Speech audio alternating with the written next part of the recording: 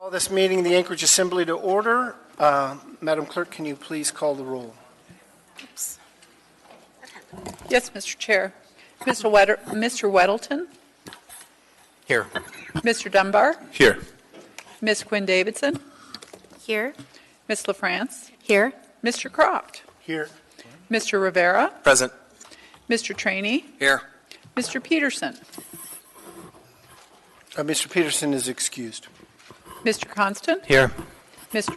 Weimhoff? Here. Mr. Dyson? Here. You have a quorum. Thank you, Madam Clerk. Would Mr. Jonathan Duke of Troop 210 lead us in the pledge? Come on up, Mr. Duke.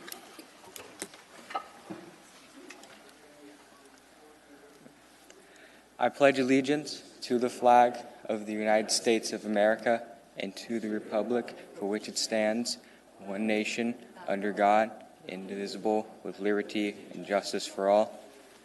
Thank you, Mr. Duke. John, can I have like 2 pieces of paper?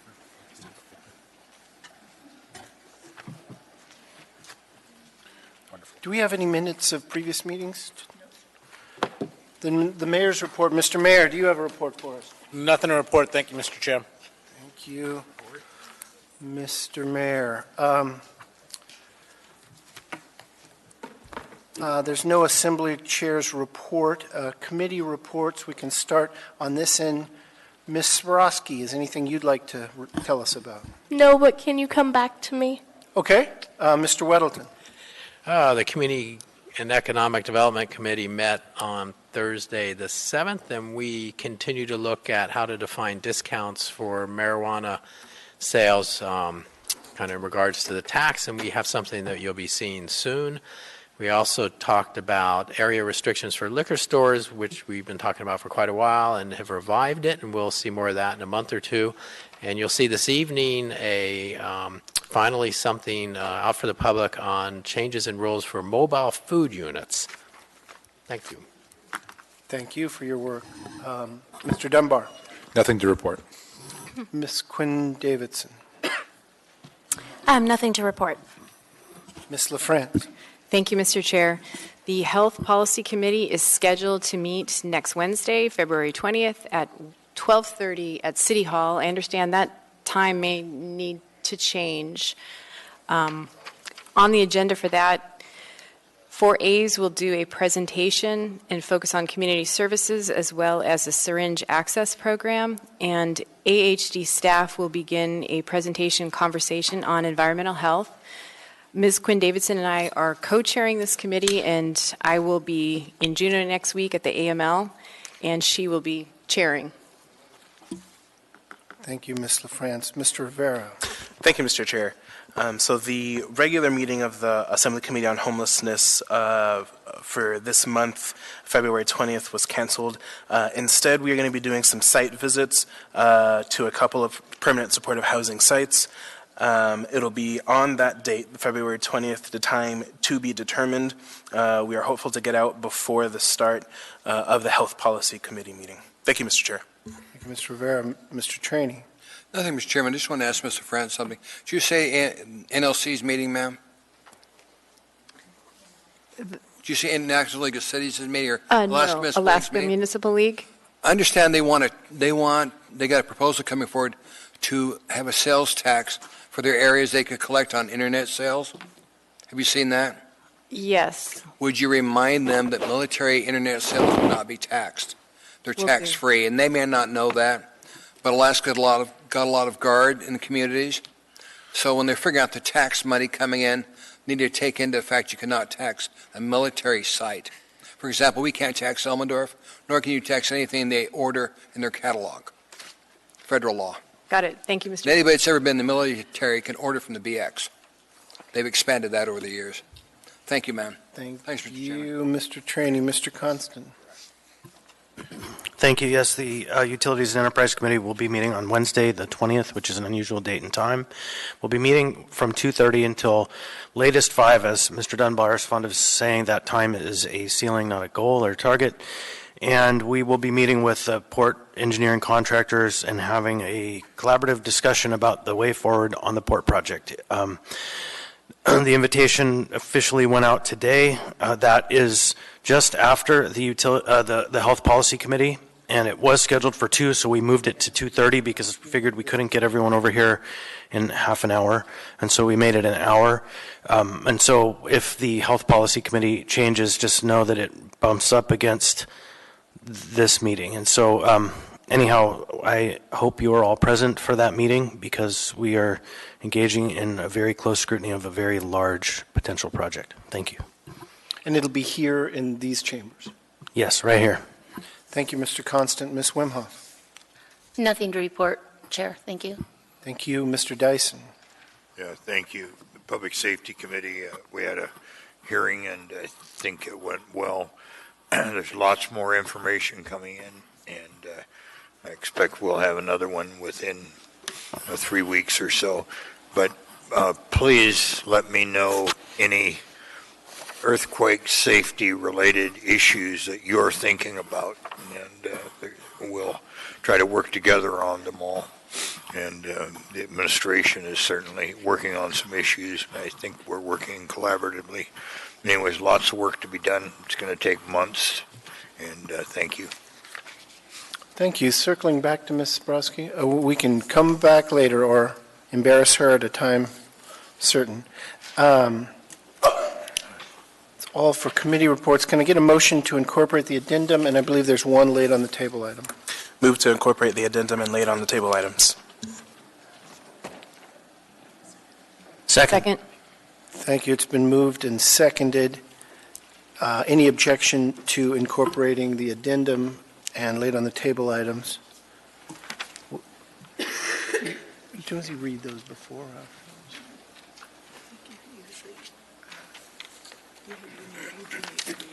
Oh, well, I had lots. Yeah, Mr. Vice Chair, can you read those into the record? Thank you, Mr. Chair. 9A1, Resolution Number AR 2019-51, a resolution of the Anchorage Municipal Assembly recognizing and commending Municipal Manager Bill Falsey, municipal employees, agency partners, and the people of Anchorage for their response to the November 30th, 2018 earthquake. 9D15, Assembly Memorandum Number AM 127-2019, Board of Ethics Appointments, Jack R. McKenna and Marcia Olson, Mayor's Office. 9D16, Assembly Memorandum Number AM 129-2019, Public Transit Advisory Board Appointment, Andrew W. Ohms, Mayor's Office. 9D17, Assembly Memorandum Number AM 131-2019, Cooperative purchase from Alaska Sales and Service for 2 2018 Chevrolet Silverado 1500 trucks for the Municipality of Anchorage MOA Solid Waste Services SWS Purchasing Department. 9F6, Assembly Memorandum Number AM 128-2019, Plating Board Appointments, Clayton Walker Jr., Dwayne Mark Seward, and Jana Weltson, Mayor's Office. Public comment 2/26/2019. 9F7, Assembly Memorandum Number AM 130-2019, Urban Design Commission Appointments, Arthur Clark, Mayor's Office. Public comment 2/26/2019. 11E2, Resolution Number AR 2018-392, Exhibit A, revised 2/12/2019. 13B, Ordinance Number AO 2018-113, an ordinance of the Anchorage Municipal Assembly amending Anchorage Municipal Code Section 10.50.010 to change the permitted times for sale and consumption of alcohol on premises with a liquor license. Assembly Vice Chair Croft and Assembly Chair Dunbar. Public hearing 2/26/2019. And 13A1, Resolution Number AR 2018-347S, a resolution of the Anchorage Municipal Assembly requesting the mayor to enter into an infrastructure coordination agreement, ICA, affecting North Eagle River. Assembly Member Wemhoff. Thank you, Mr. Vice Chair. Is there any objection to incorporating those addendum and laid on the table items into the agenda? So without objection, by unanimous consent, those have been incorporated. Now we're up to removals from the consent agenda. Can I start with you, Mr. Dyson? Any items to remove from the consent agenda? Negative. Ms. Wemhoff? None.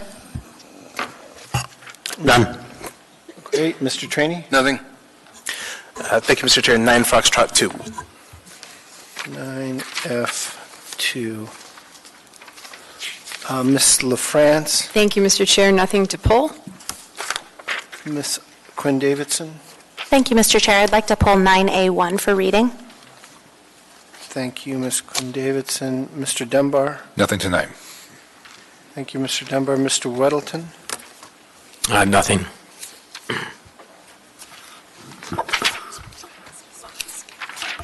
Ms. Borowski, anything to pull? Nothing to pull.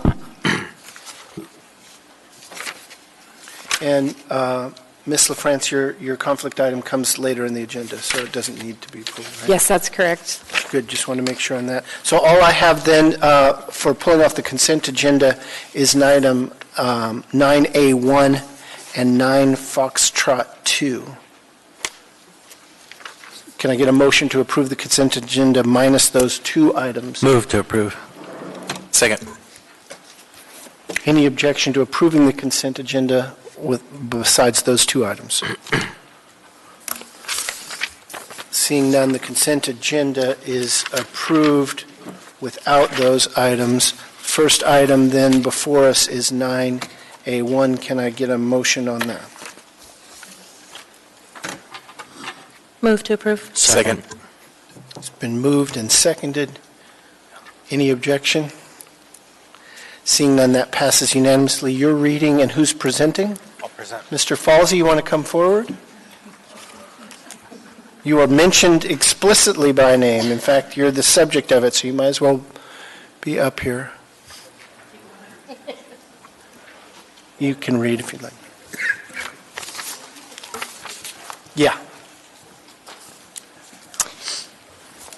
AR number 2019-51, a resolution of the Anchorage Municipal Assembly recognizing and commending Municipal Manager Bill Falsey, municipal employees, agency partners, and the people of Anchorage for their response to the November 30th, 2018 earthquake. Whereas at 8:29 a.m. on November 30th, 2018, a magnitude 7.0 earthquake hit south central Alaska, centered 10 miles north of Anchorage, and followed 6 minutes later by a magnitude 5.7 aftershock, centered 2.7 miles northwest of Anchorage. And whereas the earthquake, the largest to occur in the Anchorage area since the 1964 Good Friday Alaska earthquake, caused significant damage to infrastructure, including roads, bridges, commercial buildings, public facilities, schools, utilities, and hundreds of private homes, and has generated over 6,000 aftershocks. And whereas in the immediate aftermath of the earthquake, the municipality activated the Emergency Operations Center, the EOC, and Mayor Berkowitz issued an emergency declaration, the first since the municipality was founded in 1975. And whereas hardworking, dedicated municipal employees and agency partners working around the clock responded to hundreds of earthquake-related incidents, including utility service interruptions, fires, vehicle accidents, building safety concerns, and road closures, while putting aside their personal needs to focus on the needs of the public that they serve. And whereas the residents of Anchorage responded to the earthquake with grace, humor, concern for others, and the can-do attitude that makes Anchorage a city of choice and a great place to live, work, and play. And whereas, as a municipal official in charge of day-to-day response and recovery operations, Municipal Manager Bill Falsey's leadership, his calm and reassuring presence, his sense of humor, he always keeps it at 100, and his plain language at press briefings alleviated the fears and anxiety of the people of Anchorage and provided a sense of normalcy during a period of uncertainty for the public. Now, therefore, the Anchorage Municipal Assembly recognizes and commends Municipal Manager Bill Falsey for his leadership following the November 30th, 2018 earthquake, and municipal employees, agency partners, and the residents of Anchorage for their can-do attitude and response to the earthquake. Passed and approved by the Anchorage Assembly this 12th day of February 2019.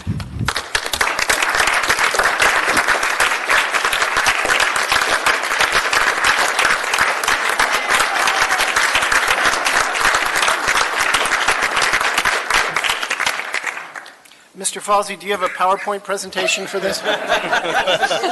I apologize. We were looking to install the new screens. I didn't want to unveil a PowerPoint which was subpar due to the display, so we'll save it for a future occasion. I will say thank you. When I saw this on the addendum, it was unexpected but appreciated. I appeared on the November 30th press conferences as a representative of an institution, so I'll accept it in the same vein. To the extent that we looked good, it was because a lot of other people were doing a lot of good work. I think for those of us who appeared on television, we understood that part of our job was to convey to the citizens and the residents of the municipality that they had a safety net of dedicated, hardworking folks who were going to get us through this. That was an easy message to convey because it is true.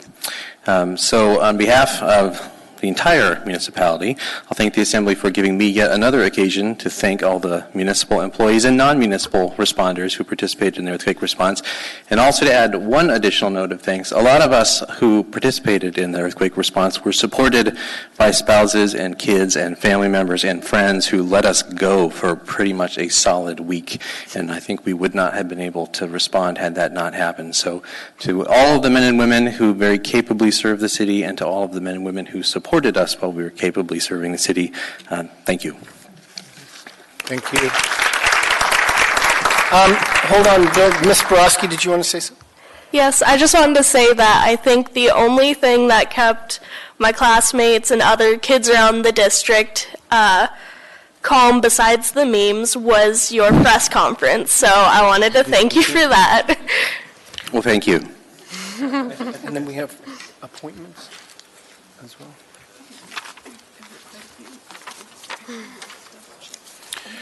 That concludes the consent agenda.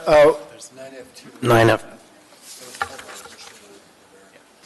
Oh, yeah, you're right. And we're looking at it. And you can go ahead in one motion and introduce and set the public hearing, Mr. Rivera. Thank you, Mr. Chair. Move to introduce item 9F2 and set for public hearing for March 5th. Second. Third. It's been moved, seconded, and thirded.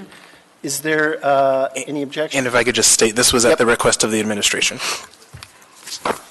Any objection to the introduction and setting for public hearing on March 5th? Without objection, it'll be heard on March 5th. Brings us to old business. We have item number 11A, Urban Design Commission appointments. Do we have any of those appointees here? Carla Baxley, Edith McKee, and Melissa Morris.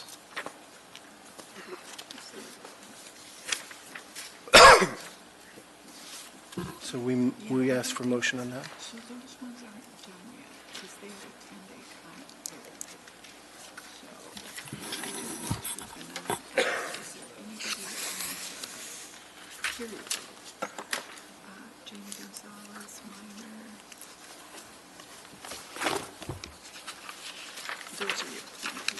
The 11s are done. No actual public hearing on this, right? Okay. So also with the little bit of time that we have is there were Anchorage Arts Advisory Commission appointment Jamie Gonzalez, and the Budget Advisory Commission Jimmy Minor. Any other business to conclude before we take our break then, Madam Chair? We have to vote on it, shall we? You can take up these items if you want, the old items. That's where I was doing. Oh, okay, I'm sorry. I thought you wanted, we need to vote on those, right? Yeah, and so I was getting to those.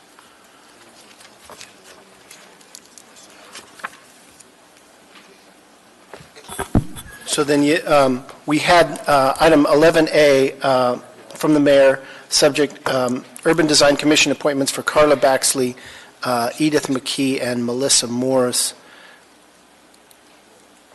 Can I get a motion on those appointments? Move to approve. Second. Any discussion? They don't appear to be here.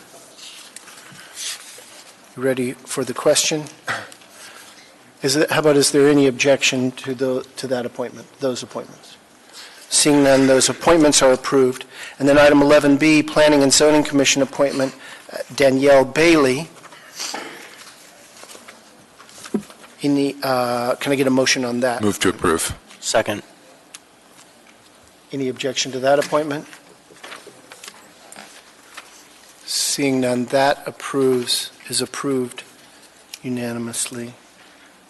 And then item 11C, Zoning Board of Examiners and Appeals appointments, Kenneth Ayers, Tanya Hickok, and Monica P. Emerton. Move to approve. Second. Any objection to that appointment? Seeing none, those appointments are approved. 11D is the executive appointment of Mr. Mark Corzentino as the General Manager of Anchorage Water and Wastewater. We had a confirmation hearing on him on Friday. And so, are you ready for a motion on that? Move to approve. Second. Any objection to the appointment of Mr. Just a Corzentino? quick Mr. comment. Constant. Yeah, thank you. Mr. Corzentino, you're here, right? I just want to say thank you. We held that hearing, and he was peppered with a lot of intensive questions and had really good responses to everything he was given. And so in the spirit of having a good vetting, I think it was probably the best one we've had yet. Thank you. Appreciate that. Any other Assembly members on that appointment? We did have a quick, somewhat abbreviated, we had a busy day, but got to hear from him. Any objection to, it's been moved and seconded, yes? Any objection to this appointment? Okay, no. Hearing none, congratulations, sir. That appointment is approved. And then item 11E, a resolution of the Anchorage Municipal Assembly establishing a sex discrimination and sex-based harassment policy for the Assembly Department, including Assembly members. This has been the project of Mr. Dunbar. Mr. Dunbar. Thank you, Mr. Chair. It's mine and also the project of Ms. Quinn Davidson. I would like, if I could, to hear from Ms. D. Ennis, and I don't know if the clerk can speak to it as well. She's doing her duties right now. Just to present a little bit about the substitute version. Do we need to actually move anything, or has it already been? Because Just asking the clerk, has it been moved before? The motion to approve is on the floor. But, Madam Clerk, we also, there was a new exhibit that was attached, and was that attached when we incorporated the addendum? Mr. Chair, or Mr. Dunbar, if you'd like to make a motion to a new motion, the old motion will just die. You can make a new motion if you'd like. Okay, so I think I would like to make a motion, correct me if this is the right motion. I'd like to approve this item with a new exhibit 11E2, resolution number AR 2018-392. Is that the right document?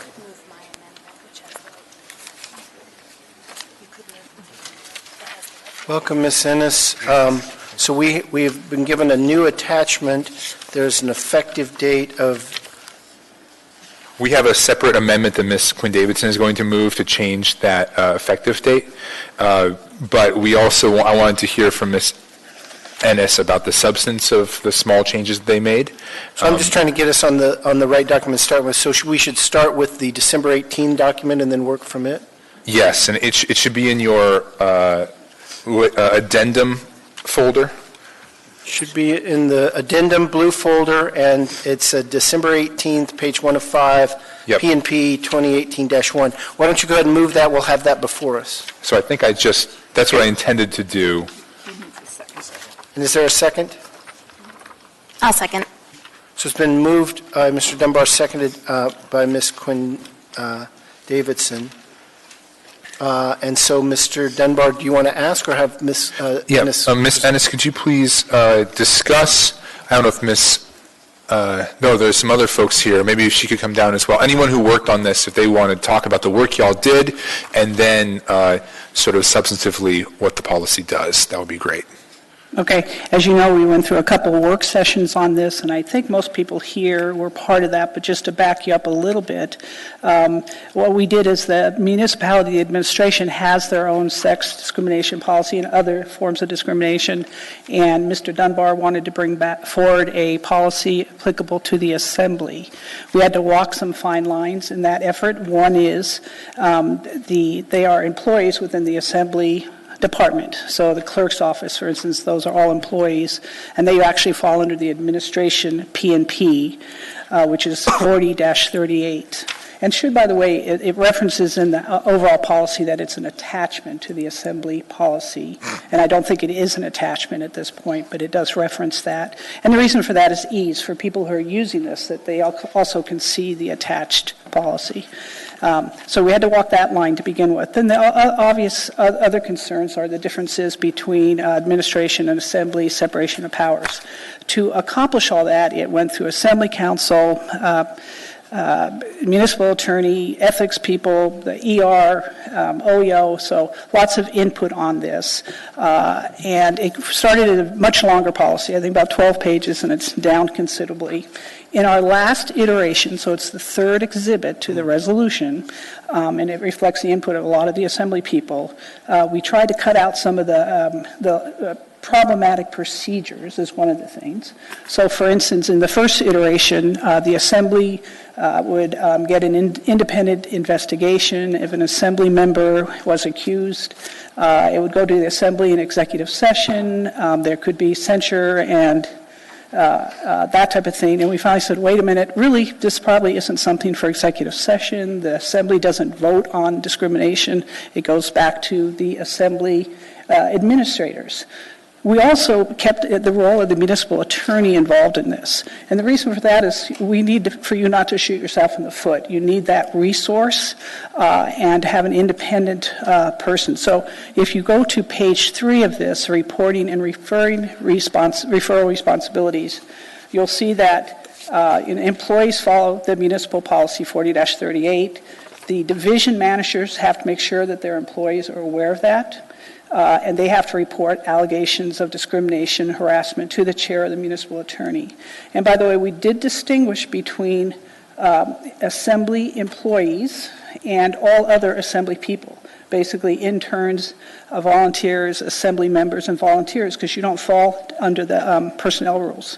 And that group collectively is referred to as Assembly personnel, as to be distinguished from your subgroup as Assembly members, because you're elected officials. Different responsibilities, different disclosure issues. The chair of the Assembly, and I think Ms. Quinn Davidson came up with a question here, the chair of the Assembly may request assistance from municipal attorney, OEO, all these people, or the municipal attorney. That's a may, and it's a may because it's to request assistance. Different issue is reporting, and on the next page is reporting requirements. If allegation of sex discrimination, the other matters against an Assembly member, so an elected official, that matter shall be referred to the municipal attorney, who will help in terms of referral. Lesser matters, or ones that seem less serious, or the municipal attorney can recommend that they be referred to OEO for informal resolution. Ones that are serious against this body would be referred to an independent investigator. And so that the municipal attorney works with obviously with the chair on these things. It's thereafter what happens that became more and more controversial.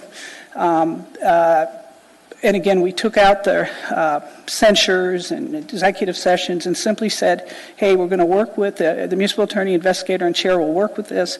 If the investigator thinks there are substantiated problems, they prepare a summary report, and that report shall be subject, so this is 7C, 3 little i's, shall be subject to public disclosure upon concurrence of the municipal attorney. It's presumed at your level that it's in the public interest to know, which is consistent with Alaska case law, but it says upon the concurrence of the municipal attorney, because that person is aware of the balancing factors. They are aware what the facts are, whether the victim's right to privacy should outweigh that public right to know, and quite frankly, there will be the entity that will have to defend that decision if they don't disclose it. So there's a presumption, I'm not sure I'd call it a presumption, that if the report does find violation, that it will be subject to public disclosure. If not, which is little Roman numeral 4, the summary report concludes that the allegations are unsubstantiated, the matter shall be deemed dismissed.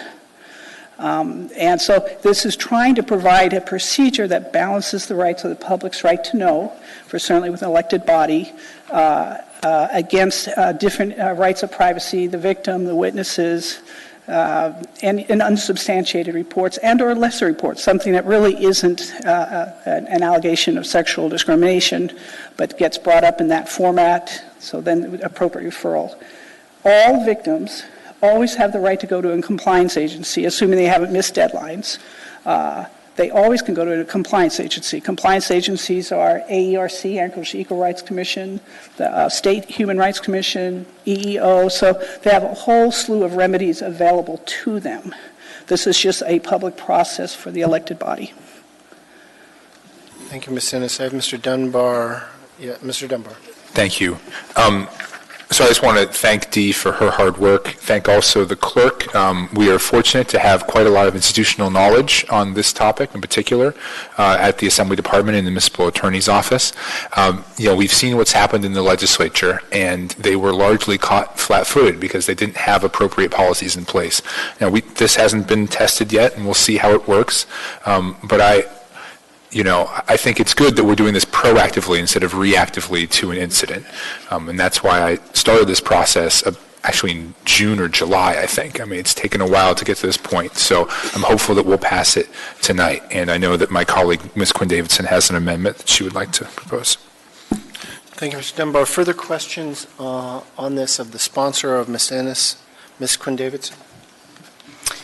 I just wanted to thank Ms. Ennis as well, and Barbara, who has done a lot of work on this, as Forrest said. I'd like to move Quinn Davidson and Dunbar Amendment Number 1.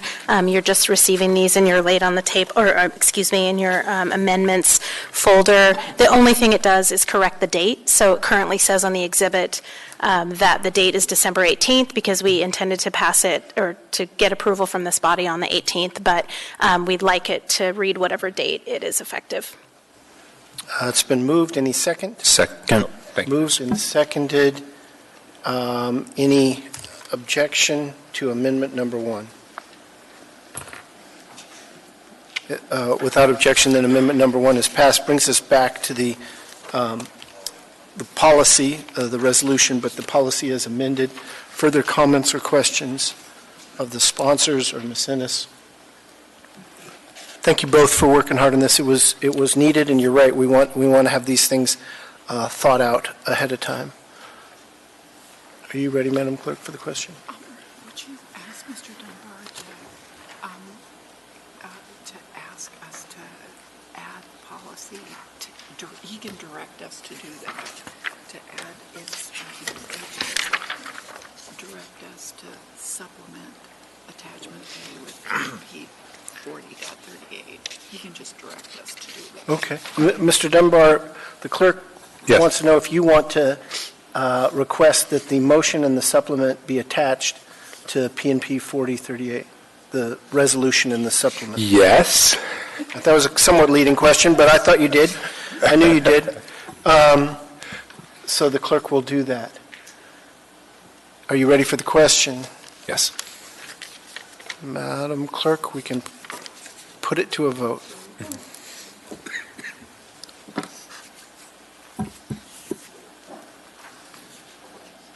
So that new policy resolution passes 10-0. Thank you for your work, Mr. Dunbar. I don't see any other matters we have until after our 6 o'clock mandatory break. Anything that members would like to bring up? Ms. Brodsky? Thank you, Mr. Chair.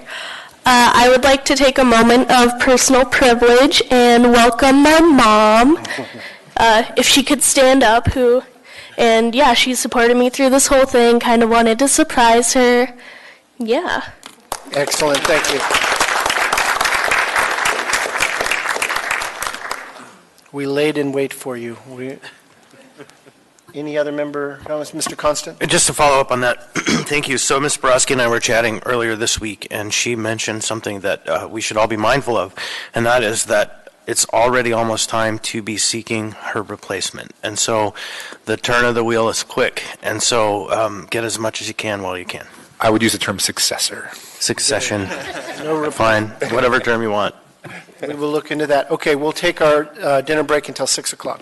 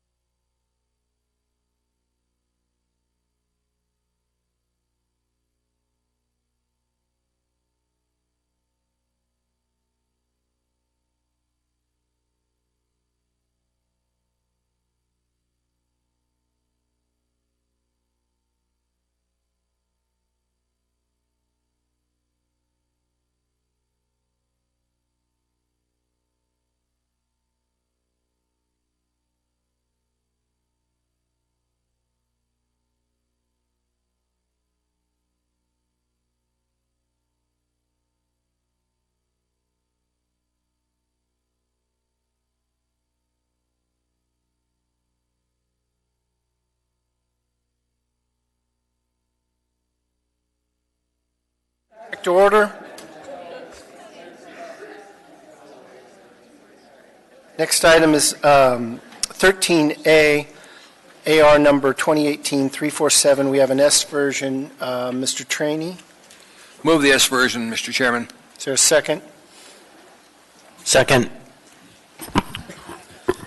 That S version is before us. Mr. Trainee, would Was you you like laid on the table? It was a laid on the table item for those that are looking for it. Right. And I appreciate this coming forward. Add my name to it if you would, please. I appreciate Senator McGuinhoff bringing this forward. What we're dealing with is this water transmission line that's going to be going to North Eagle River, Powder Ridge area. And this is so important because a lot of people got involved with this. For example, Bill Starr worked on this endlessly when he was on the Assembly, as did Julia Tucker, who was our Assembly attorney at one time. She worked on this tirelessly. And Dakota Native Corporation, because this is their area, and they've been really good with what they've given this city. They're the largest landowner in the city of Anchorage and in the Mat-Su Borough, and they're good neighbors to us. For example, a lot of us know that school in Eagle River that has a real problem. The city only pays $10 a year for that school building, for the ground it's on. And that's due to Dakota Native Corporation, a wonderful neighbor to the citizens of this town. But I want to see this done because we've got a lot of homes that can go into that area with the correct water transmission line, bring in the water from the lake into the town. And quite frankly, every night I see people going home on the highway. We see thousands of them going both ways every day. Why are we allowing that to happen? Because we don't have enough homes in Anchorage. This will allow us to build enough homes in Anchorage to support the needs of people going every night to the valley. So this is the development. You know, we're going to be talking about tonight with sustainable housing. What is sustainable housing? What's the level? That's what can be built here. So I appreciate everybody that's been involved with this, Mr. Chairman. Thank you, Mr. Trainee. Would you like to be shown as the sponsor of this S version? Yes. Madam Clerk, please reflect this, Ms. Wimhoff and Mr. Trainee. And the clerk reminds me, even though we have had this up on December 4, December 18th, and January 15th, that I probably should read the title just to make sure. The original resolution is a resolution of the Anchorage Municipal Assembly establishing housing development strategies in Eagle River by authorizing and requesting the mayor to enter into an infrastructure coordination agreement. The S version has much of that language without housing development strategies. So that is before us. Ms. Wimhoff. Thank you, Mr. Chair. Just to kind of go over some of this, I want to reiterate and affirm what Mr. Trainee just said, the amount of work and cooperation that went into this. Eklutna is Chugiak Eagle River. It's where it all began, and they have always been a big part of being part of the community. And I think we have 4 schools into that situation. I think Chugiak High School, Birchwood Elementary, Eagle River, and Greening. I think of those 4. And, you know, you can't get a deal with that like that unless you have fantastically gracious people. So I think that we need to remember that, that is who Eklutna is. They are people who want to work with us. And so this S version, actually the substitute version, I always wondered what S version meant, but it's S, I always thought, well, why not the A and the B? But it's S for substitute. So the substitute version basically follows the new agreement that Eklutna and AWU and the Muni through AWU have developed. And so that part of it is to follow through. And the new the new Exhibit A is this new agreement that these folks worked hard to get.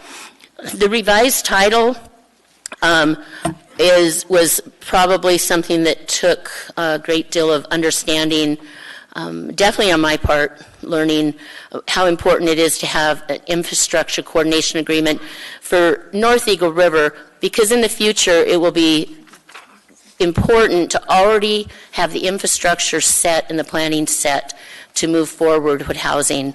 And this is something that could have been an issue, and by putting this agreement in, it sets pace, and it clears the way for more of an ability to work around the infrastructure that we need out there. The other is, of course, that it kind of aligns the capital budget and discusses financing and some other background that Mr. Trainee just mentioned. Removing the housing development strategies is simply a title that was kind of a compromise. In a way, it is talking about housing development strategies because you don't have water infrastructure unless you plan on using that water infrastructure. So that makes sense. There's a little heartburn in different places over wording, but I believe that this title really represents the scope of this. And so with that, I would urge that we pass and accept the S version. Thank you, Ms. Winhoff. Mr. Weddleton. Thanks. For those who are reading this, it says it's under the public hearing section, but apparently that should not have been. It should have been in the 11th, so we've ended the public hearing. So if any of you were waiting to speak on this. I guess I have a question. We have a new director, of course, Mr. Corsentino. Can I do that? Can I call someone up? Sure, yeah. Mr. Corsentino? It's not open for general public testimony, but you can ask any particular person or uni official. Sure. I had a couple, just a couple points. So on this, it says in recitals number 6, number 4, to implement Anchorage Water Utilities' opportunity to require pipe diameter oversizing where advantageous to AWU. But does that commit you to anything, and do you want an oversized pipe there? 47-inch. That's page 2. Then page numbers are at the bottom, and it's in paragraph 6, about halfway through.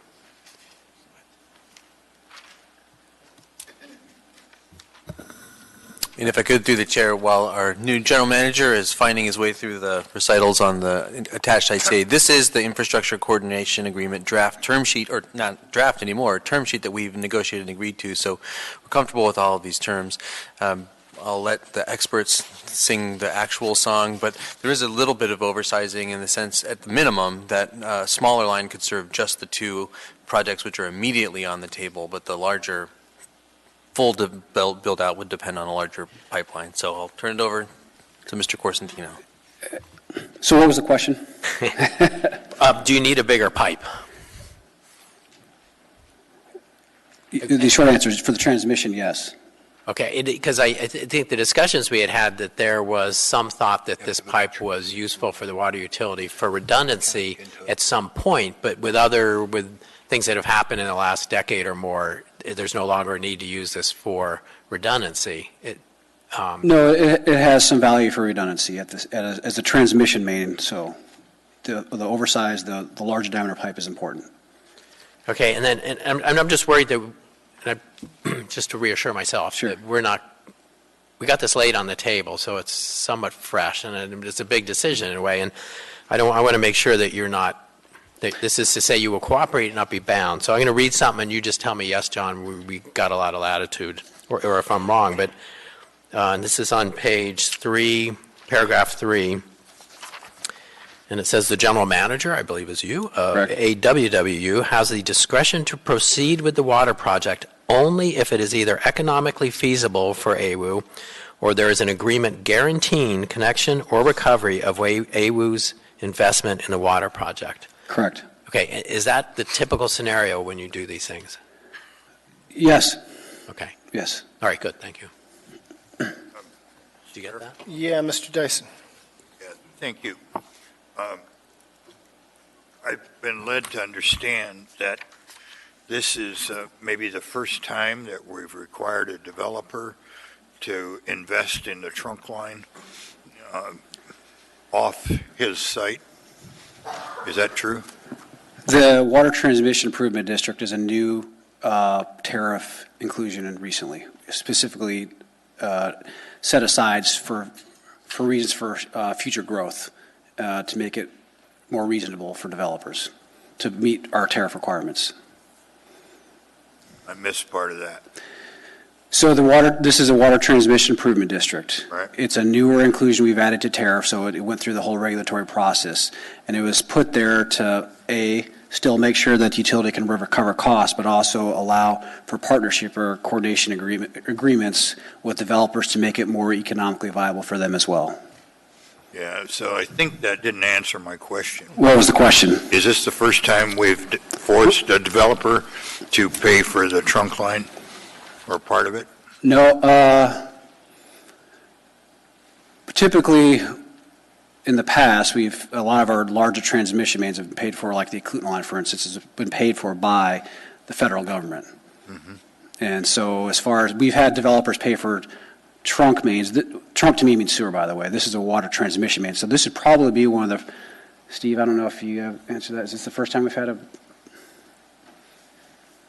Through the chair, Mr. Dyson, specifically, there have been other developers, especially within the Eagle River area. The development by Eagle River High School, Yellowstone, the developer there, LBJ, did have to build a 12 and 16-inch diameter water transmission main from the Briggs Bridge up the hill to serve his development there. Eagle View, whatever, by Walmart, when they initially developed back in the 80s, they extended a 16-inch diameter water transmission main as well to serve that development. So those have been developer-paid, 100% developer-paid extensions in the past. And so please, this is not antagonistic questions. If I'm understanding, in those cases, only that piece of land was going to benefit from the extension from the main to that developed space, correct? Correct, and that's why under this scenario, Cluton is only paying their pro rata share of benefit. Okay. I'm looking at the agreement. Let's see. On page 2, it says, bottom of the page, but a Cluton shall have no responsibility for any costs of water improvement outside of its property, Powder Ridge property. And then it seems like contradictory later.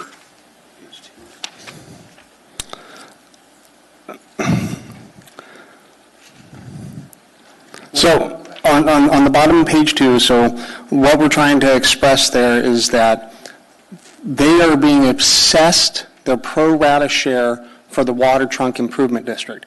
But what a Cluton doesn't have to do is they don't have to contribute to necessarily extending water service to the MEA parcel or the school district parcel. The school district or MEA are responsible for doing that work.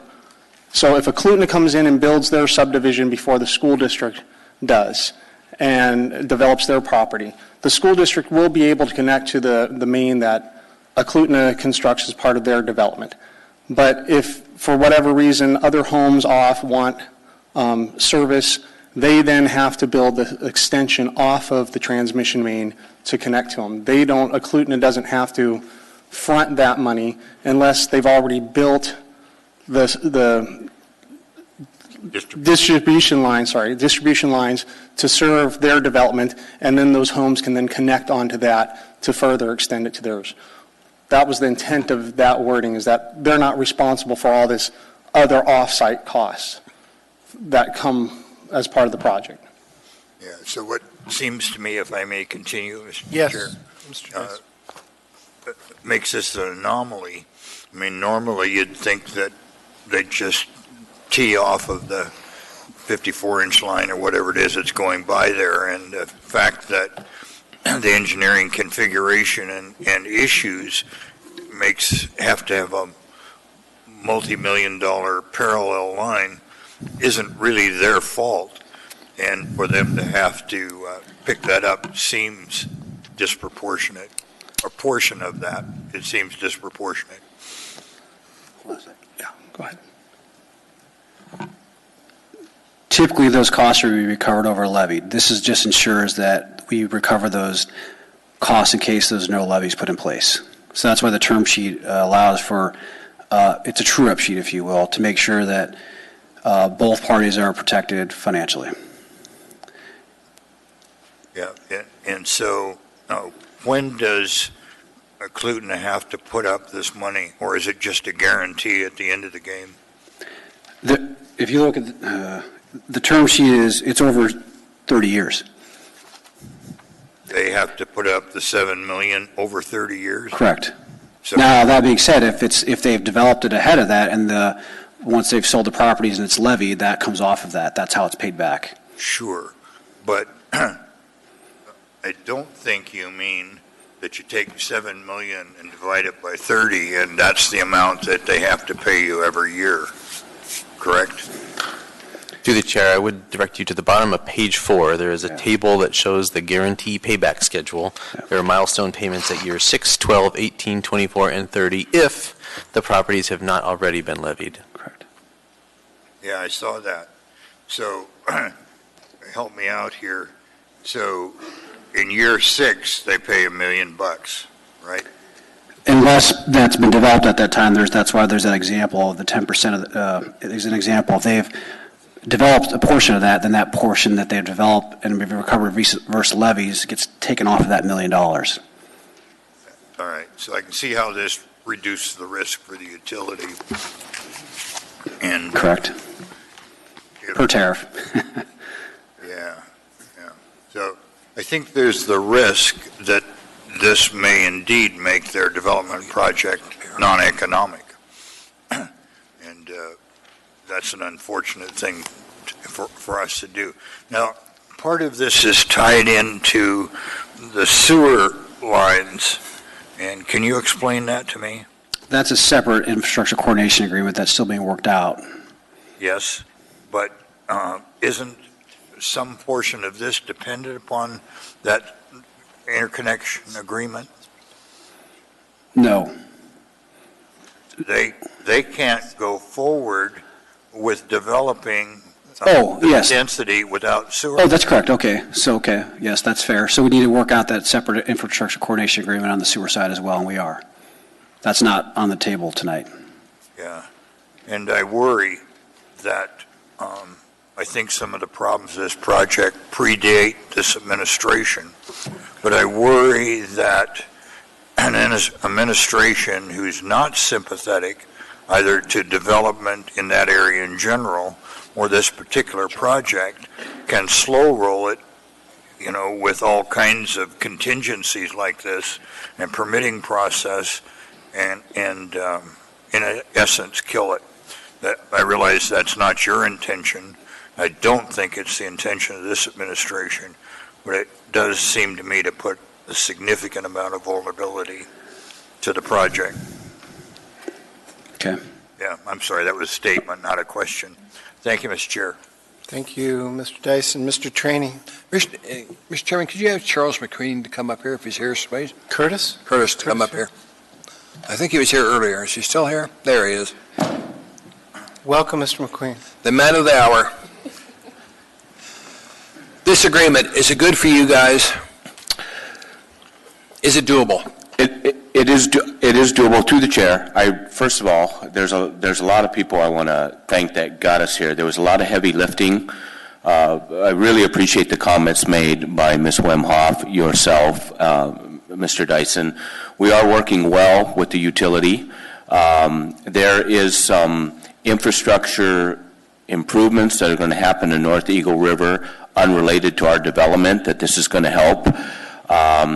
We have been concerned about the cost, but we have come to terms with it's going to be market driven, but hopefully if the market continues, the market will pay for this infrastructure and it won't be a Cluton having to pull money out of a bank account. But we're recognizing the risk. AWU's recognizing the risk. The municipality's recognizing the risk. So we're working well together. Will this development pencil out? We're having other discussions with Robin Ward and some housing strategies that the administration's working on, and so there needs to be some efforts to entice developers and maybe reduce some costs, but those conversations couldn't even happen until we got infrastructure. We have a lot of builders, we have military families, we have folks that love Eagle River that want to move in. We haven't been able to provide any more lots because we haven't had infrastructure. So this is a big hurdle.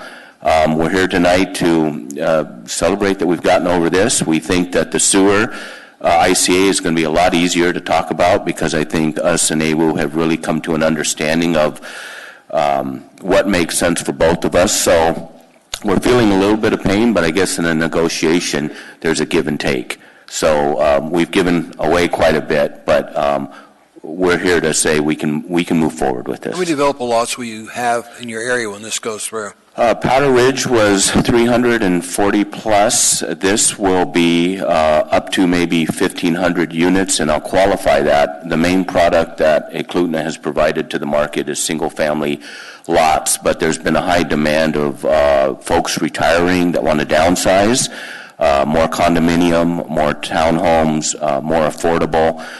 So we listened to a lot of different housing studies. We worked with prior administrations, and we modified this master plan to have multiple type of products. So we should be able to serve a lot of different needs within the community through this development. Well, thank you very much. Mr. Chairman, as we look at where Anchorage is going to develop at, this is where you're going to see Anchorage growing. The bowl is pretty much full here except for infills. But that part of Anchorage, North Eagle River, is going to be growing. And when we take a look at schools, for example, in that area with all those homecoming schools, and I worked with the military for a long time, I can't tell you how many military I talked to, Air Force type coming in here, and asked them, where do you want to live? In Eagle River, Birchwood, in that area. Nowhere else in Anchorage, they wanted to live there. So you got the market coming in here. Let's hope we get the homes for you guys.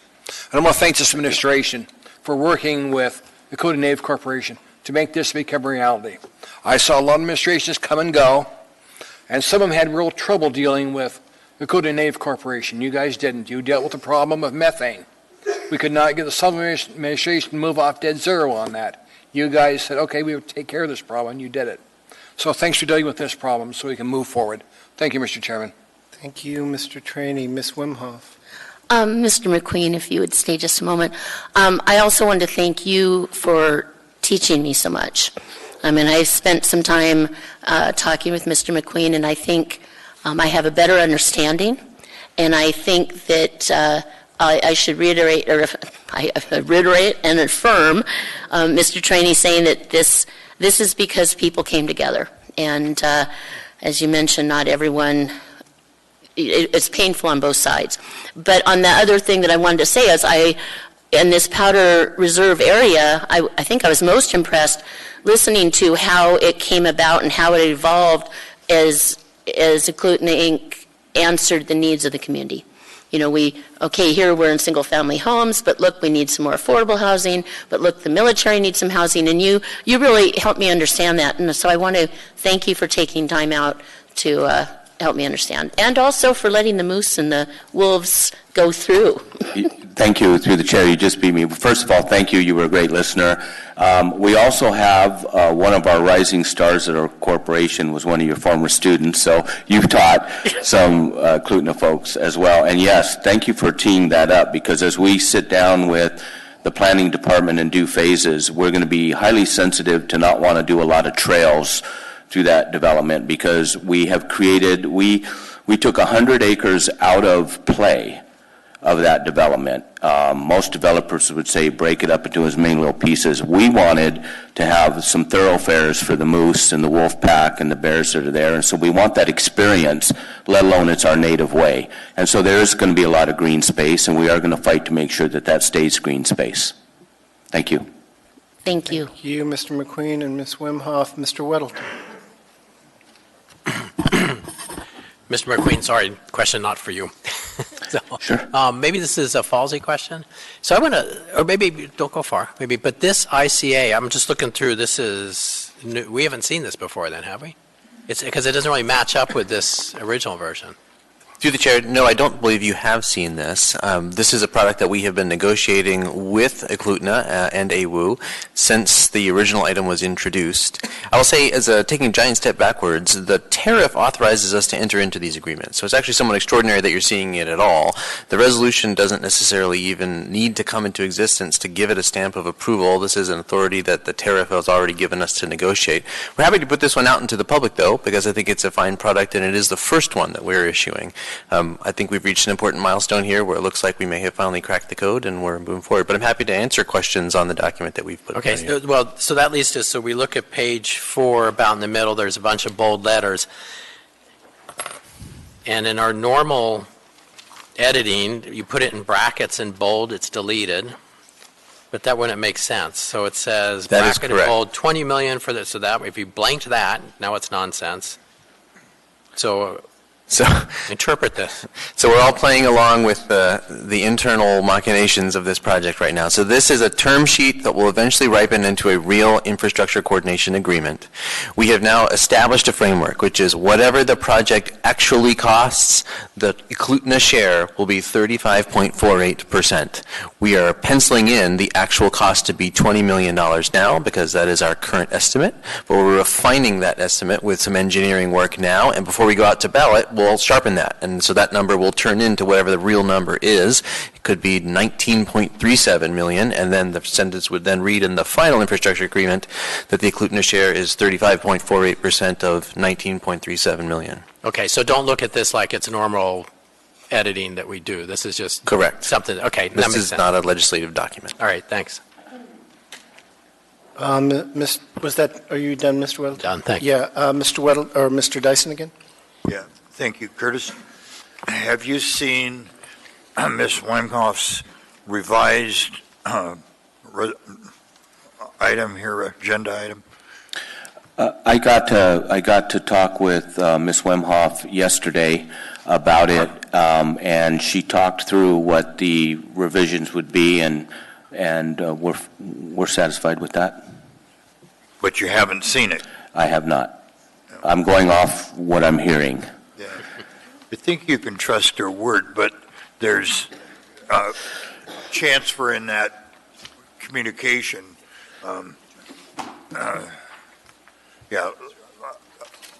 The clerk, would you make sure you get, and Kurt, Curtis, I'd encourage you and your people to look through there at the salient points. Now, if what you understand that version is, are you okay with it? Yes. Would you prefer that we stood on what I thought was an excellent work from the administration? So I want to make sure I don't get confused here. The ICA, we've seen, we're good with. We appreciate the work with everybody. And then we had a couple comments yesterday off record with what we thought Ms. Wemhoff was going to submit, which was semantics, some words. And then we came to, both Gretchen and I came to a comfortable place. Yeah, that's not my question.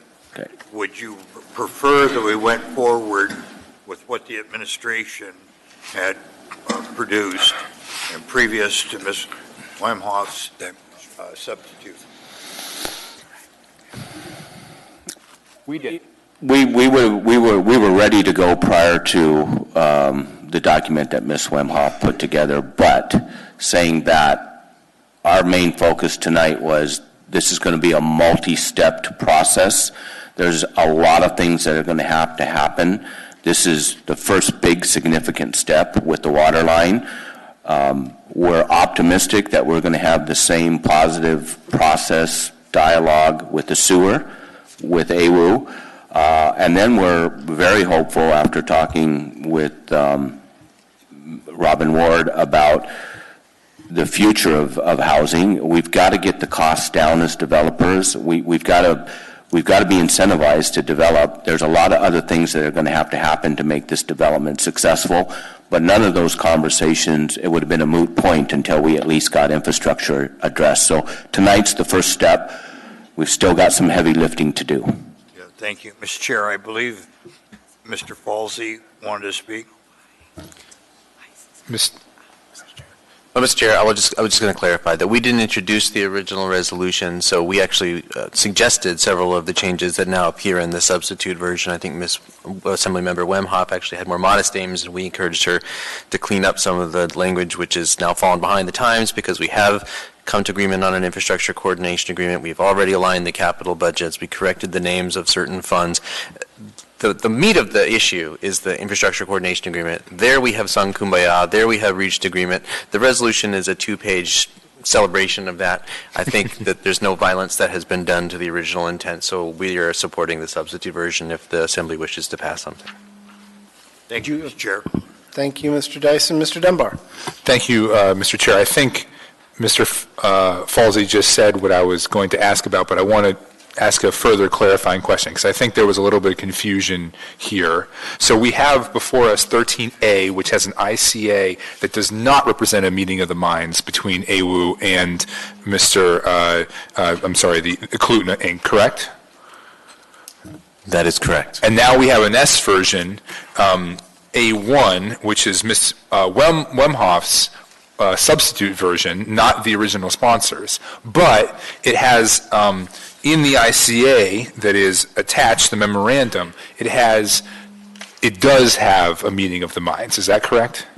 That is correct. We've come to terms on the term sheet for the future ICA. So even if there are maybe some argument about the whereases and the Section 2 being removed or whatever else there is, this right now is the only vehicle we have to pass what actually was the agreement, is now the agreement between AWU and Eklutna, correct? I would say that is correct. Okay. So with that knowledge, I'm going to vote for the substitute version. Thank you, Mr. Dunbar. Mr. Trainee. Mr. McQueen, look at that document. You've got till 5 o'clock tomorrow night. If there's a major problem, let me know. I'll move to reconsider it. Thank you. Beyond that, I intend to push forward to get this done. We've come too far with this one. Administration is not responsible for the first version. I am. You are. We put that together to bring it here. They've got nothing to do with the first version. They did get the term sheet for this version, which we needed to have. So take a look at it, and I'll move to reconsider it by 5 o'clock tomorrow. Just let me know. Well, thank you, and to the chair, I did get a chance to read it while I was sitting up here, and I'm good with it. But thank you. Mr. Dyson, you are on the original resolution. Do you want to be on this one, or let just be Ms. Wemhoff and Trainee? Mr. Trainee. You can put me on. Okay. Madam Clerk, so now it'll be Wemhoff, Trainee, and Dyson. Any further discussion? Ready for the question. Members may, if the clerk is ready, proceed to vote.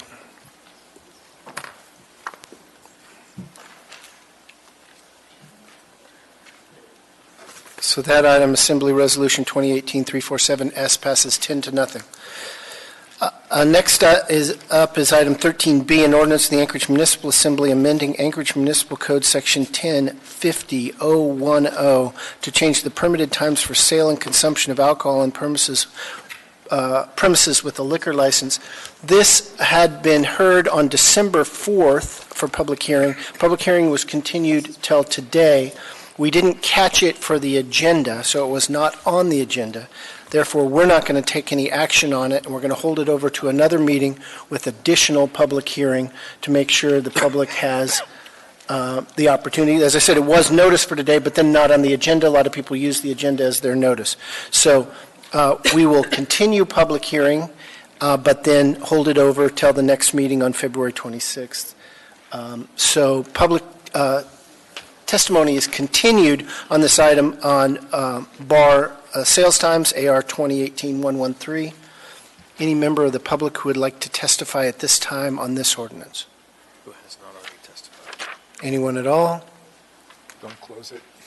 Seeing and hearing none, we're not going to close public testimony, but if I can get a motion to continue it to the next Move meeting. to continue it to the next meeting. Mr. February 26th. Could I suggest that we go a little further out? That'd be perhaps? fine. How far? Well, let's see. This is you and me, Eric. I think I'd want to send it to perhaps March 5th. I mean, our hard out, right, is that you are leaving this body on April 2nd, I believe so, believe. yes. So perhaps till March 5th, and then if we, that'll give us time to do another work session, and after, if more things come up, and we could perhaps pass on the 19th. So I would move to continue it to March 5th. Is that fine with you? That was Yes. Mr. Rivera? Is that fine with you, Mr. Rivera? Really? I think it was me. Oh, it was Mr. Constant, I see. It's fine. Great. Any objection to continuing public hearing till March 5th? Seeing no objection, that public hearing is continued till March 5th. Brief at ease, Mr. Chair. Yeah, we don't do that in this one.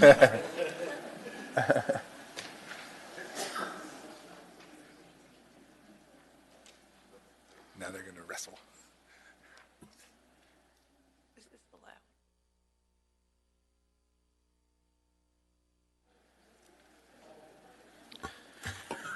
Mr. Dyson's using House of Representative parlance, but basically he'll be excused for the rest of the meeting.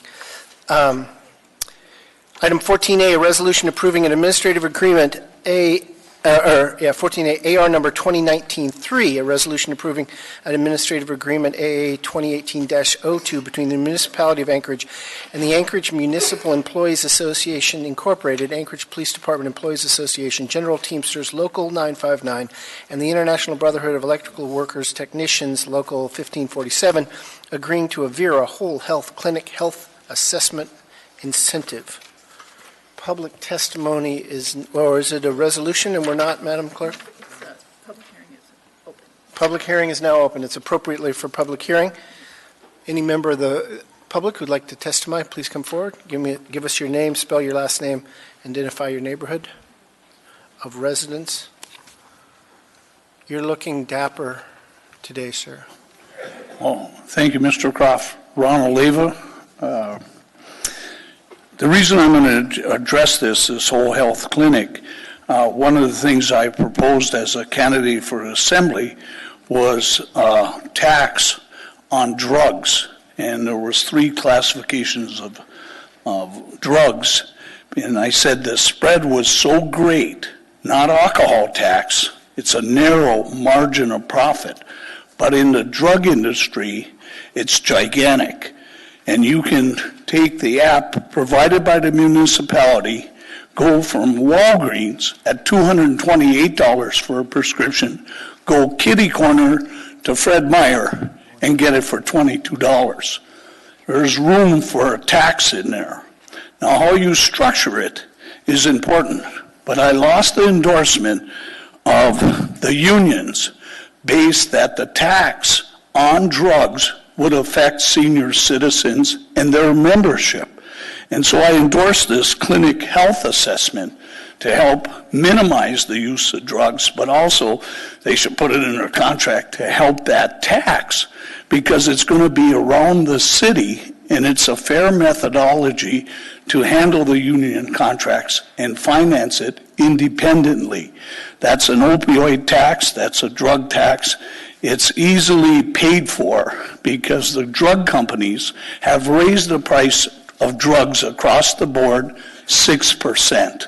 It's shameful for the consumer, and this is a good negotiating point with the city and the unions to get good health care for everyone in this municipality. So with that, if that's worked into this negotiation and this health assessment, I just want to note that that's a real important thing down the line. Any questions? Thank you, Mr. Oliva. I do not see any member questions. Okay, and God bless those union members. Yes, sir.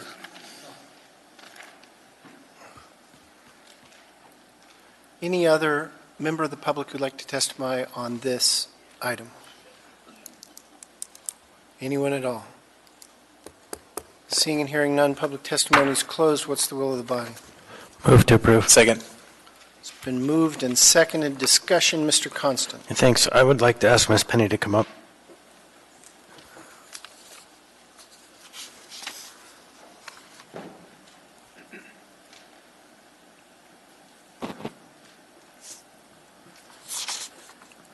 Hi there, Tuna. I read through all of the records here, and We know who you are, but just go ahead and introduce yourself. it's been about a year, and so could you Mr. give... Constant, let her identify herself. I'm Juna Penny, the Director of Employee Benefits at the municipality. She could have done that before she answers, but 601. Can you give us kind of a narrative report on the success or the struggles of this program as it relates to the Vera Whole Health program? Just a narrative. Through the chair, How's it working? the Vera Whole Health Clinic, And then the incentives that we're providing that are under this element. we have seen an uptick in the participation and utilization of the healthcare clinic. I would tell you, and I'm sending kudos to APDEA, they are high utilizers, which is awesome, and they really encourage their membership to use the clinic as well as their dependents, which is the key to the success of the clinic. The success of the clinic in saving money is to get more of our employees who are enrolled on the MOA health plan to utilize the clinic. To do that, we are incentivizing them to $200 to complete 4 simple steps to get folks in the door. And once they get and have that experience with Vera, there are many folks who have actually moved their health records from their primary care physician to the Vera Whole Health Clinic. So you'd say it's working? It is working. Thank you. You're welcome. Mr. Rivera. Thank you, Mr. Chair. So I have been supportive of this since we first saw this a little over a year ago. I'm very happy that we're doing this. I know that the school district was a little bit ahead of us, so they will have a report coming out soon, or maybe it already did come out, about the successes that they have seen. And I was wondering if you could give a Cliff Notes version of that, and then I think it would be helpful for us to see that. If the chairs are amenable at the Health Policy Committee meeting, if we could review what the successes have been for the school district and how that might correlate for us. Through the chair, I don't think that they've had their meeting yet with Vera. What we are expecting is that on the 1 year, 4 months after the 1 year anniversary, so sometime July or August, we will have our information on the success of the clinic, the savings that, and the utilization, all those things. Also, what kinds of folks we're seeing. Are we seeing high-risk folks? Are we seeing low-risk? What successes are we seeing? I'm not sure if the school district has had that meeting yet. They started the end of September, so any time now they should be seeing their report from Vera. All I have been told is that the school district has seen significant savings. Thank you. Any further questions for Ms. Penny? Any further discussion on this item?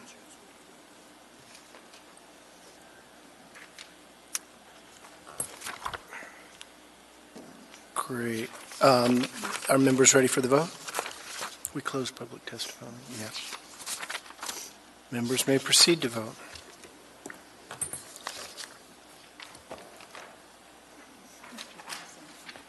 Mr. Dyson will be excused. That item passes 9-0.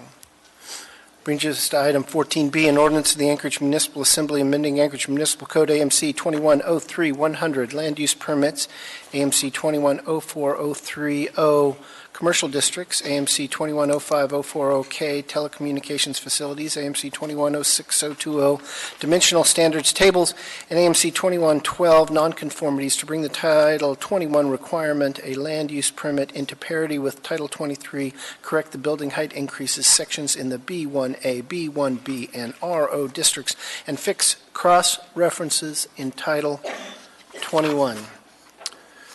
Public testimony is now open on that item.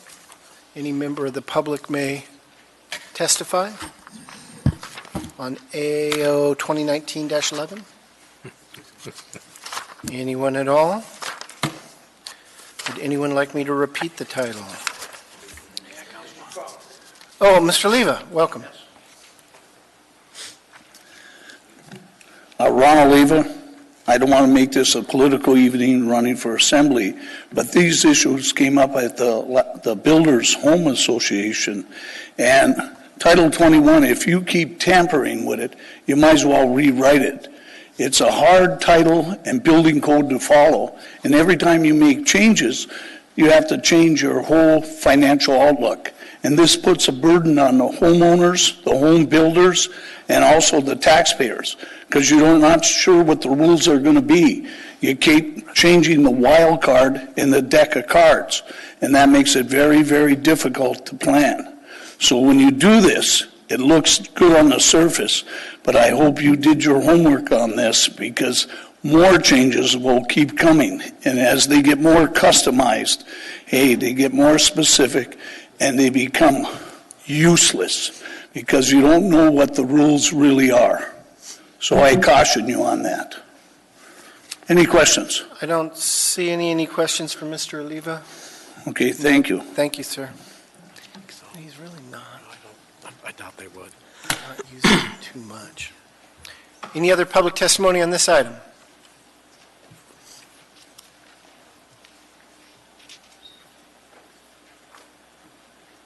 Okay.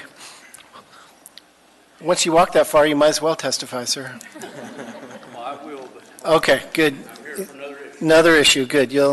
So I'm not seeing any other public testimony on this item, 2019-11. Any at all? Public testimony is closed. What's the will of the body? Move to approve. Second. Been moved and seconded. Any discussion, Mr. Weddleton? I've got an amendment, or Weddleton Amendment 1 you have in front of you. Does this go on the board for people? It's 14B, number 1. Yeah, she's getting the amendment up. But you can go ahead and just... Broadly, these are really just to make more clear what it says what we mean. And that's on page 3, lines 18 to 19, where it says a maximum total height of 65 feet, add not to exceed 4 stories of non-residential, and delete and 4 stories of non-residential use. And then on page 3 again, lines 44 to 46, and page 4, line 1, section G, G4, where it talks about building height increases. Just starting, buildings may exceed the district height limits established in Table 21.06-2 up to a maximum total height of 35 feet, add or and delete and 3 stories in the B1A district, and 45 feet, add or and delete and 4 stories in the B1B district, subject to the following. So it's really, just clarifies what we mean. Mr. Constant. Yeah, I agree. I think I would have neighbors that would panic if you decided to put 4 stories of residential above a 65-foot tall building. So I think I have neighbors that would panic. So I support this amendment. Madam Clerk clarified that it's Weddleton moving the amendment and Mr. Rivera seconding it and Mr. Constant supporting it. Further discussion on amendment number 1, Weddleton. Any objection to amendment number 1, Weddleton? Without objection, then amendment number 1 is adopted. Brings back before us AO 2019-11 as amended. Any further discussion on that, Mr. Weddleton? Just briefly to address Mr. Oliva's comments, this doesn't really change anything. This just fixed some mistakes. It's a very thick document, and some of the cross-references were wrong, and we're just saying more clearly what we mean. Thanks. Thank you, Mr. Weddleton. Mr. Trainey. Just when we did Title 21, it took us 10 years to pass it, put it together and pass it. We expected you're going to have little bumps along the way. It was not a finished product. It's an ongoing process, so we're going to see things like this come forward all the time. And Mr. Wilton does a good job in making sure we stay on track on it. But this is a developing project. You're going to see every change for a long time for Title 21. Thank you, Mr. Chairman. So, Mr. Trainey says 10 years. I was there for all 11 of them. Long time. And so is Debbie Osander. All right. Mr. Chair. You guys can fight that out on your own. Mr. Constant. Thank you. You know, just on the same line of reasoning, it's not even just to fix mistakes that we update Title 21.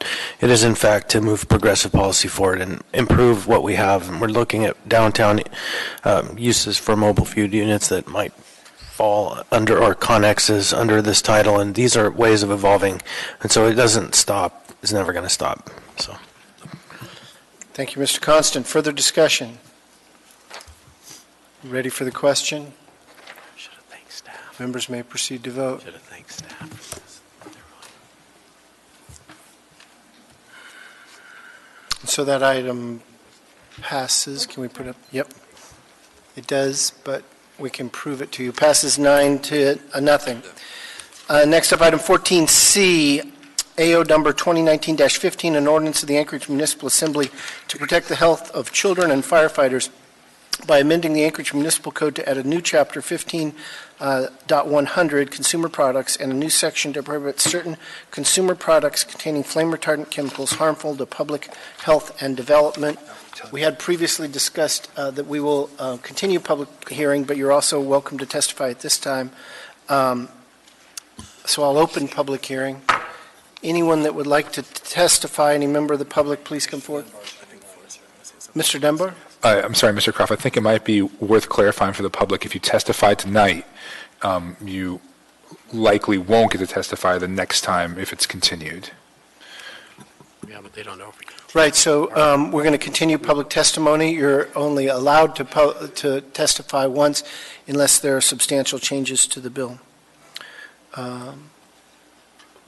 Any member of the public who would like to testify? Well, don't be bashful. On AO 2019-15. No, go ahead. He likes to go last, sir. He does. All right. Well, I'm not a regular here. So I hope I don't spend my one time and blow it. Anyway, my name's Dave Cavett. I own a company with my wife called Furniture Enterprises of Alaska. We have 13 furniture stores here in Alaska. And that we live out here in Eagle River. We're locals. I believe what the people that are sponsoring this and wanting to do, and the assembly people that are asking to get this done, it's a good thing. I think their hearts are all in the right place, kind of thing. But I have to mention that, or have to state that I have some real concerns about this. Now, I'll tell you 3 reasons why I believe this. This is a little different than what I thought it was going to be tonight, but here I go. First of all, I believe most of the issues that they're concerned about with furniture and mattresses are, unbeknownst to me until just a few weeks ago, were actually taken care of nationwide, that the fire retardants are removed. And I also know that there's a bipartisan bill, a federal bill, that will be introduced this year in the Wright Committee in Washington that has jurisdiction over the Consumer Safety Product Council. And if that goes through, then that will bring the entire, all the states up to the California standards. Okay. And my last concern on it is, without reading the bill, and I would have difficulty doing that, it's hard for me to understand some of the things that are up here. I suffer from a good case of dyslexia. So I have to have other people read things that technical and then tell me what they say. The other thing here is, though, is unintended consequences. And I'll give you a couple of examples of what have happened in just this issue of fire retardants alone. Governor Brown of California put into mandatory the fire retardants with an item called TB 117. All right, but he didn't mean at that time, his heart was in the right place, but he didn't mean to cause this explosion of this toxic chemicals all across the United States. He wasn't thinking that. He just wanted to reduce house fires from smoldering cigarettes. I fought heavily against having the fire retardants put into furniture in the 1990s. I fought it for about a decade, and we lost. And who we lost to mainly was the Fire Marshals Association, who wanted it in there. Their heart was in the right place. They wanted to do the right thing. What they didn't know was that they were mere pawns in front of the tobacco industry and the chemical industry, and the tobacco industry didn't want to reduce the ability for cigarettes to stay self-ignited, cause the heat, cause the thing. The chemical companies saw profits in getting the whole nation to go with the fire retardants. What I'm concerned here is that with the federal bill that will be coming up, if we put something into the municipal here that's just slightly off language, it puts in a chemical that they don't put in at the federal level or something along that side, then what happens to us? Because The furniture companies will not make products specific And for here. Mr. Cavett with a V or B, like? V is in Victor. Yes. C-A-V-V? C-A-V-I-T-T. ITT. There are a number of questions. It's 3 minutes per testifier, but you can answer any questions. Mr. Dunbar? Yes, thank you. And thank you for coming, Mr. Cavett. As you noted, we've seen each other at AEDC, but we haven't had a chance to talk yet. Right. And the sponsor of this ordinance, myself, Mr. Croft, and Ms. LaFrance, have been trying to reach out to furniture retailers here in town and get their feedback. One of the reasons we plan to delay this tonight is because we want to do a work session between now and when we actually will vote on it. So hopefully you can attend that, or other folks can attend that. We had a work session last week in which members of a variety of industries called in and offered some amendments, and some of those we might take up, some of those we might not. They also brought forward this idea. They weren't talking so much about a bill, but they were talking about a regulation that's currently going through the regulatory process being drafted. And I think we all understand up here that if that were to happen, if that federal law were to be passed or that federal regulation were to go into effect, we would be preempted. That is, our law would be superseded by their law. But speaking for myself now, I'm comfortable with that because I don't know when or if ever the federal government will act on this, because I think they are much more susceptible to the chemical industry's lobbyists than we are, because we sort of fly under their radar, which was, I think, demonstrated at the work session. But I guess my questions for you are, first of all, can you attend that work session? If it's actually, could you please come afterwards, and we'll try to make sure the work session works in your schedule. And then second, well, I don't want to put you on the spot, but there is a lobbyist named Frank Bickford who's working on this issue, who might be able to help translate some of the legal issues there, or you can come speak to us. But I just wanted to sort of express that we all really want to work with you on this. And if we want to take the fabric retardants out of the furniture, which I think is right, I think that it happens to be a done deal. I have with me a list of manufacturers who no longer do it. Yep. I've talked to the president of the Home Furnishings Association of Retailers. I've talked to the head of the Furniture Manufacturers Association for America. They're both telling me it's out of the fabrics, it's out of the foam, it's out of the mattresses. Now, I've got confirmation from Tempur Sealy, Simmons, Serta. Yeah, and our intention is not to pass an ordinance that's hard to comply with.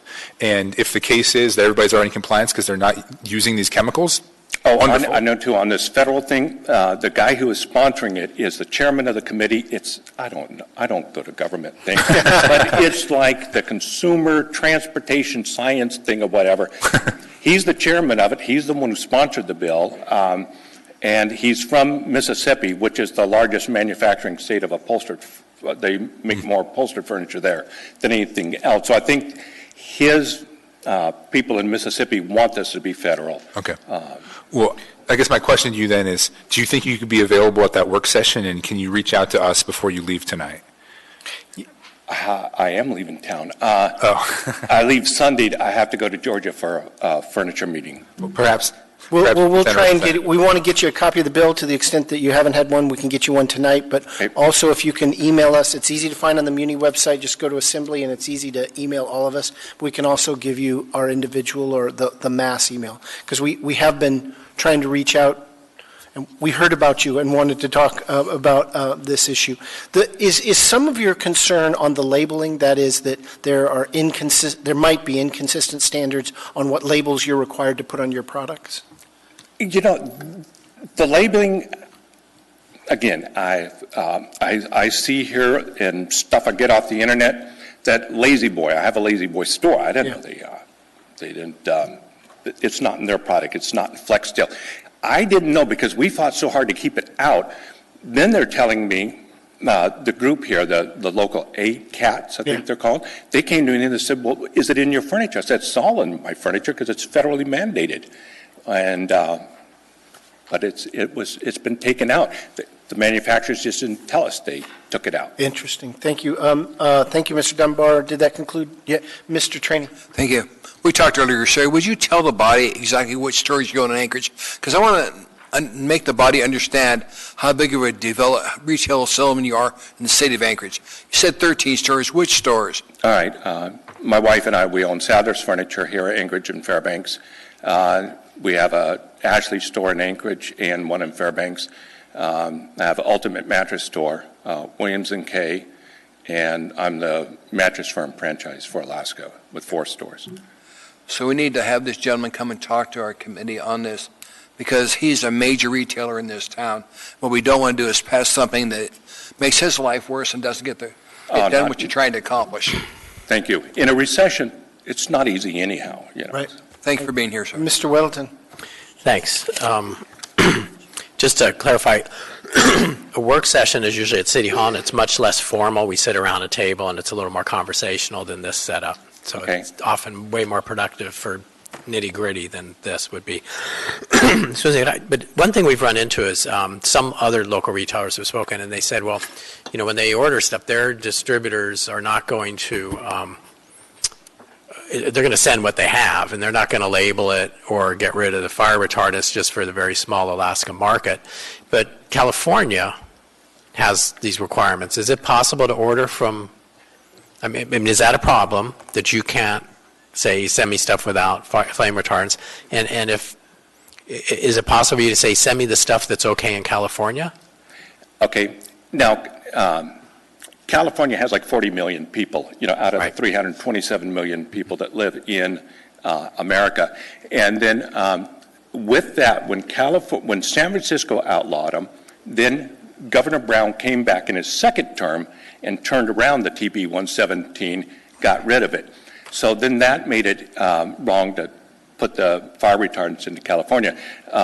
Brands that I carry, such as the Lazy Boy plant I use is out of California, as is the Ashley, and both of those are in, they don't have it. Flex Steel doesn't have it. So Jonathan Lewis out of California, they are all out. They don't have it because they manufacture right there in California.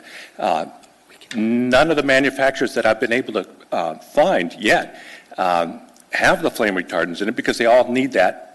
There's roughly 11, 12% of the population lives in California. They need that. It's also been outlawed, what you want to have done. In Washington State, Minnesota is already in there, and I think 10 other states have already taken on it as a state thing. So, and 16 or 17 more states are doing what the municipality wants to do. It's way past the tipping point. It's out. I don't think I could request, except for some types of commercial furniture for like in maybe some hospital or something along that line that would have the flame retardants in it. It'd be difficult to find that right now. So you're saying it's hard to get furniture with flame retardants in it? As far as I know right now, I don't think I could get it. So we potentially have the ability to fix a problem that doesn't exist. There you go, Well, good on us. And I am sorry I wasn't more knowledgeable on this, but I called a friend in Minneapolis the other day that has like 7 stores in Minneapolis.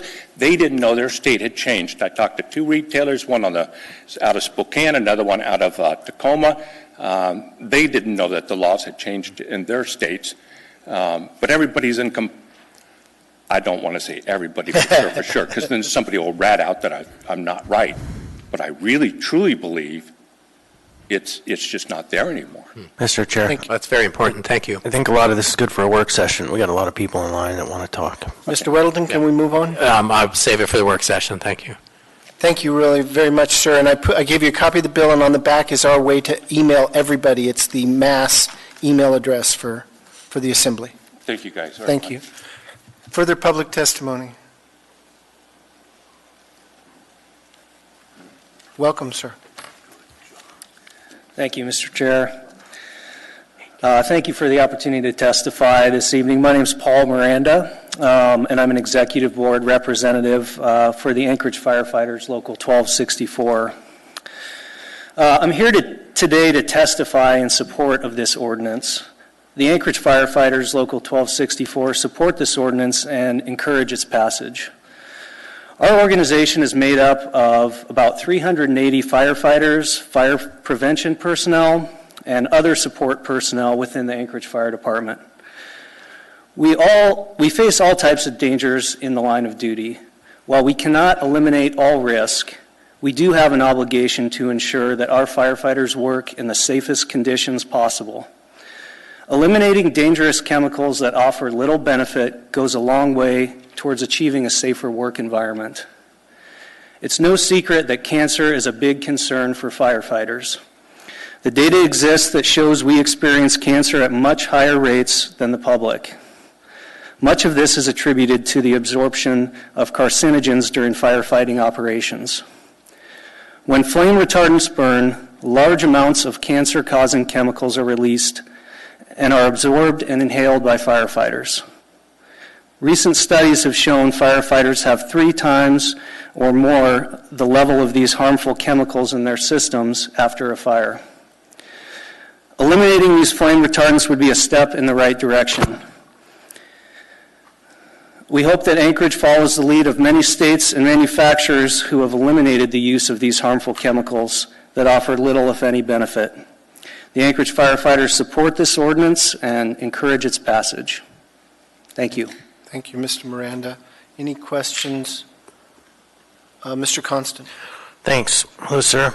So, I heard in the previous testimony that we want to be careful not to cause harm to the business interests of the city. And so we have on one hand the idea of not causing harm to the businesses and the kind of supply chains, and on the other hand we have the idea of not causing harm to our workers and causing people to be sick who are trying to kind of serve our community. And so would you speak a little bit to that? I know that's a strange line to walk, but I mean, it seems like a pretty clear argument to me that we want to protect our workers. Absolutely. Through the chair, Mr. Constant, I understand that kind of conundrum that you have, but I think from our perspective, we are already so much more likely to be exposed to all kinds of hazardous things and carcinogens in our job. And I think there are ways, and I think this ordinance is a good example of a way that, we can take away some of those things like flame retardants that, have been shown to not really be as effective as they were intended to be in what they're trying to do. If we can eliminate that risk, that would be substantial for us. So. Thank you. Thank you, Mr. Constant. Thank you, Mr. Miranda, and thank you for your service. Thank you. Helping keep us safe. Further public testimony. Welcome, and do please, for the clerk, spell your last name. Yes, Hannon. My name's Sarah Hannon. I'm a registered nurse at Providence Hospital and a member of the Anchorage Nurses Association, or the Alaska Nurses Association. We urge you to support AO 2019-15 to protect the health of children and firefighters. As a registered nurse, I work with cancer patients almost every shift, and I see how it affects my patients, and I see how it affects their families, and I feel like I can see where this would be especially helpful in the state of Alaska as we spend longer amounts of time in low ventilation areas, and so have higher exposures to toxic flame retardants. And the Alaska Nurses Association supports this, and I also just personally taking care of people and seeing how cancer birth defects affect my patients, I would also support this. Thank you, Ms. Hannon. Any questions? We really appreciate your testimony. Thanks. I don't see any questions.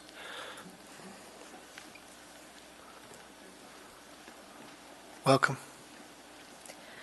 Hello, my name is Heather Arono, Aronno, and I'm speaking on behalf of American Cancer Society Cancer Action Network.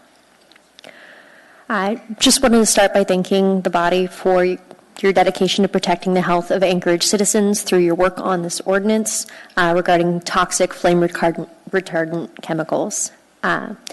Cancer prevention is a critical element of the mission of ACS CAN. Primary prevention, which is traditionally focused on factors like tobacco use, nutrition, sun exposure, also includes understanding and minimizing cancers related to human exposure to toxic substances and pollutants.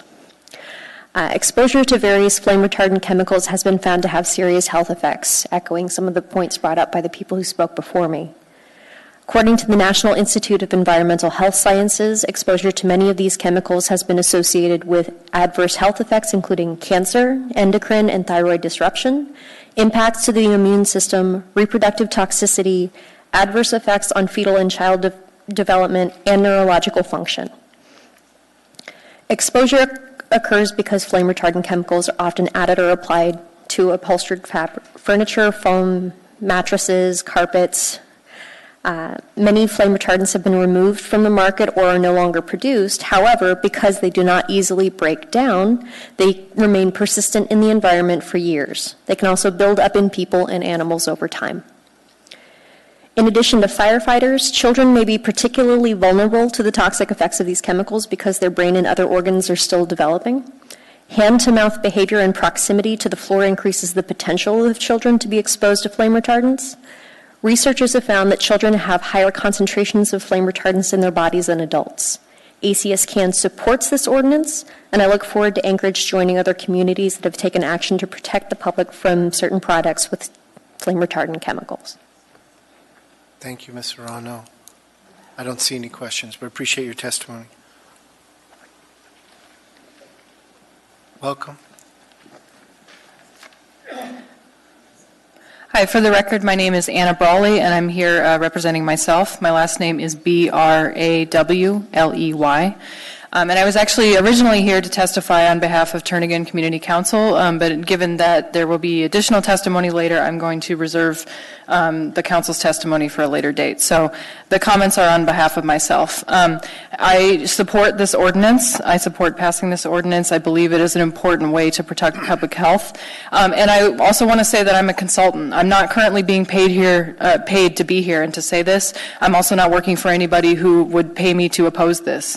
And I think one thing that's important to understand about consultants is they do not all have the same code of ethics. I am part of the American Institute of Certified Planners. We have a code of ethics, and so whether we work for the public sector or the private sector, our first duty, ethical duty, is to the public, and our second duty is to our client. So even if I did work for somebody who did oppose this ordinance, I would be obligated to speak in support, because the evidence clearly shows that that these are detrimental to health, that they do not protect against fire, and that they are not a great thing to have in our environment. And additionally, I would speculate that given that so many states and cities have already banned this chemical, I would wonder if Alaska is more susceptible to these products that may still contain these chemicals being shipped up to Alaska, similar to the lack of restrictions on design of cell phone towers that have, or cell towers that have resulted in us having the non-Cadillac models, shall we say, in our community, and also just suggesting that these products may get shipped up here from other places where they cannot legally be sold anymore. Thank you very much. Thank you for your testimony. I don't see any questions, but we appreciate it. Welcome, sir. Thank you, Mr. Chairman, members of the Assembly. My name is Andrew Hackman. I'm here on behalf of the Juvenile Product Manufacturers Association. I want to express support for the goals of the ordinance, but concerns with the specifics of this specific text. I appreciate the opportunity last week to speak during the work session. I just want to underscore the importance of correctly amending and working on this ordinance to improve it so it can be complied with, because it certainly, as it stands right now, is something that would be the first in the nation and pretty expansive in terms of the requirements. The Juvenile Product Manufacturers Association, we represent everything from strollers to bassinets to baby monitors, so the products that help bring juveniles and infants into the home. As a father myself, I'm proud of the industry that we represent, and we care about kids and children, and that's our first priority. I want to stress the fact that under federal standards and UL standards, there are requirements, and I can provide that to the Assembly, that specifically child restraint systems or car seats in our general vernacular are required by a federal standard to meet a very stringent performance standard for flammability. So when a car gets in an accident, that child safety seat doesn't catch on fire, and unfortunately that does sometimes require the use of flame retardants. And then secondarily, I want to underscore that with UL standards.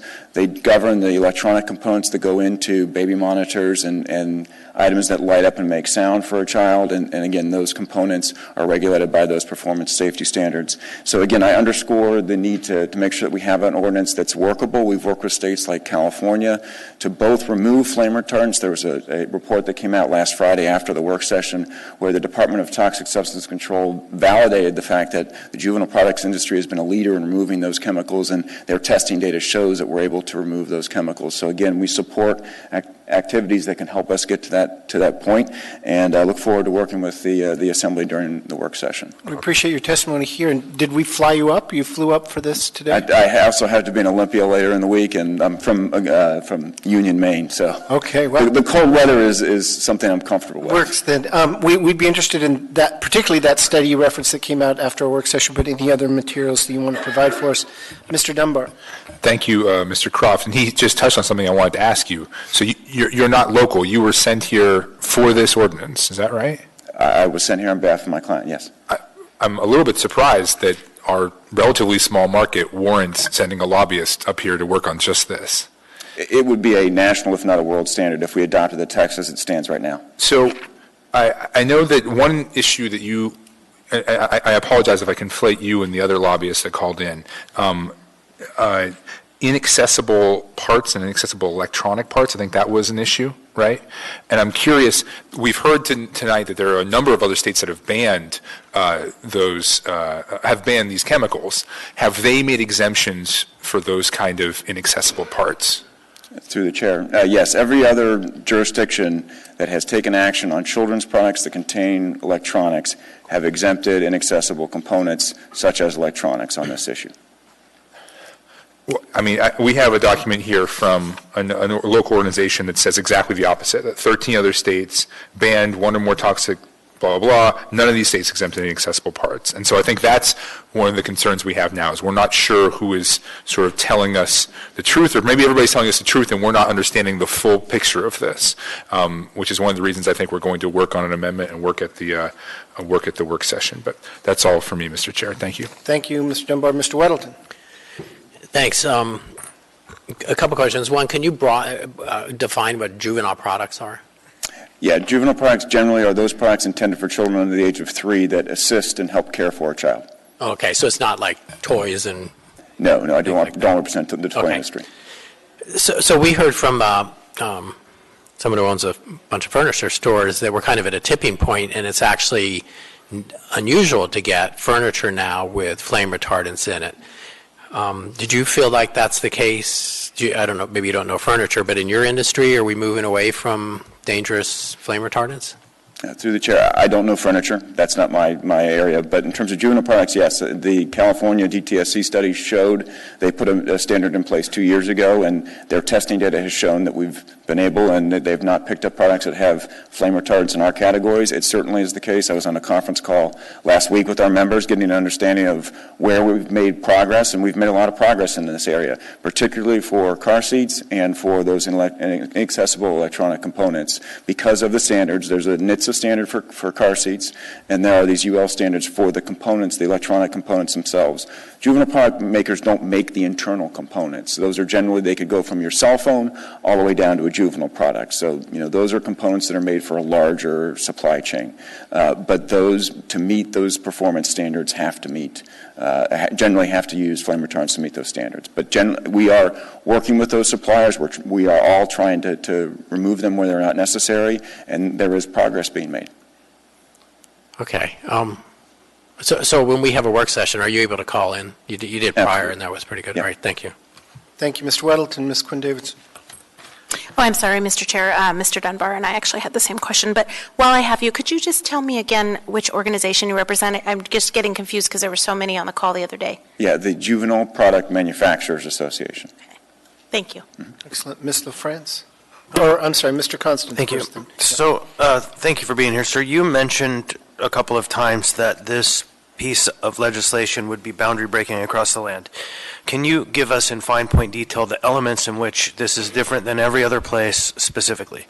Yeah, the three major elements are labeling. There's not currently labeling required for juvenile products. That's not the case for upholstered furniture, but labeling for juvenile products, toys, and all other children's products is not required for whether or not there's a presence of flame retardant or not.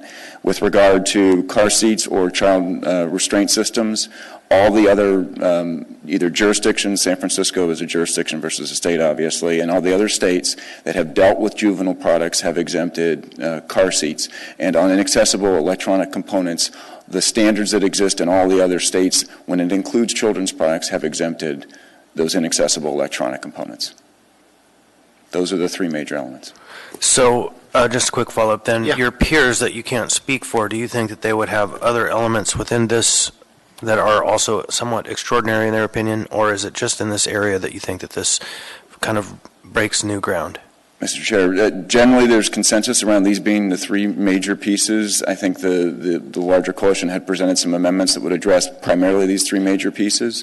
I can't obviously speak for everybody else, but for my organization, these are the three that we need to have amended. Thank you.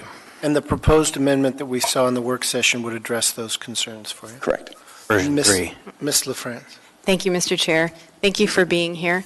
My question, I think, has mostly been answered, but just so I'm clear, for car seats, it's not the inaccessible parts, but it's the fabric covering?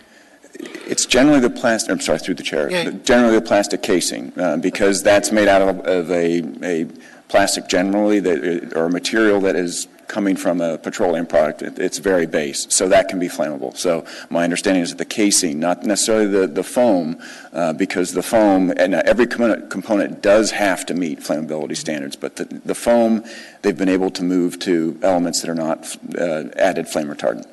Okay, thank you. Mm-hmm. Thank you, Ms. LaFrance. Anybody else? Any other Assembly member questions for Mr. Hackman? Nice to meet you in person. Thank you for your testimony. We'll look forward to that information. Welcome, ma'am. Hello, my name is Sofia Astabuduaga. That's Astaburuaga. And One more time, can you? Oh, it's Astaburuaga. Thank you. And I'm here to testify in support of this ordinance. I am a youth and the oldest of 5 children, and the love that I have for my younger siblings is like no other. Last year, my youngest sister passed away right before birth, so this is why I'm here, because I really don't want to lose another sibling. These young children are being exposed to these chemicals more so than any of their parents. And in Alaska, these kids are more vulnerable to exposure from toxic chemicals just because of the chemical concentrate in the northern hemisphere. And they're being exposed to this on a daily basis without knowledge. Right now, the Assembly has the power to protect Alaska and the future generations, including my own siblings, from exposure to these toxic chemicals. And with that, I would like to thank you for your time and the opportunity to speak today. Thank you very much. I don't see any questions, though. Appreciate it. Welcome. Thank you. Good evening. My name is Sonia Tobiasen. The last name is spelled Tobiesen. I am not a paid lobbyist. No one is paying me to be here tonight. I'm a longtime citizen and resident of Anchorage and of Alaska. And I appreciate the opportunity to speak with you, our Anchorage Assembly, this evening. Actually, I wish it wasn't necessary at all in this case. I wish our federal government and the chemical industries held a high standard protecting the health of children, firefighters, and those with compromised health, actually everyone. But thus far, they do not. So in order to do the right thing and take action to remove toxic chemicals, primarily in the form of fire retardants, from the stream of furniture, mattresses, clothing, and various home products from homes and daycare facilities of people in Anchorage, I urge and request that you all vote in support of the Toxic Free Children's Ordinance. I come to this body this evening as a retired Alaska special education teacher, having worked with the children, families, and teachers struggling with many of the neurodevelopmental challenges and delays that have been proven to arise when children are exposed to this class of chemicals of great concern highlighted in the ordinance before you. Many of the issues families and my profession address in public and private education are avoidable. They're not genetic, they're not learned, but instead they're imposed in utero and after birth due to exposure to chemicals that can do subtle to profound and often lifelong harm. Not only are these neurodevelopmental issues dramatic and inconvenient for children and their families, they're also expensive to manage and to try to remedy for our community at large. It's not clear that these toxic flame retardant chemicals provide any positive service other than revenue for chemical companies and their investors. The resolution crafted by the Abbott Loop Community Council in December of 2018 is an excellent brief summary of the many concerns and reasons to support this ordinance. I highly recommend you all read it before you vote on this important issue. By voting yes and adopting this ordinance, Anchorage will join dozens of other communities, possibly hundreds at this point, around the country that have already and are in the process of adopting similar toxic chemical legislation to protect people, young and old. So thank you for taking action to support and vote yes on this toxic-free children's ordinance for the sake of children and firefighters in our community. With respect for the hard work that you all do for Anchorage, thank you. Thank you for your testimony. Mm-hmm.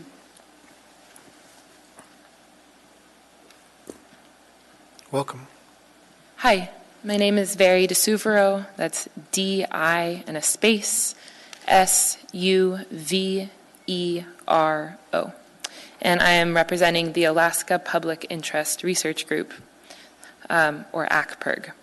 And ACPIRG is an education-based organization working to advocate for consumer and public interests. So we also particularly support the addition of Chapter 15 into Municipal Code of Consumer Products. I also want to present the consumer case for banning flame retardant chemicals today. When buying children's furniture, toys, and personal care products, consumers are often unaware that many of their options are loaded with toxic chemicals. Unsafe chemicals create high risks for consumers, customers, and damage trusting relationships between consumers and businesses.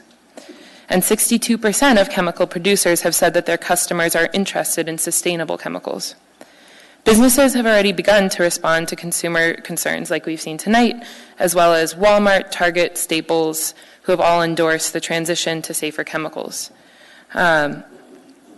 These, again, flame retardant chemicals have been shown to cause cancer, poor neurodevelopment in children, and a whole slew of other health problems. And in Anchorage, especially in furniture stores, they have been phased out due to legislation in California in 2017 and in other places. And according to the organization Seventh Generation, there's been 6 to 10% annual growth in the natural product sector, compared to near zero growth in conventional chemical products. So there's a huge market that's growing, and the long-term benefit to this will only be sped up by greater demand, like banning flame retardant chemicals in Anchorage. The Public Interest Research Group, the U.S. affiliate, put out a toxic toy report this year, as they have done for the past decade. The reason reports like these are critical is because there are so many chemicals we don't yet know the full consequences of including in the things we play with and use every day. But when those items are proven to be demonstrably harmful, the benefit to the consumer and the public must be taken into account. So thank you, all members of the Assembly, for considering this ordinance, and I strongly encourage you to pass it. Thank you. Well done. Appreciate your testimony. Hi, ma'am. Welcome. Hello, my name is Gail Morrison, Morrison. I support this ordinance. It's beyond time to pass this ordinance. We need to protect our children, our environment, our emergency responders, our loved ones. We cannot wait for federal, D.C. regulation. Federal wheels roll very slowly, and I know I work for the federal government. Let us be proactive on this issue. Regarding retail, a friend of mine lives in Santa Fe, New Mexico. She searched all over Santa Fe and Albuquerque looking for a couch that she liked without fire retardant. She couldn't find one, so she ordered a couch off Amazon, and they delivered. So this is something I will do. I will do the same. This is something for local retailers to think about. So in summary, please pass this ordinance. Thank you. Thank you very much. Any further public testimony tonight? Welcome, sir.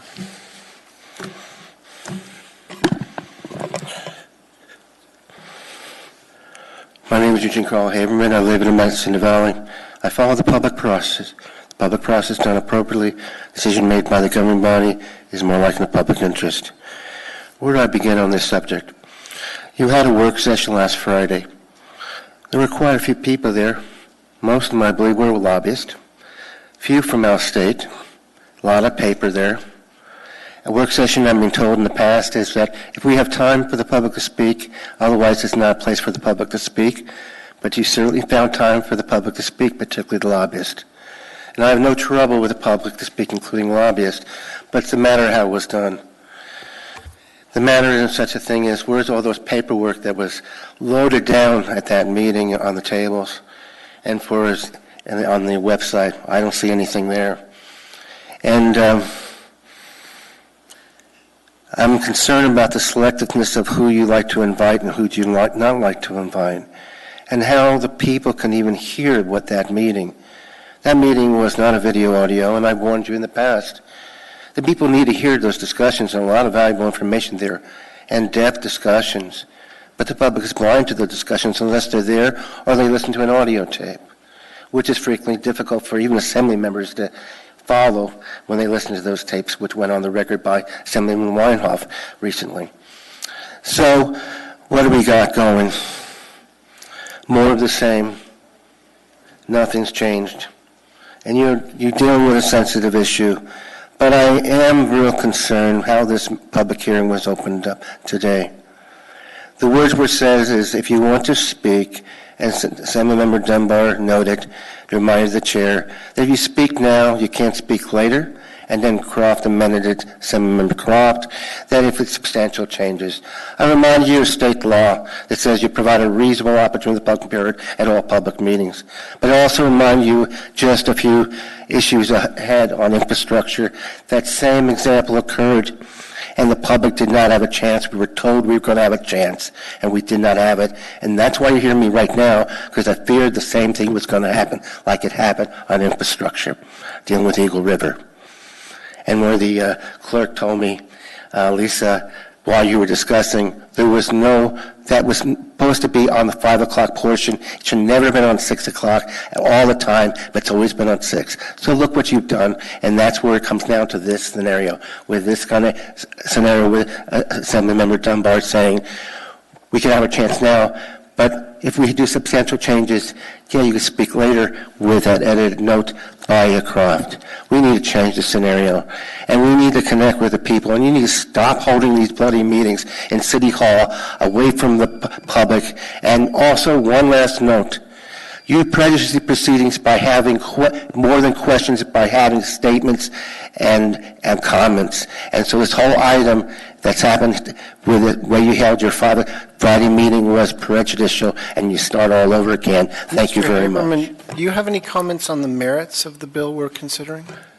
I just told you what I said and how the process is on this bill. And I've been very clear. Do you have any comments on the merits of the bill, whether we should pass it or not, what you think of it? I told you what I said you need to do. You need to redo because you prejudiced the proceedings you asked. You can ask questions, but you cannot put comments out once you have public hearings, and you have been doing this in the dark, like in the 5 o'clock Friday meeting. You laugh, but it's not funny. It's a tragic situation that's ongoing. Thank you, Mr. Haberman. Welcome, ma'am. Thank you, Mr. Chair and members of the Assembly. My name is Pam Miller, and I'm the Executive Director of Alaska Community Action on Toxics. And we really appreciate this public hearing tonight, and we have a lot to say on this matter, as you probably know. However, we would like to defer our testimony to the next public hearing so that we have a chance to review the S version of the ordinance. Thank you very much. Thank you. Mr. Dunbar? Ms. Miller, can I ask you a question, if it's all right? And, it's the chair's decision, but I think you or someone else from your organization could certainly speak to this at the next meeting. So I had a discussion with the gentleman from the Juvenile Products Association about a point that you made in a document that your organization provided us on page 3. It reads, 13 other states have banned one or more toxic flame retardants in children's products and or products broadly. None of these states have exempted inaccessible parts. He said the opposite. And I don't want to get into, you're not going to argue tonight, but I was wondering, by our next work session, perhaps you could provide citations on this document, maybe something else to bolster it, because I think that will be a topic of discussion. There are going to be some amendments that we're going to discuss, and I just want to have the best facts in front of me as possible. So you yes, get through that the chair. information. Thank you. Mr. Dunbar, yes, we will certainly do that. Thank you. Thank you. Mr. Constant may have a question for you. Yeah, thank you. I do as well. And this isn't about your testimony for the future. It's about, I believe we've had now 2 work sessions on this ordinance, right? So we did one way back in last year sometime, and your organization was invited to participate in that, right? Yes, we were at the work session and made a presentation at the December work session.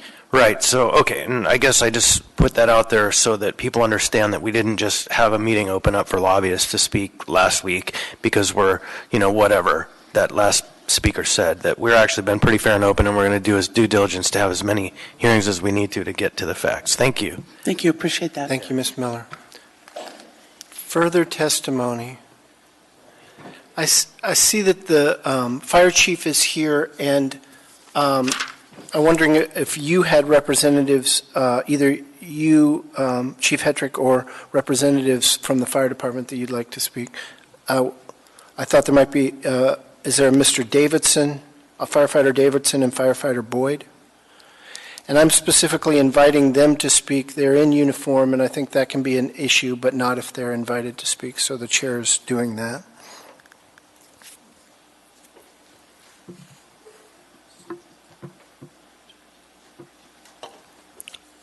Welcome, sir. Thank you for your service. If you could give us your testimony.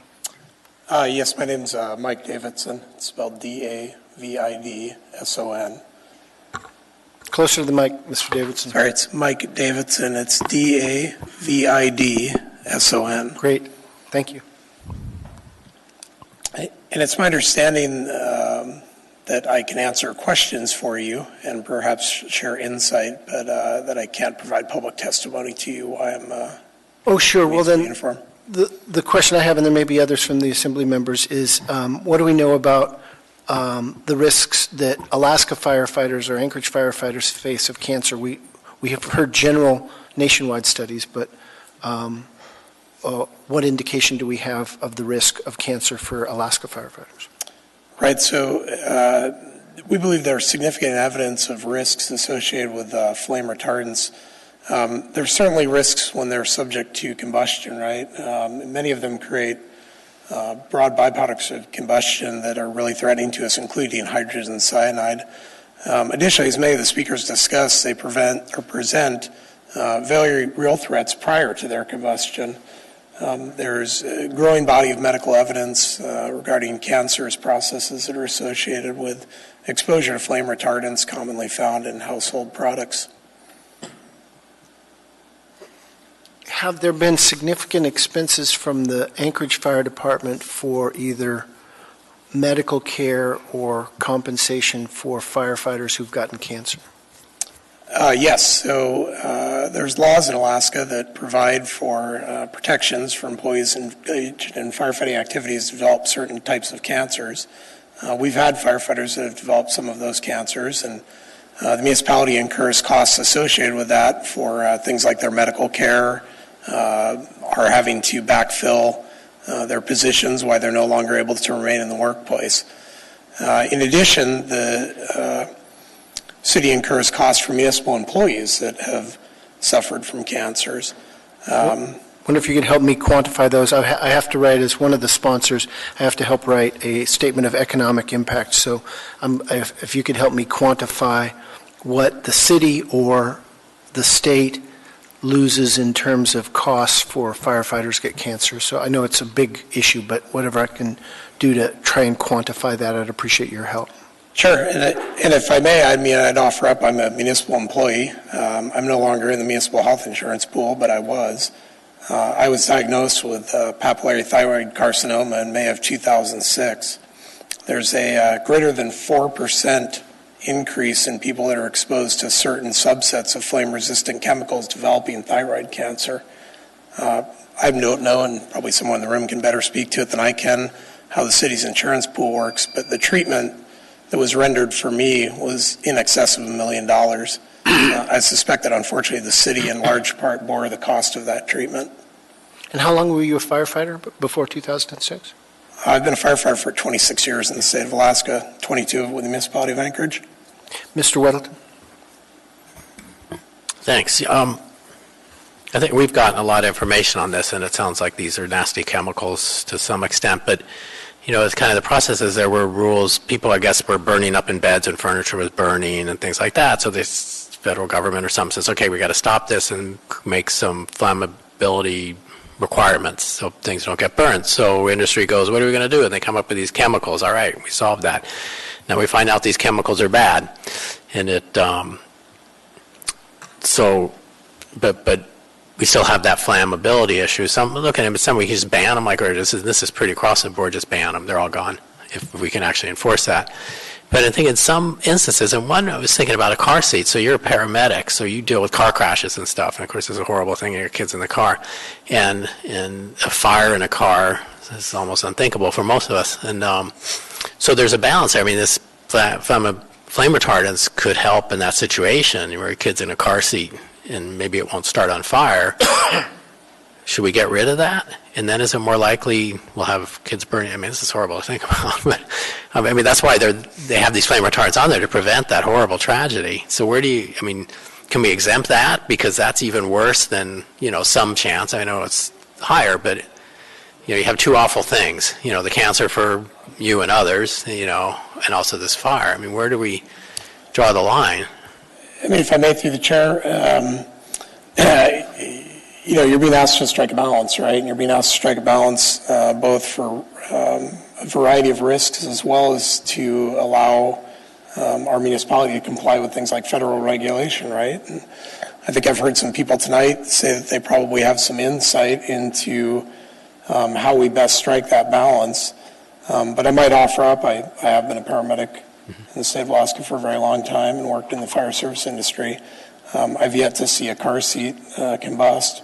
Perhaps that's a result of chemicals that are added to them, but I strongly doubt that. I believe an industry representative on Friday testified that in a subset year there was, I think it was 4,700 or 4,600 instances of fires that involved upholstered products. And I suppose it begs the obvious question, how many of those products have been treated with flame retardant chemicals?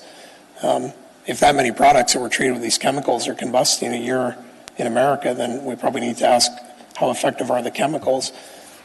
Because of the risk, as outlined in a 2017 Duke University study that was conducted by their chief of endocrinology surgery, both indicated that thyroid cancer is the most rapidly increasing cancer in the United States.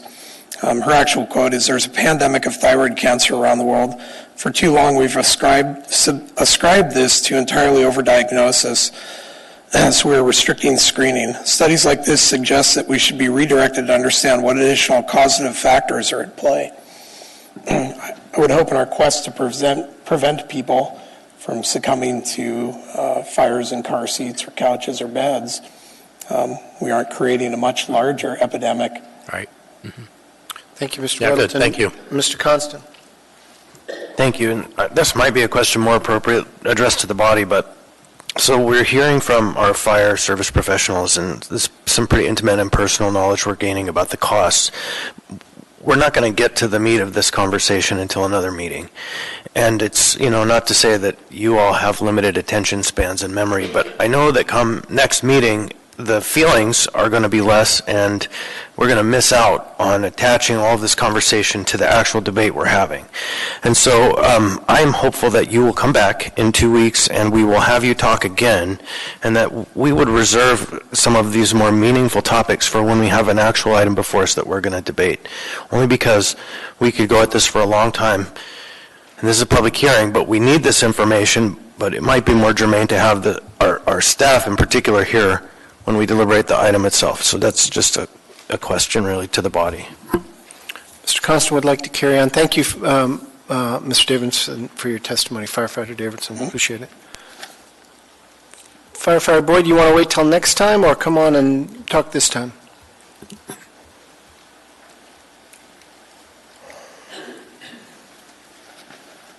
Mr. Chair, sir, I'd offer that to you as these are specific questions. If you have some for me here, I'm happy to answer them. If not, I will happily wait until next meeting. We're conscious of your time, but we ask you to come back unless there are specific member questions. Good. If you could come back, we'd appreciate that. Thanks, sir.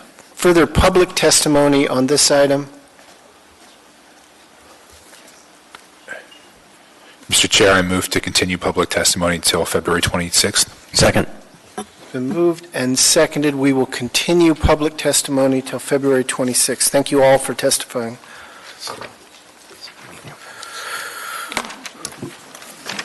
Do we have to vote on it? Okay, so we've had a motion to vote, or a motion to postpone public testimony. Is there any objection? Can I do it with unanimous consent? Any objection to continuing public testimony for 2 weeks till the 26th? Seeing none, that passes unanimously. Item 14D, Delta, an ordinance, it's AO number 2019-9, an ordinance amending Anchorage Municipal Code Title 6, 14, and 15 to impose additional fees and penalties for long-term vacant properties and persistent nuisance properties. Thank you. S version, that's what I was looking for. So there's an S version to this that's in your packet. I put it in my binder, so that's D2. S version of this. And was there an amendment as well? Weddleton, of course. Weddleton 1. Oh, and Weddleton 2. I was getting out of order there, but we have the original and the S version. Public testimony on this item is now open on 2019-9. Any member of the public who'd like to testify can come forward. Are you intending to testify in this item, Mr. Oliva? Yes, I am, Mr. Croft. Thank you very much. Ron Oliva, 45-year resident of Anchorage. This is a very consuming ordinance to me, as it affects me probably more so than anyone else in the city because of a potential exemption. And I'm going to mention persistent nuisance properties, no exemptions for nonprofits. Nothing could be more of a definition in a poster property than the Brother Francis Shelter and Beans Cafe. It's disgraceful. To exempt them would be a travesty of justice. And also, from my own experience of what's considered a vacant property, make sure that whoever you have enforcing this, whether it be code enforcement or our fine police department, due to a recent trespass by a couple homeless people, and my trying to remove them, calling the police, they got misinformation on my own property being abandoned, which led to my arrest and incarceration and the forfeiture of my weapons. Multiple civil liberties of mine were violated, and also with the 36 hours that I placed in the Anchorage Correctional Facility, I miss voting, a very sacred and precious right that I cherish. So due to miscommunication between the officer on site and dispatch, they didn't get it right that the property was mine. They were told it was abandoned for the last 4 and 5 years, which led to very negative consequences. So I want to make sure whoever does this, including code enforcement, which won't come down to the Brother Francis or Beans Cafe without a police escort. They just never came. So this ordinance, if you're going to write it, play with the same deck of cards. And this is very serious because it can lead to multi-million-dollar lawsuits against the municipality in simple errors. And believe me, it's going to be coming and you'll see it. So, in this particular ordinance, if you call them nuisance properties, persistent, nothing could be more persistent in growing than those nuisance properties. So make sure you know what you're addressing and no exemptions. Mr. Oliva. Do you have any questions, Mr. Croft? I don't, but Mr. Weddleton does. I don't really have a question, but a comment. You said this should apply to nonprofits and mentioned Brother Francis, and I look forward to the day when Brother Francis has been vacant for 5 years. Me too. It's not, but this Mr. Weddleton says, and if I'm wrong, persistent nuisance properties. They don't have to be vacant. Does it have to be vacant? No, but I look forward to that day. Oh, you look, not as much as I. Thank you, Mr. Oliva. We appreciate your testimony as always. Thank you. I see no other questions. On this piece of legislation, welcome, sir. Mr. Chairman, members of the Assembly, my name is Tom McGrath. To start off, Title 21, or the 2020 plan was signed by Rick Maestrom, Mayor Maestrom, in March of 2000, and he wrote on my copy that he gave me that night that next year we will complete rewrite of Title 21. And so it only took 16 years by my counting. Last fall I was called by a hearing officer to come and testify, or called to come and testify in front of the hearing officer about a zoning complaint that I filed with the zoning officer in 2005 when I was the chair of the Zoning Enforcement Committee at the Spooner Community Council. It took 13 years to get from complaint to in front of the hearing officer, and the respondent had not had time to discuss it with his attorney, so it's still been delayed. The problem with this ordinance is that the mayor's comment was that local government expenditures required by this ordinance are anticipated to cost less than $30,000.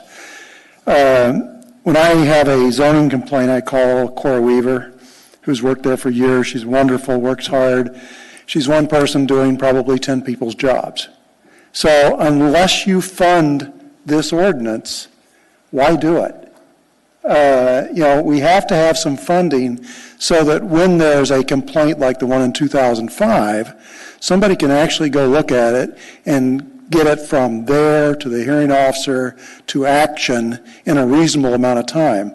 We've all seen in the paper about the one in Bear Valley and the one in Eagle River, and those took 20 years to get from initial complaint to resolution. So, love the idea, but let's put some teeth in it by funding positions so that we can actually accomplish something. Thank you. We're under public hearing, but Ms. Wynn Pearson, does this do anything to help increase funds or protect funds for code enforcement?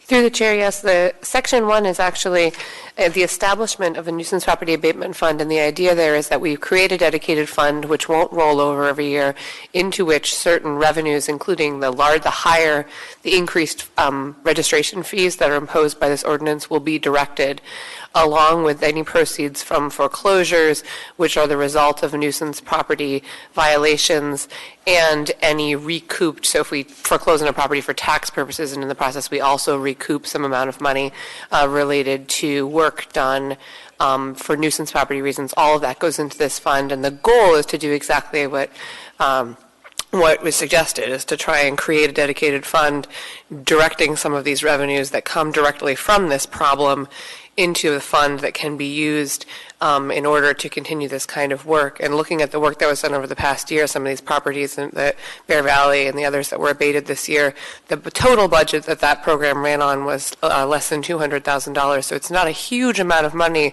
every year that could make a substantial difference in the area. And our goal in doing this was to try and take some step toward creating a fund that would allow for some of that.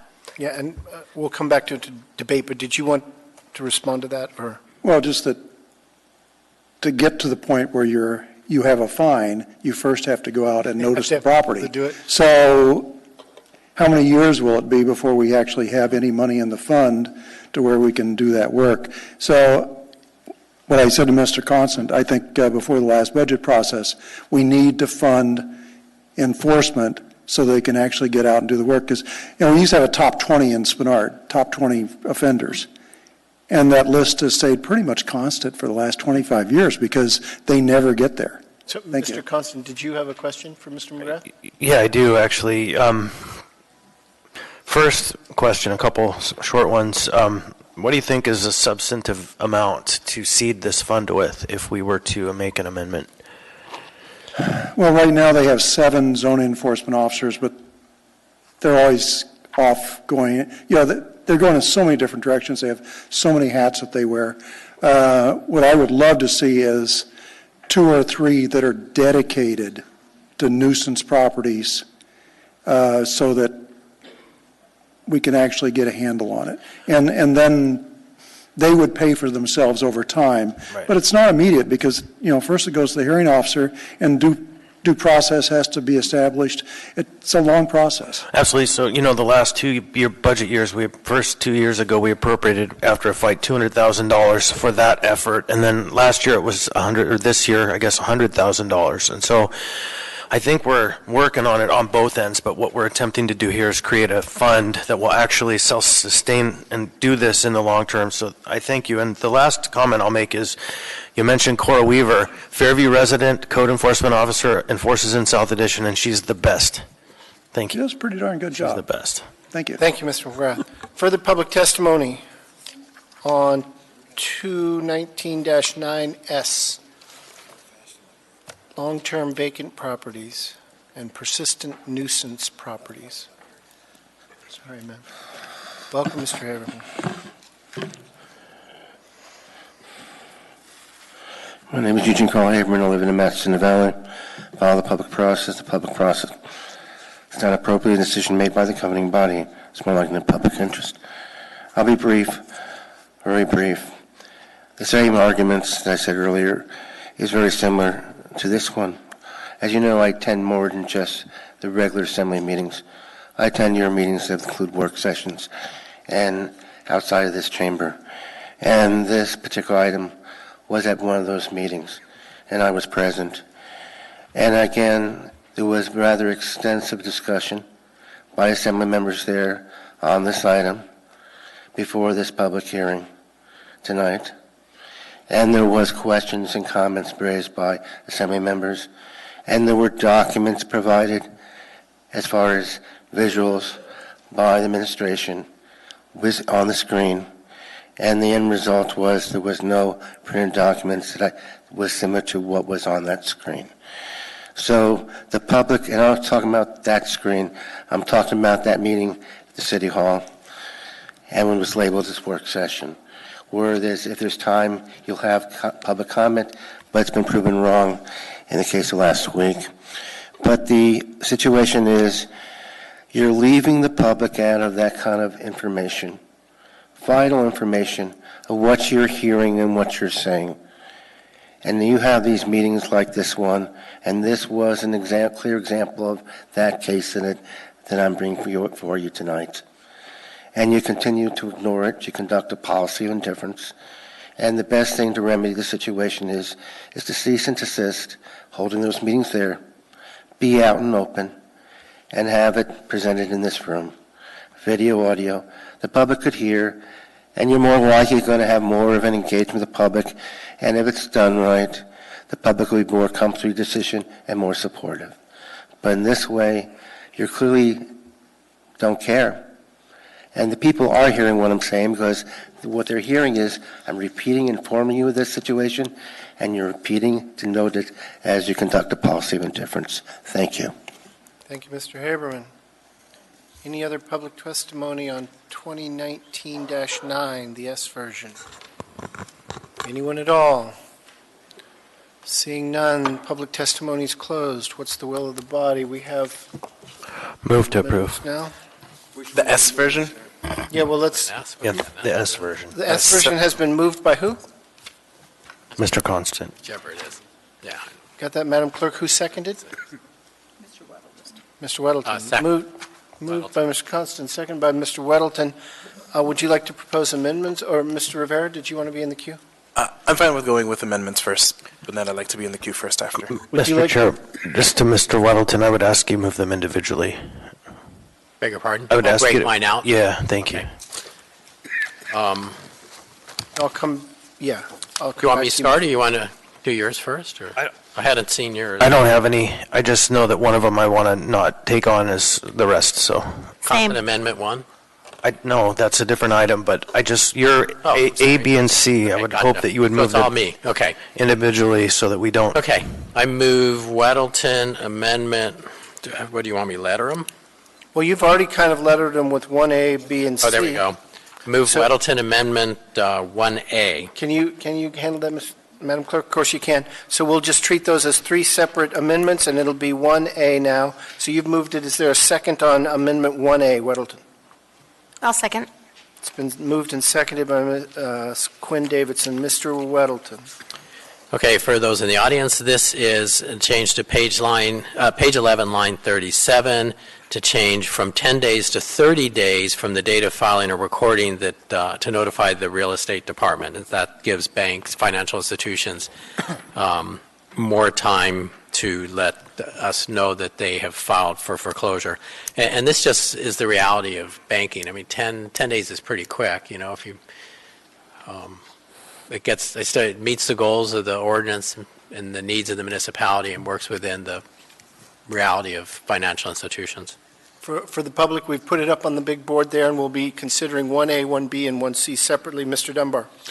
Thank you. I was hoping someone from the administration that is sort of piloting this ordinance could speak to it. I don't know if Ms.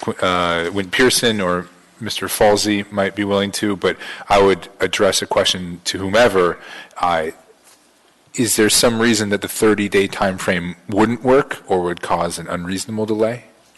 Through the chair, no, there's no reason it wouldn't work. There's no reason it wouldn't cause unreasonable delay. We questioned a little bit the real degree of concern about this because, I mean, the bank is also recording with the recorder's office. It's another piece of paper that needs to be completed at the same time. Both of them are the responsibility of a foreclosing party. And to be frank, we did some investigating among local counsel who handle foreclosure proceedings for out-of-state banks, and they said one of the very first things banks ask us is, do you have a local foreclosure registry? Like, what we're proposing adopting is not something that is unheard of or abnormal or extreme. So most banks are cognizant of the need to ask about it. That said, 30 days doesn't cause any unnecessary delay for the municipality. So if the will of the body is to make this change, we wouldn't oppose it. Thank you. Further debate, questions of Ms. Wynn Pearson on Amendment 1A. Ready to vote on Amendment 1A? Members may proceed to vote on this amendment.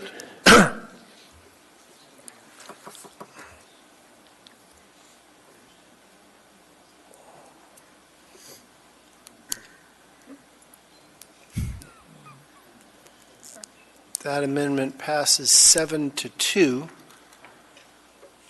Mr. Weddleton, Amendment 1B.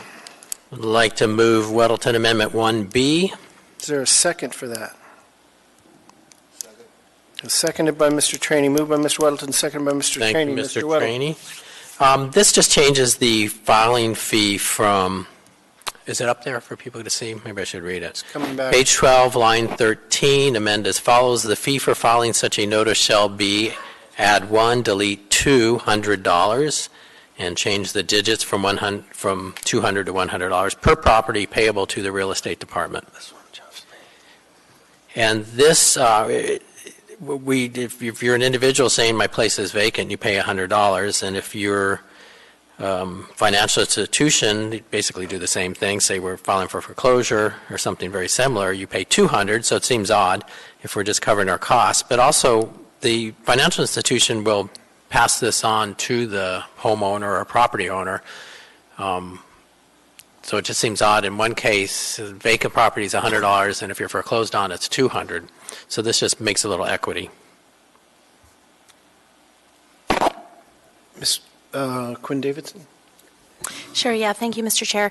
I had asked Ms. Wint Pearson about these recommendations earlier, and she had informed me that the real estate department estimated that the cost would be $200 to do this. So although Mr. Weddleton said, has concern for costs being passed on to a mortgagee, I have concerns about this cost being passed on to the people of Anchorage, so I will not be supporting this amendment.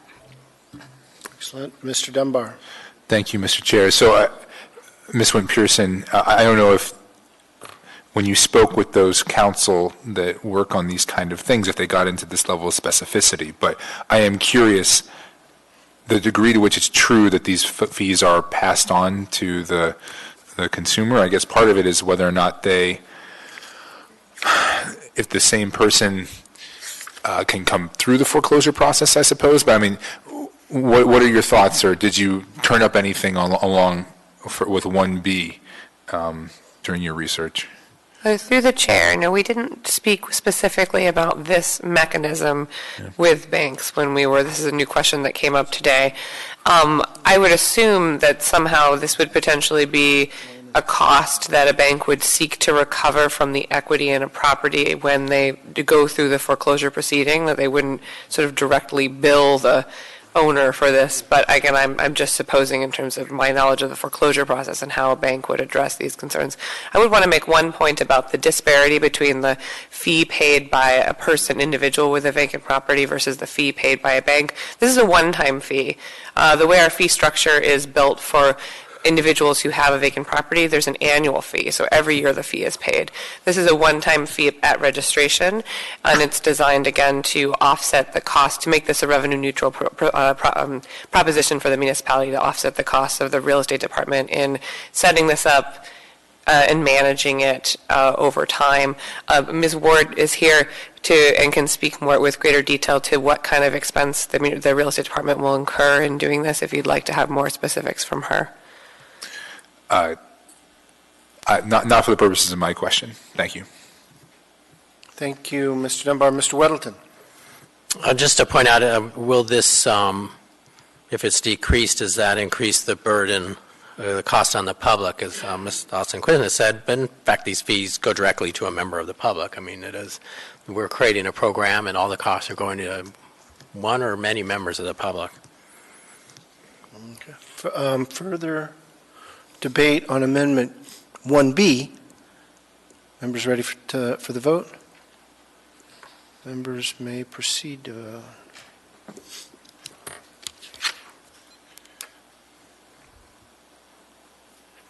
So that fails 1-8. That one went less well. This can be lonely business, folks. Get any worse. Well, sure. Sometimes it's been 1-10. I owe Pete and Fred a thank you, I guess. I'd like to move Weddleton Amendment 1C. Is there a second for 1C? Second. Thank you. This is on page 12, lines 16 through 21, amend it by deleting all of subsection B. And that is the section that says, There's a duty to maintain during foreclosure process. Upon registration with the municipality as required in subsection 15.05.170A, a lender shall be considered an owner of the subject property for the purposes of obligations, enforcement actions, and penalties provided under this title, until foreclosure proceedings conclude and title vests in the lender or a third party. This change is just to deal with the reality of financial institutions. They are not the owner of this property during the foreclosure process. Foreclosure can take, I'm told, 4 to 6 months. I'm looking at Robin Ward, and I bet you can take even longer than that sometimes to foreclose. It can take well over a year. It takes a long time, and they are not owners of this property, and the homeowner or the property owner can still be a resident there. They can't kick them out. It's not their property until the foreclosure is complete. So to say that they're responsible for maintaining it and keeping squatters out and they won't know who squatters are, it just simply doesn't fit the reality. And I will let anyone address this and then comment later. So I have a number of people in the queue. Did you want to let Ms. Wynn-Pearson respond first, and then we'll go through the? Why don't we try it that way, Ms. Wynn-Pearson? Certainly, through the chair. This amendment is one we have particular concern about, and that this is really the meat of what we're proposing here. And the problem we're trying to solve, which we've talked about with this body before, is that in looking at areas where we really have loopholes, where properties languish and become problems, they really disintegrate in value, they become targets for people who are squatting, who are engaging in criminal activity, is when no one is accountable or no one is held accountable for the property.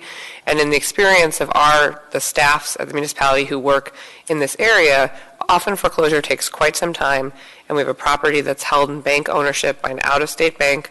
We have no contact. They have no accountability for making sure the property is boarded, secured, registered if it's vacant, that the police are called if there are squatters, that someone is sort of taking ownership and responsibility of that property for the duration, which could be a period of years, when the actual record owner of the property also does not feel responsible because they're going to be losing title to the property in the foreclosure process. So this is really the meat of what we're proposing, is adding that layer of responsibility to banks so that they also are accountable. Again, within the framework of laws, clearly we're not requiring them to enter and inspect the interior of a property which is still owner-occupied. But this would impose requirements if they know that it's vacant, that it be registered, again, that it be secured, that it be boarded up, and that it comply with other elements of municipal code.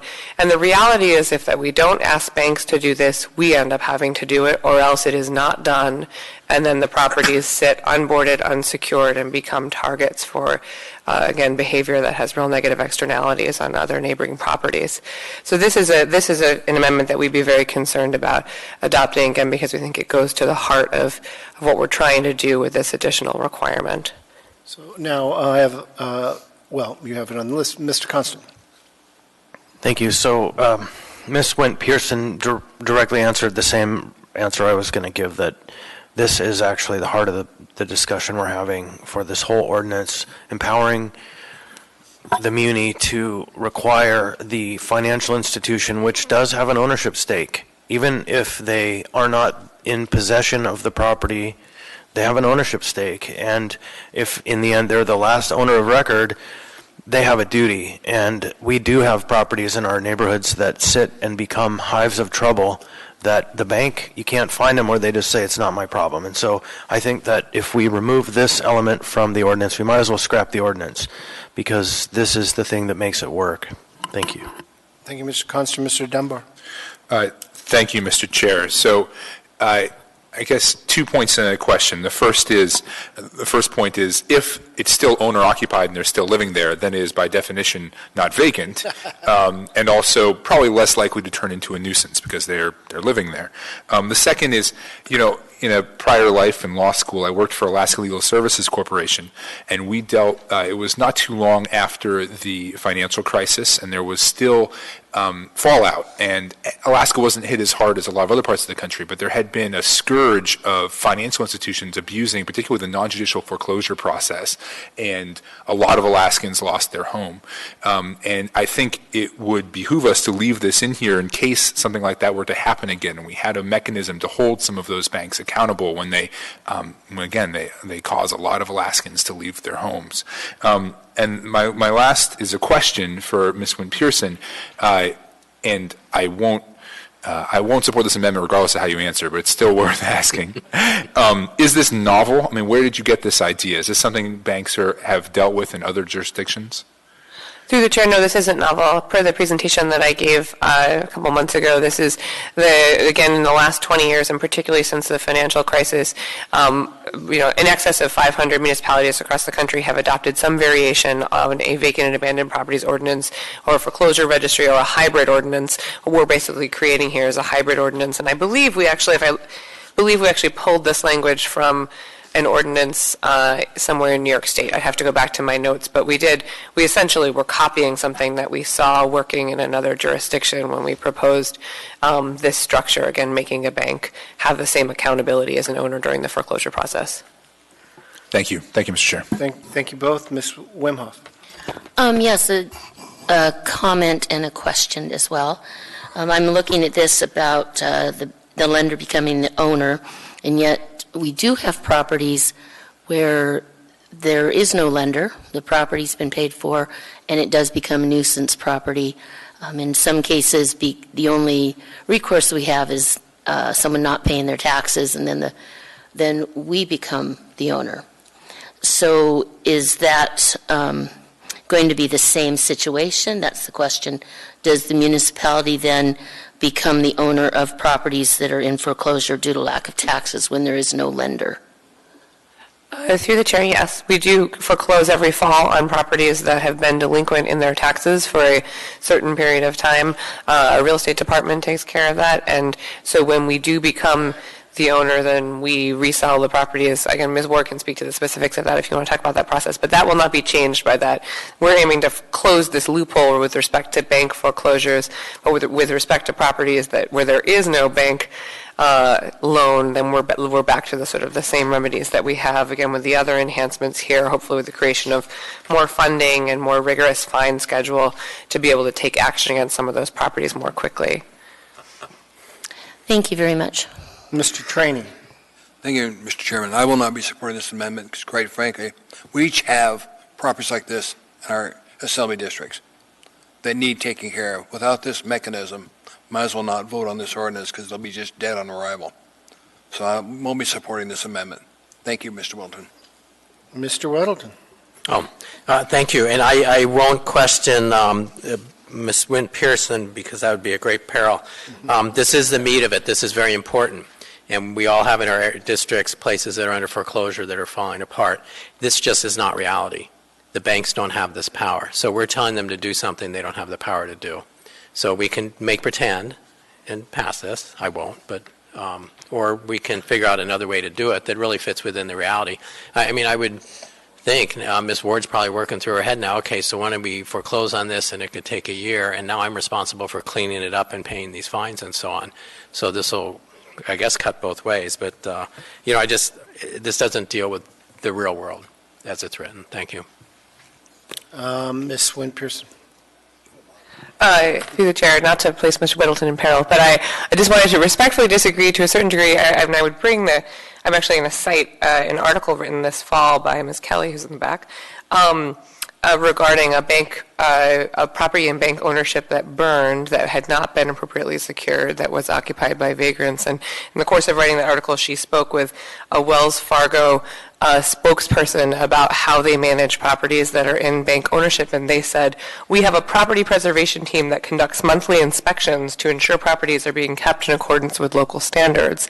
And of course, in this instance, the property was not being kept in accordance with local standards, and that attempt by an out-of-state bank, I think this gentleman was located in Los Angeles, did not yield the result it was supposed to, but I see that as a very clear indication from a national bank that they do. They know that this is their responsibility.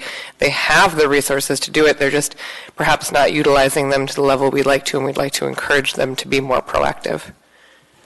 That has spawned a lot of discussion. Mr. Gates.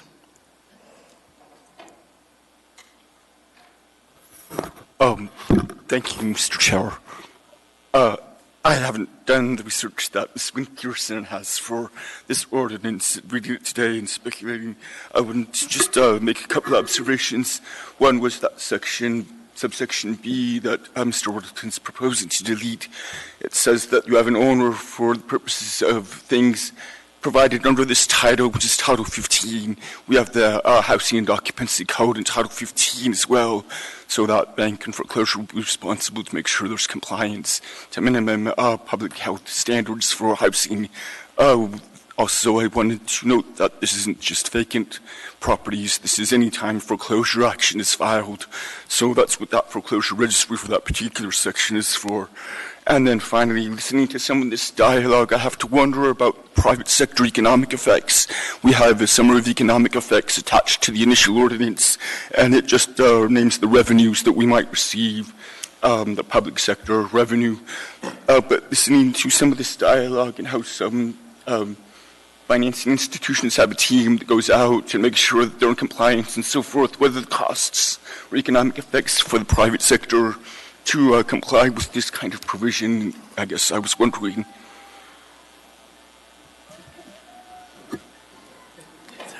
I don't know. Mr. Constant. Thanks. Last word for me. In terms of what the fiscal realities are out there, when a lender lends for a property, you sign a deed, and in the deed often there's a claim that they can immediately take ownership if you do not pay your mortgage to them, that it can all become due immediately. And if you do not pay all of it immediately, then you are sacrificing your ownership stake. Of course, there's due process to get there, but the banks effectively have the right to assert ownership immediately with just a few steps along the way. Again, if someone is willing to defend it in court, then this question gets pulled out because due process is what it is, but the banks do have this power. Thank you, Mr. Constant. I don't have anyone else in the queue. Any further discussion on Amendment 1C? You ready for the question? Members may proceed to vote.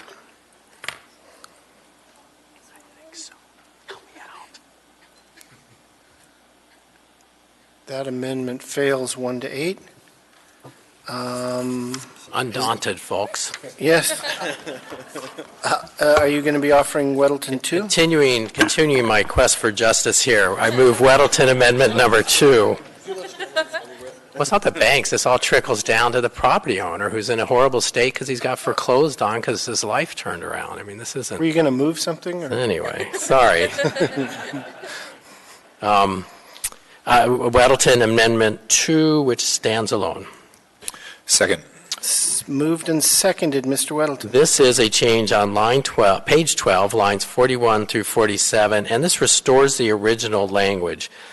And this would say if you have a vacant property to register, it would be $100 for the first year, change it back to $200 for the second year from $500, change it back to $300 for the third year from $1,000, and change it from $5,000 for the third year and everyone after that to 10 cents per building total gross floor area with a minimum of $300 for the fourth and each subsequent year that the property remains registered.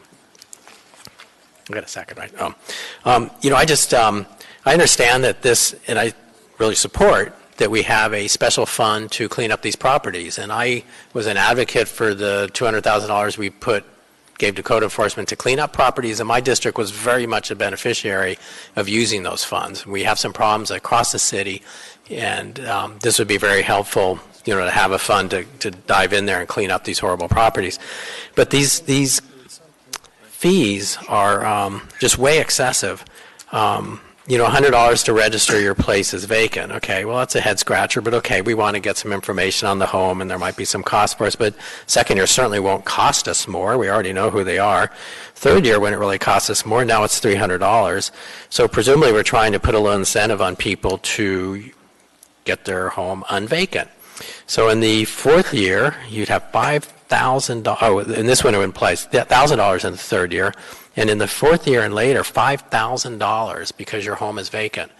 Holy smokes. I mean, you already have incentive to use your house productively because you're paying property tax on it.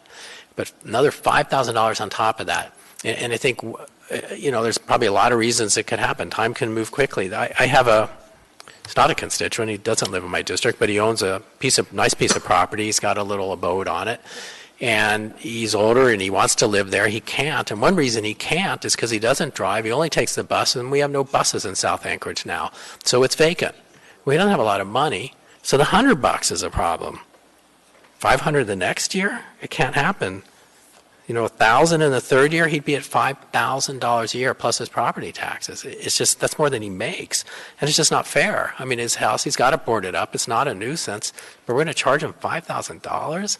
I mean, that, I don't see the connection with anything here except to raise money for this program. And there's got to be a better way than beating down on people who have legitimate problems of life. So I recommend we go back to our previous fees for this. Thank you. Thank you, Mr. Weddleton. Mr. Rivera. Thank you, Mr. Chair. So speaking to this amendment, I'm not in support of A, B, or C, but would love to get the administration's feedback specifically on D. I know we've been toying around with going back and forth between a set dollar amount and charging per total gross floor area. If I could get, I don't know if Ms. Wint Pearson's perspective or Ms. Ward, whoever. Sure thing. So in creating this, we looked to what other jurisdictions were doing who are using this kind of program successfully. And I should say, as a piece of background, the intent of this fee is different than the intent of the $200 registration fee for the foreclosure registry. The intent of that fee is to offset costs of basic office costs of municipal staff. The intent of this particular fee is to really offset the broader externalities that the municipality deals with. We've decided to try and direct it to the municipal nuisance abatement fund because it's an appropriate source of funding. It's we're having the problem to sort of pay for itself a bit. But really what we're trying to do, the reason for this escalating fee is multifold. One piece is to try and pay for the police calls that are going to these properties over time, to pay for the code enforcement calls that are going to the property over time, to pay for all of us who sit in a room trying to figure out how to address these properties effectively using resources from multiple departments across the municipality. Again, the other piece of it is to create a real incentive to do something with that property. We do have several properties who fall in this category who don't pay very many taxes. They pay if they have exemptions on the properties. Often the cost of just letting it sit is very, very low, and so there is no incentive to take action to sell the property or redevelop the property. And we live in a community where, where this is not Detroit, this is more like some California communities we looked at where there is a real market for redevelopment of these properties, and so you could resell a property if you had the financial incentive to do that as opposed to sitting on it. So all that said, I would say the $5,000 is not a scientific number. It is a number that we took looking at the escalation points in other comparable communities. When we spoke last time, I highlighted Wilmington, Delaware, where the annual increases eventually top out at $10,500. Schenectady, New York, where they start at $2,500 and top out at $5,500. Oakland, California, is a tax of up to $6,000 per year from the first year of vacancy. Paterson, New Jersey, that tops out at $3,000. So it's not a scientific figure, that $5,000. It's looking at comparable communities and selecting a number in the range and structuring it to say over time, you have a couple years where the fee is relatively low, where maybe you're trying to turn around what you're doing with your property and figuring out what to do with it. And eventually, we recognize that these properties are going to become expensive sources of challenges for the municipality, and that creating a real financial incentive to resell that property, have someone else develop it, or do something with it other than letting it continue to languish and continue to create expensive problems that we otherwise pay for. Thank you. Thank you, Mr. Rivera. Mr. Dunbar.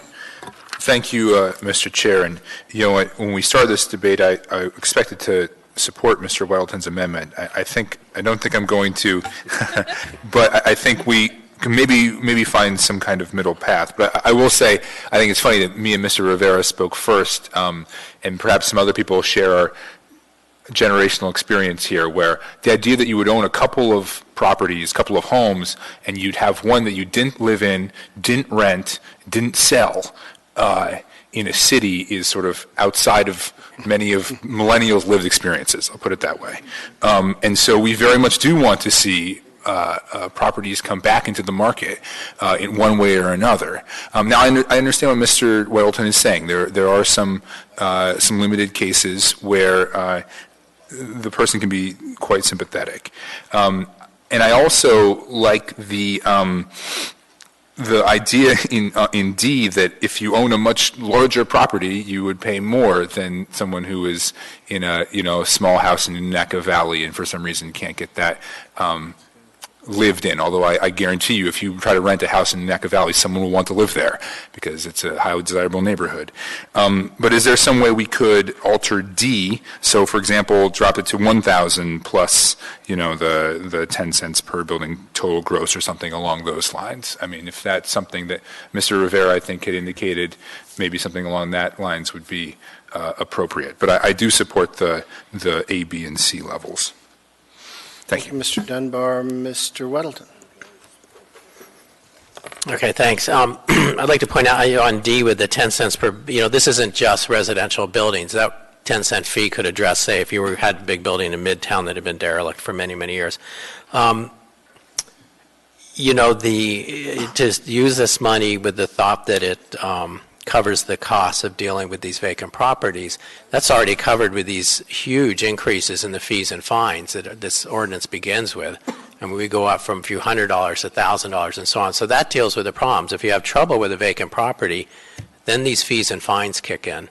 But if you have a piece of property that's vacant, it's boarded up, it's not a problem, that $5,000 doesn't make sense. And it's not necessarily someone who's got two houses and luxury of ignoring one. It's someone who doesn't drive, has to live near work in an apartment because he can't live in his dream home. And I'd suggest a lot of people. I have a neighbor who he left immediately, just all of a sudden just packed up and left to go take care of his parents who were ill. It took him 3 years and his house just sat there, but he was doing the job he should be doing. He's helping his parents. And he would have hit year 3, another $1,000 a year. So if we need money to deal with the problems, that's what those huge fees and fines are for, the start of this ordinance.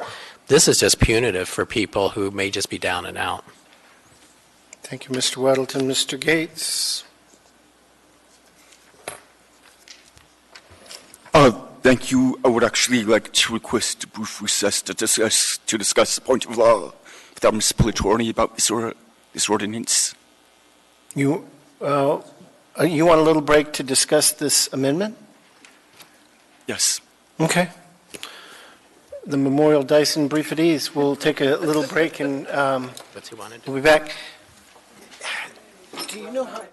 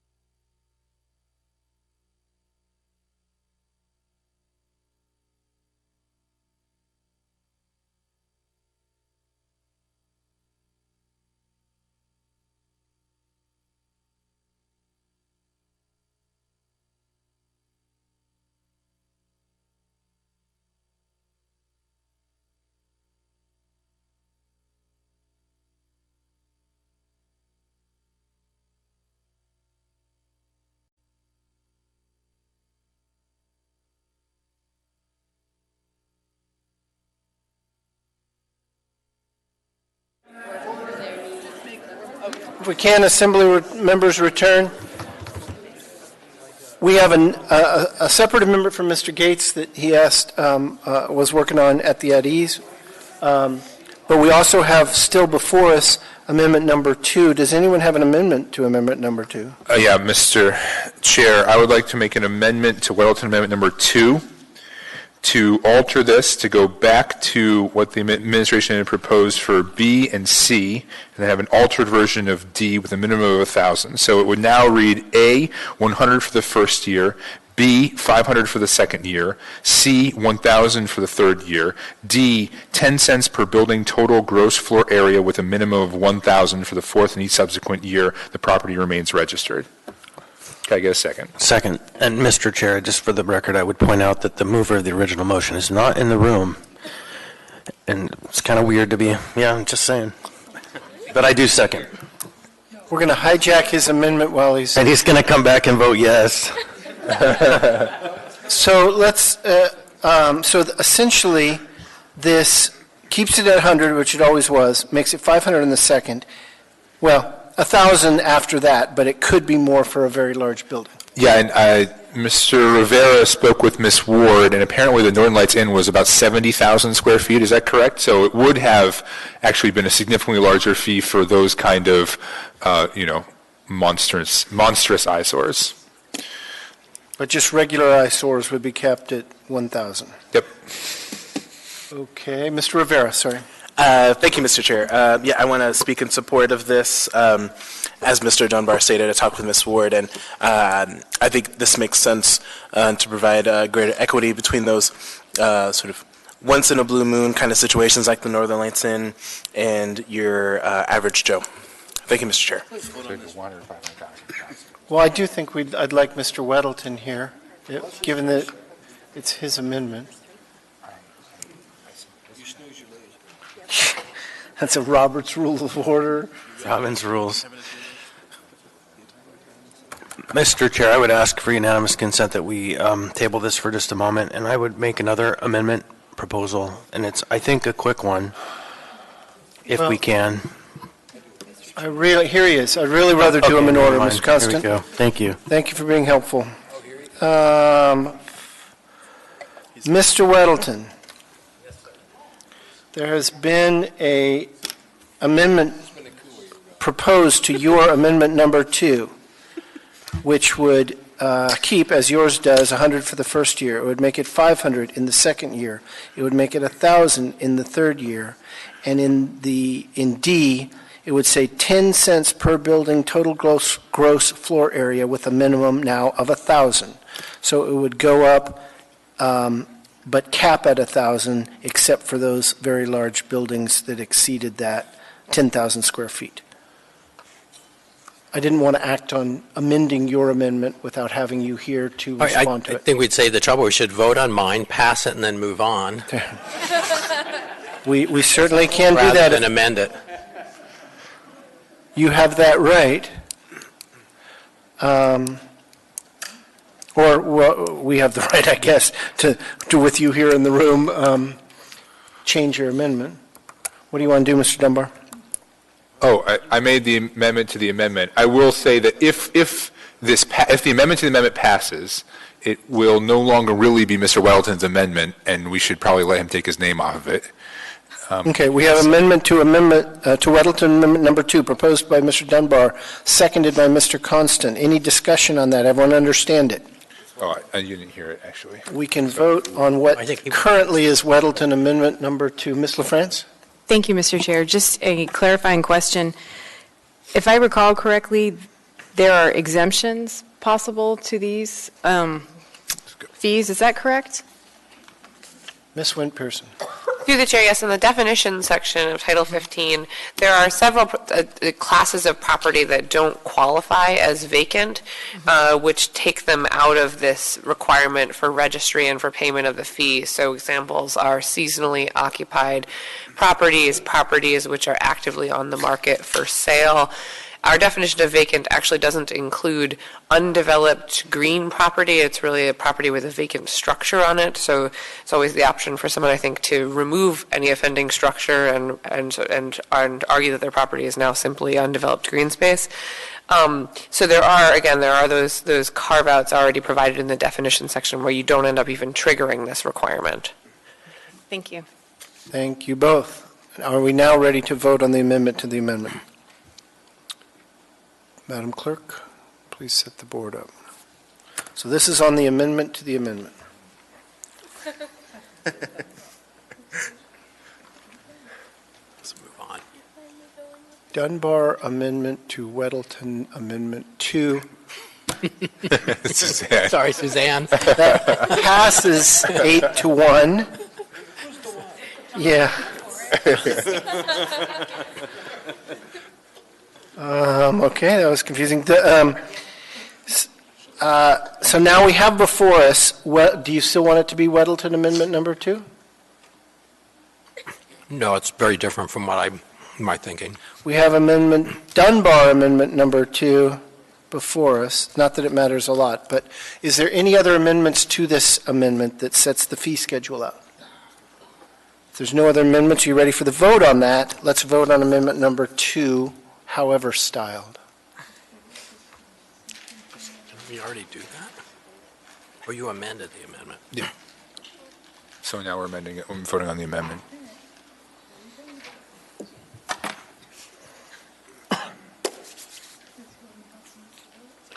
Ms. Wimhoff? Yeah, you got to keep it straight, sure. That passes 8-1. And that makes more sense. Okay. Where were you, Suzanne? Are you doing this Dean Gates one? Is that what you want to do? The report. Oh, I don't okay, have go ahead one with from that. Dean. A quick question to the administration, maybe Robin. I have sense that it would be a smart idea to encode that we would make an annual report on the use, or the actual implementation of this, so that the assembly going forward knows if we are in fact harming the little Joe who we shouldn't harm, or if we're actually affecting the change we want to effect. And I don't know that it's necessary to encode it, but I would like to hear from Robin, because it would be a simple amendment under this last section to add an annual report will be made to the assembly, Because this is the effective date. so that it doesn't matter the administration. Through the chair, Mr. Constant, I think that we could give you a report, I believe, however, to publicly identify vacant properties by name or address or something. I don't have to. I think we could create some kind of a report that would give you maybe the information you're looking for without actually advertising what Right. vacant properties are out there. And I think that's reasonable. The idea is to ensure that what we're doing does no harm, right? And to do that in a regularized way. Every year we ask the question, is this doing harm? Because Mr. Weddleton's point is fair to make, but on the other side we have a real problem we have to address. And so having an annual question of, is this the right thing, would be, to me, very confidence-inspiring. I would absolutely support that. I would work with legal to make sure that we retain that confidentiality, and thank you very much for keeping the 200 for each property now. Right. Thanks. So then the question is, do I need to do this by code, or, I mean, how do I ensure this happens every year? Through the chair, you can always ask for it. I mean, I think you Right, can- but I'm not going to think about it in a year from now because I had 10,000 other things going on, and if it's in the code, that isn't just going to happen. Yeah, if you put it in the code, then certainly it will be a requirement that will happen every year. So if you'd like to, you can put it in the code. So I would like to move, I guess, constant amendment 1 on this one, and it would be to the same section there under the fees. It's page 12, lines, it would, I guess, be a new line 48 or so. It would be section E. An annual report will be delivered to the assembly. Can you repeat that for the clerk, where and That's what it not the says place. again? Where's a better place?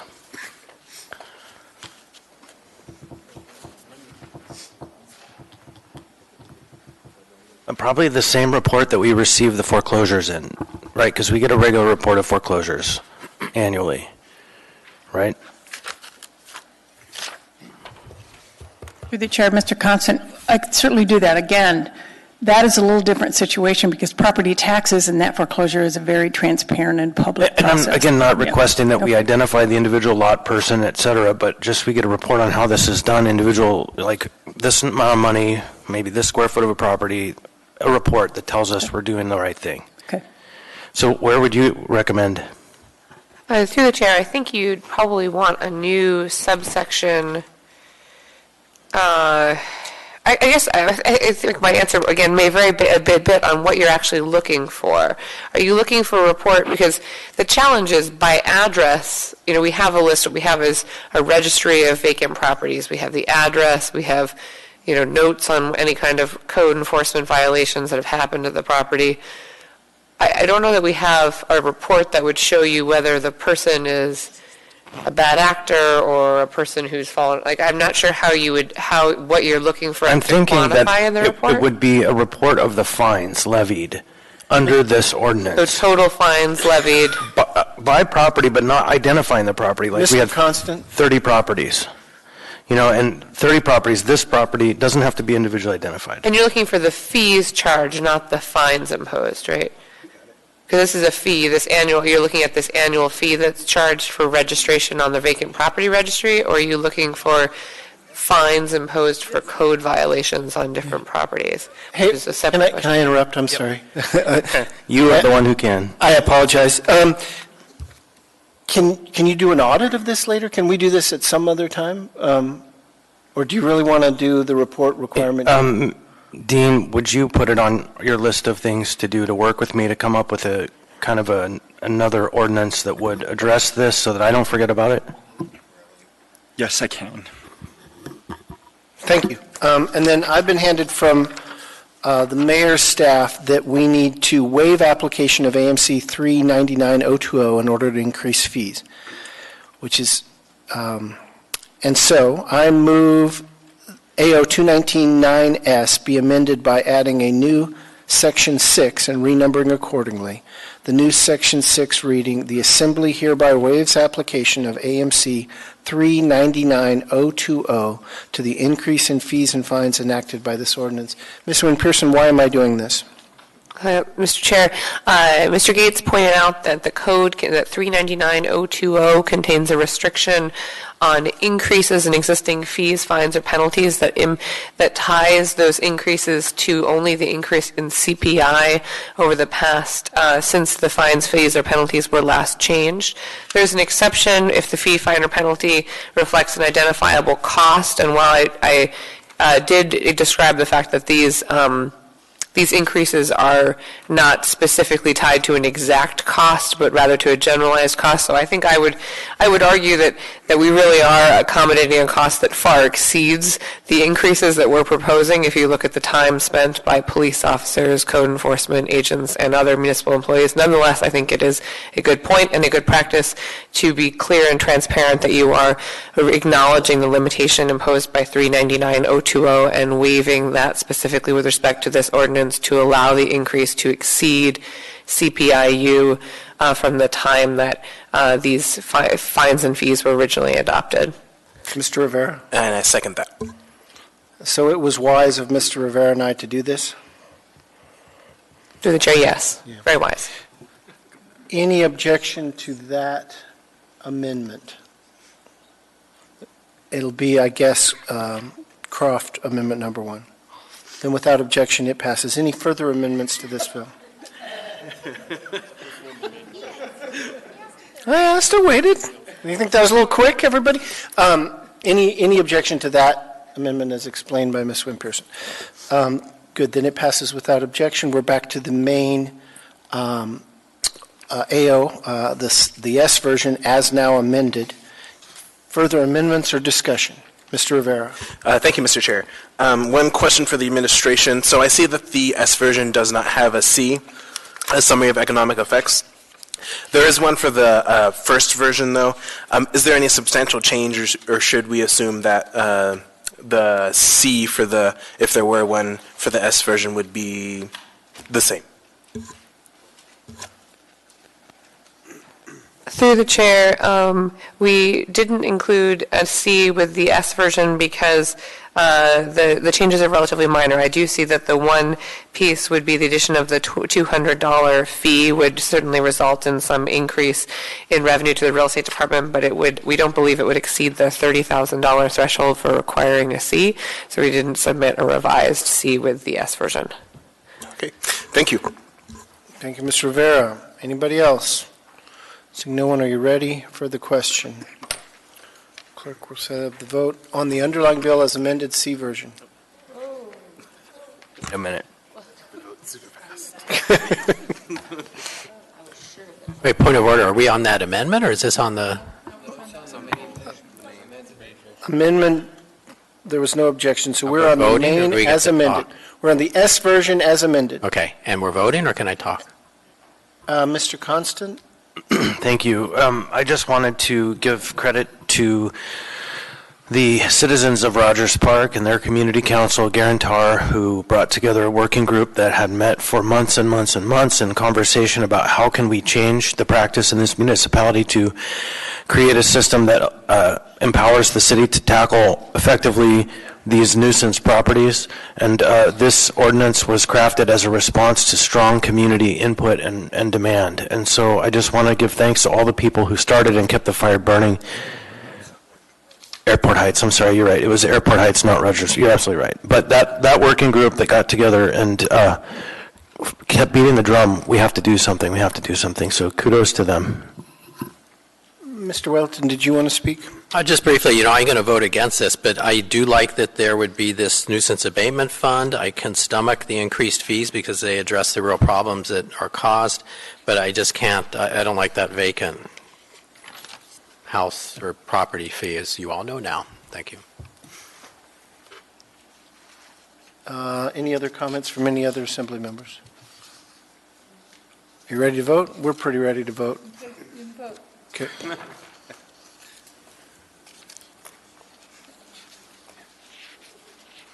That passes 8-1.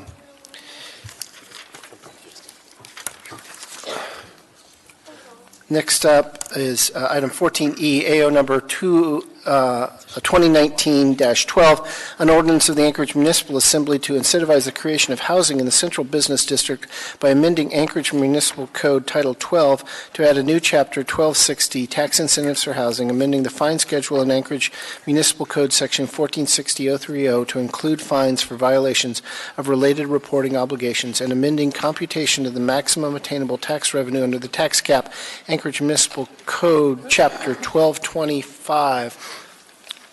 Public hearing is now open on this item, AO 2019-12. Would any member of the public like to testify on this ordinance? Welcome, sir. My name is Jed Whitaker, Whittakar. This is legalized theft. It's worse than legalized theft because it steals from the poor and gives to the rich.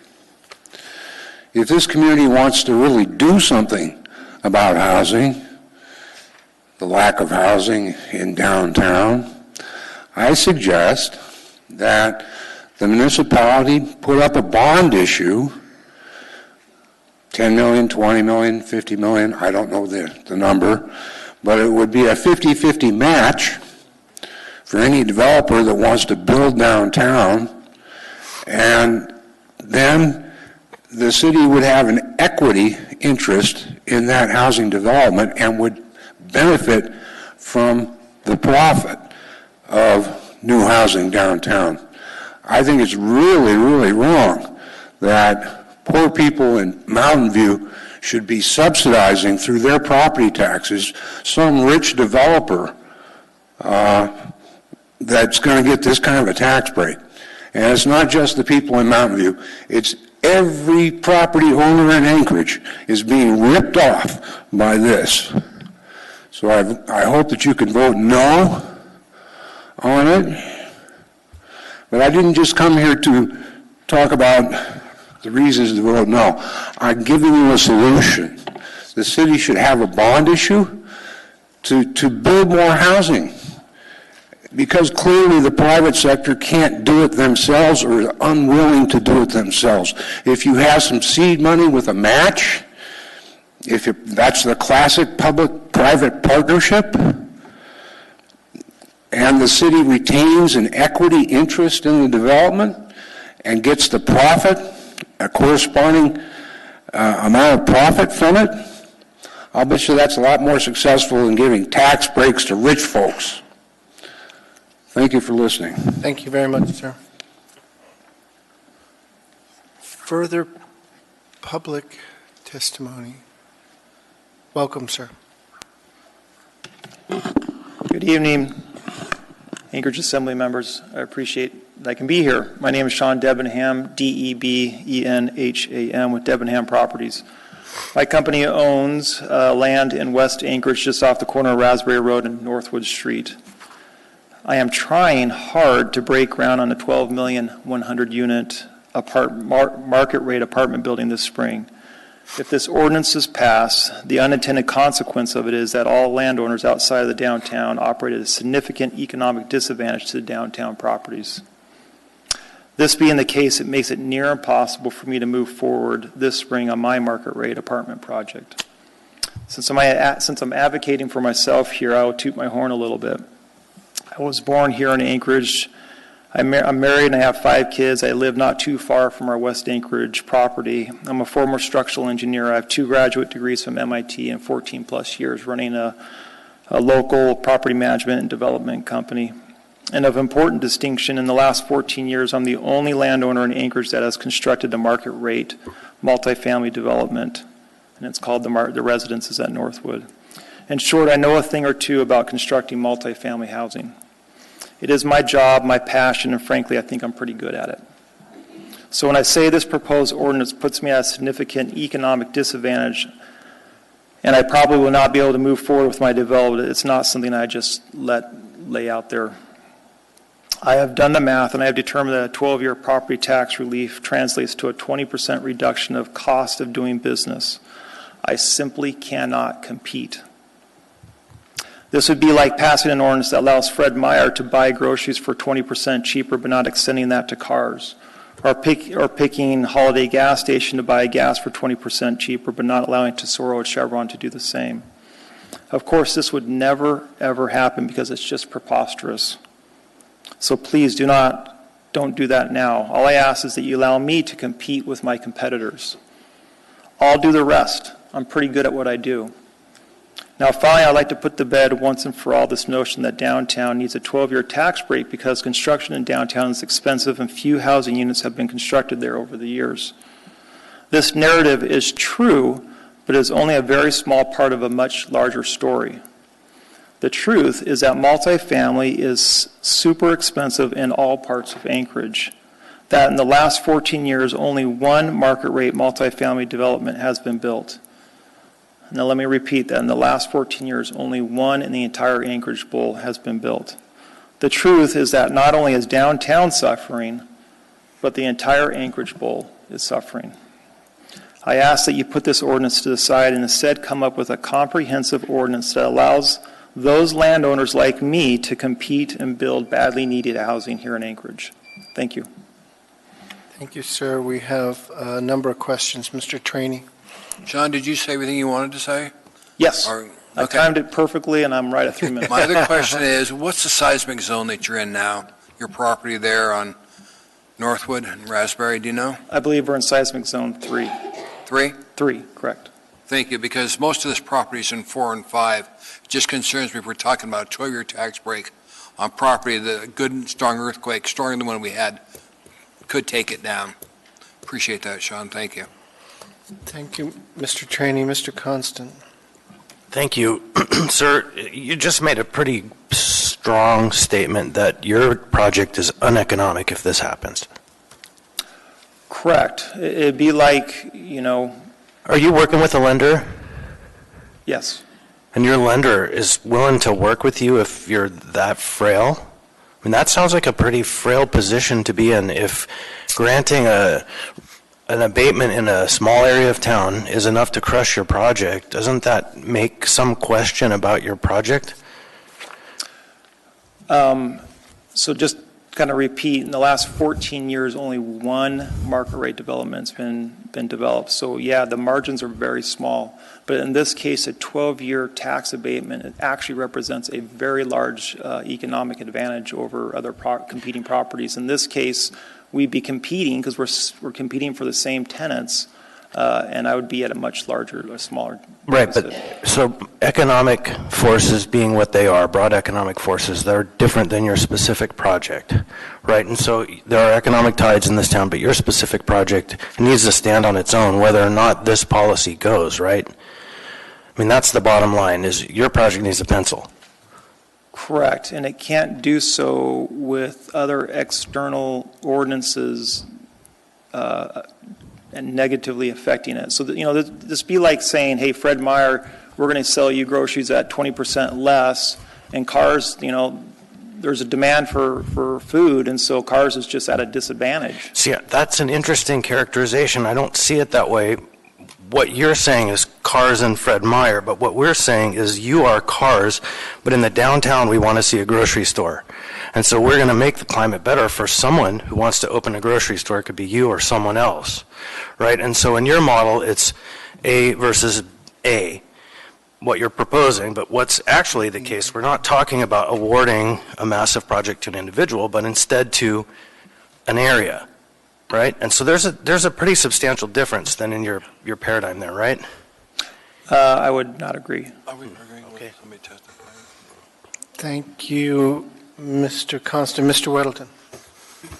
Thanks. You're in a tricky business because there is multifamily being built like crazy in this town, but it's Cookett Housing and NeighborWorks and so on that's subsidized. Right. So, but you also compete with them, and it's maybe not. I mean, different people, but no, I don't. You don't. So it's like different kind of people. It's a different because housing is so expensive. When I build market rate housing, it requires the level to get into an apartment is very high. It's much higher than like Cook Inlet housing. Okay. So if I could, a second one. So the kind of the premise of these tax abatements is, one is to direct, more housing downtown for all the variety of benefits that would bring. But it's also, okay, so we give up 12 years, but these buildings will last decades longer. So these would not have happened if we didn't do this, and then we benefit from decades of property tax just later on. So, but what you're suggesting is it won't work that way, is it'll be built downtown so we won't have something somewhere else. Because if the 100 units are built downtown, that shoots yours out of the water, yours isn't built. So we won't really be creating this new value that wouldn't otherwise have been there. Is that your sense? I mean, it's kind of your storyline. That's my stance. There's really no such thing as a free lunch. If you give an advantage one place, by natural law, somewhere else something's is going to suffer. And in this case, it just happens to be ours. So would you consider doing a project downtown with this tax abatement? Heck with yours. We're going to build a new one. You're going to switch. Well, I already own the land. It's right next to the other development we just did. There's a lot of economic advantages for us to have our properties next to each other.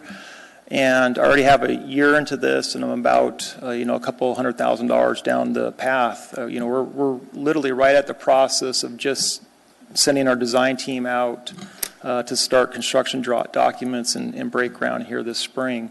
And, so yes, we could, but we're here. Sure. Right. We're in West Anchorage. All right. Thank you. Mr. Dunbar. Thank you. And Mr. Weldon asked a little bit similar questions to what I want to ask you. So you're talking about the kind of projects that we built downtown and the kind of project you're building in West Anchorage, and you think they are going after the same market segment, essentially, right? And when you say that it's market rate, I'm thinking professionals, maybe young professionals, that kind of market. So, as a person who maybe would be part of that market segment, to me, going downtown is very appealing, and it has been for a long time. I mean, we know that a lot of millennials and other young professionals want to live downtown. And so when you were deciding, and you've partially answered this already, but not thinking forward, but back, however many years ago you started down this path, why didn't you put this project downtown? Or a project similar to it? We believe that the project, if we were comparing apples to apples and a development was going downtown and it was under the same economic parameters that we were under, felt like we could compete with that. You know, when we started this process, there wasn't anything on the board that was saying, hey, you know, you better be careful because at some point, No. So the downtown's going to have a 12-year tax. No. Leave the tax break aside. So pretend that we're 5 years ago, there's no tax break, and you're deciding I can put a project in West Anchorage or downtown. Why didn't you go downtown? For two reasons. Number one, we owned a piece of land that's 2 acres just north of a development we just did in West Anchorage. And so there's a lot of benefits of just using property that's close to you that you already own.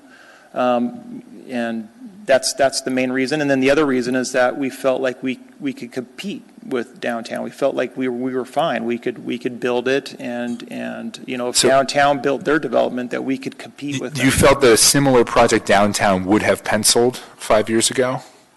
Well, I don't know. I don't own land downtown, and you know, my parameters are different than other people's parameters. So I don't know. Thank you. Thank you, Mr. Dunbar. Anyone else? Questions? We're still under public testimony. Thank you, Mr. Debenham, for your testimony.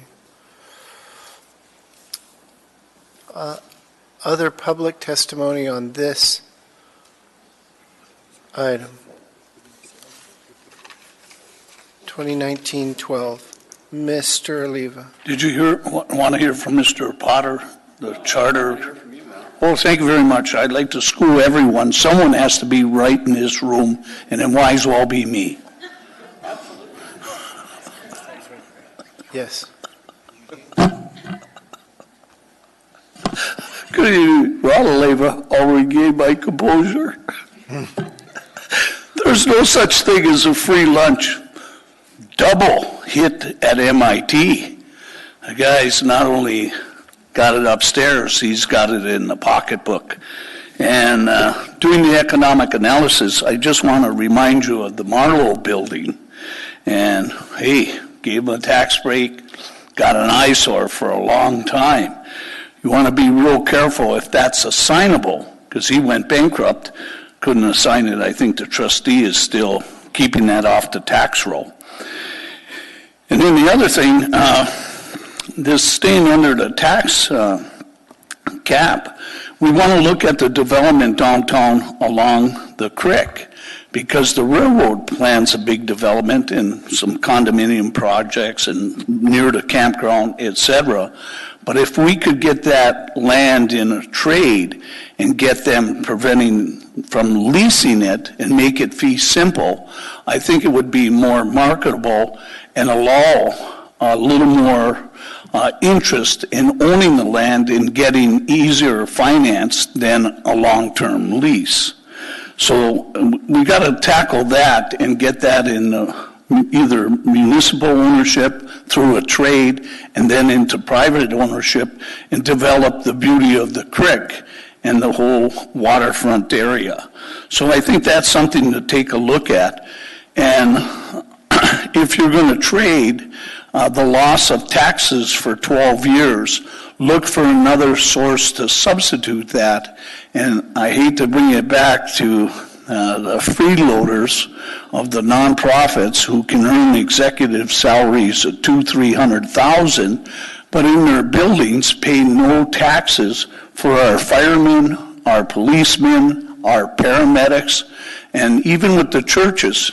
They drive exempt cars with exempt taxes, but they use our roads. We have to look at surcharges against their insurance premiums. If they pay insurance for fire protection, for theft, to rely on the police and the fire department, then they should give to Caesar what is Caesar's and the services we provide for. And hey, you can give to God what is God, the prayers. So we should hold them accountable, both the nonprofits and the churches. And that would substitute for the economic force of developing those properties downtown and make it vibrant. Any questions? I don't see any, Mr. Oliva. Thank you for your testimony.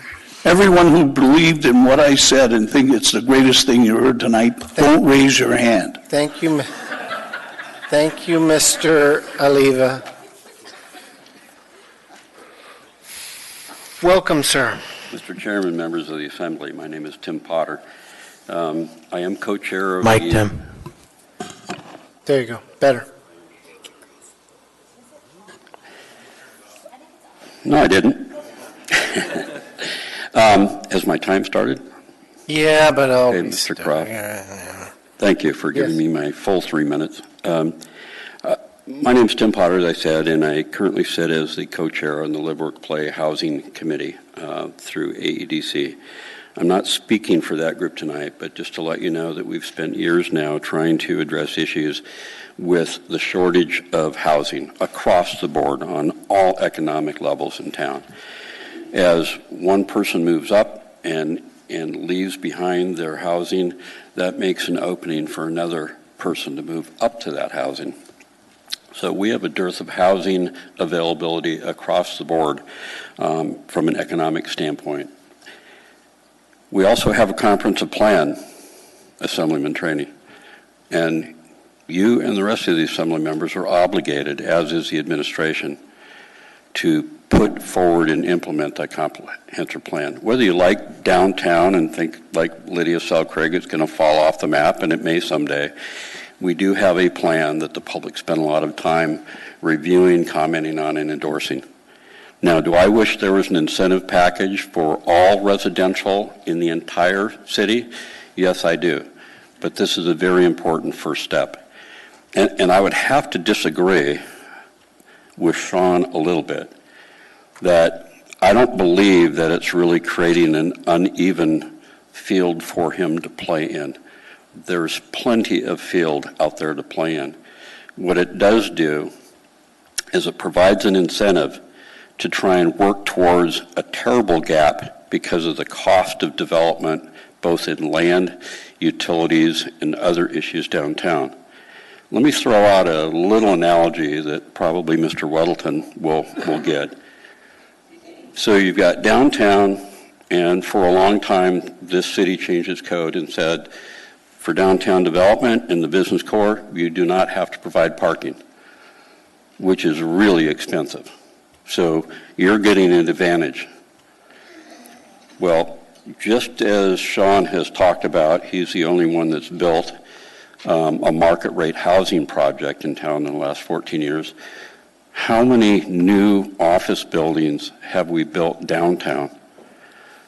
At the same time, a bunch have been built in Midtown, even with the cost of development advantages given by the non-parking at about $50,000 a parking space versus 8 to 12 in Midtown.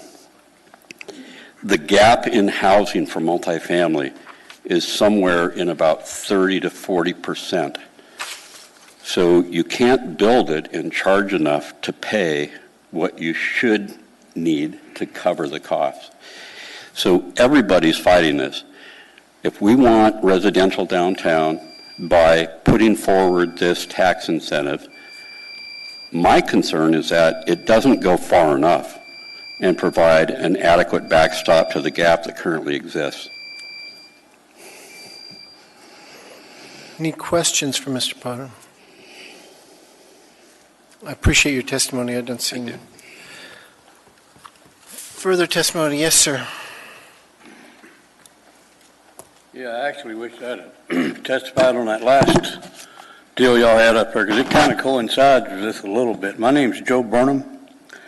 I'm a property owner here in town, have been for 35, 40 years. I don't have an education like this gentleman has back here. All I got's a little bit of common sense. And the common sense of the matter is, if the damn market don't warrant the construction of a property, be it commercial, be it residential, be it whatever, why in God's name should my taxes go to subsidize that and anybody else's taxes? Y'all on the one hand going to take somebody that's in an economic bind, anybody that's got any property, owns any property or whatnot, if it's in their possible powers, they're going to have that property rented, or they're going to be living in it themselves, or they're going to have it up for sale. It's not just going to be set there as a blight on the community where it requires you to come in and take their property from them and redevelop it. If there's a market for redevelopment, that'll happen naturally, the same way it will downtown. And the reason those people built those big buildings away from downtown, because it's a damn earthquake, avalanche. It's going to wind up out in Cook Inlet. I mean, common sense has got to come into play somewhere here. It's just mind-boggling to me that y'all are even entertaining giving a tax break to fat cats, for want of a better word, to build high-end development for a bunch of political cronies. I can't see it. And that's what I got to say. So, Thank you, sir. I don't see any questions, but appreciate your testimony. Thank you. Further testimony?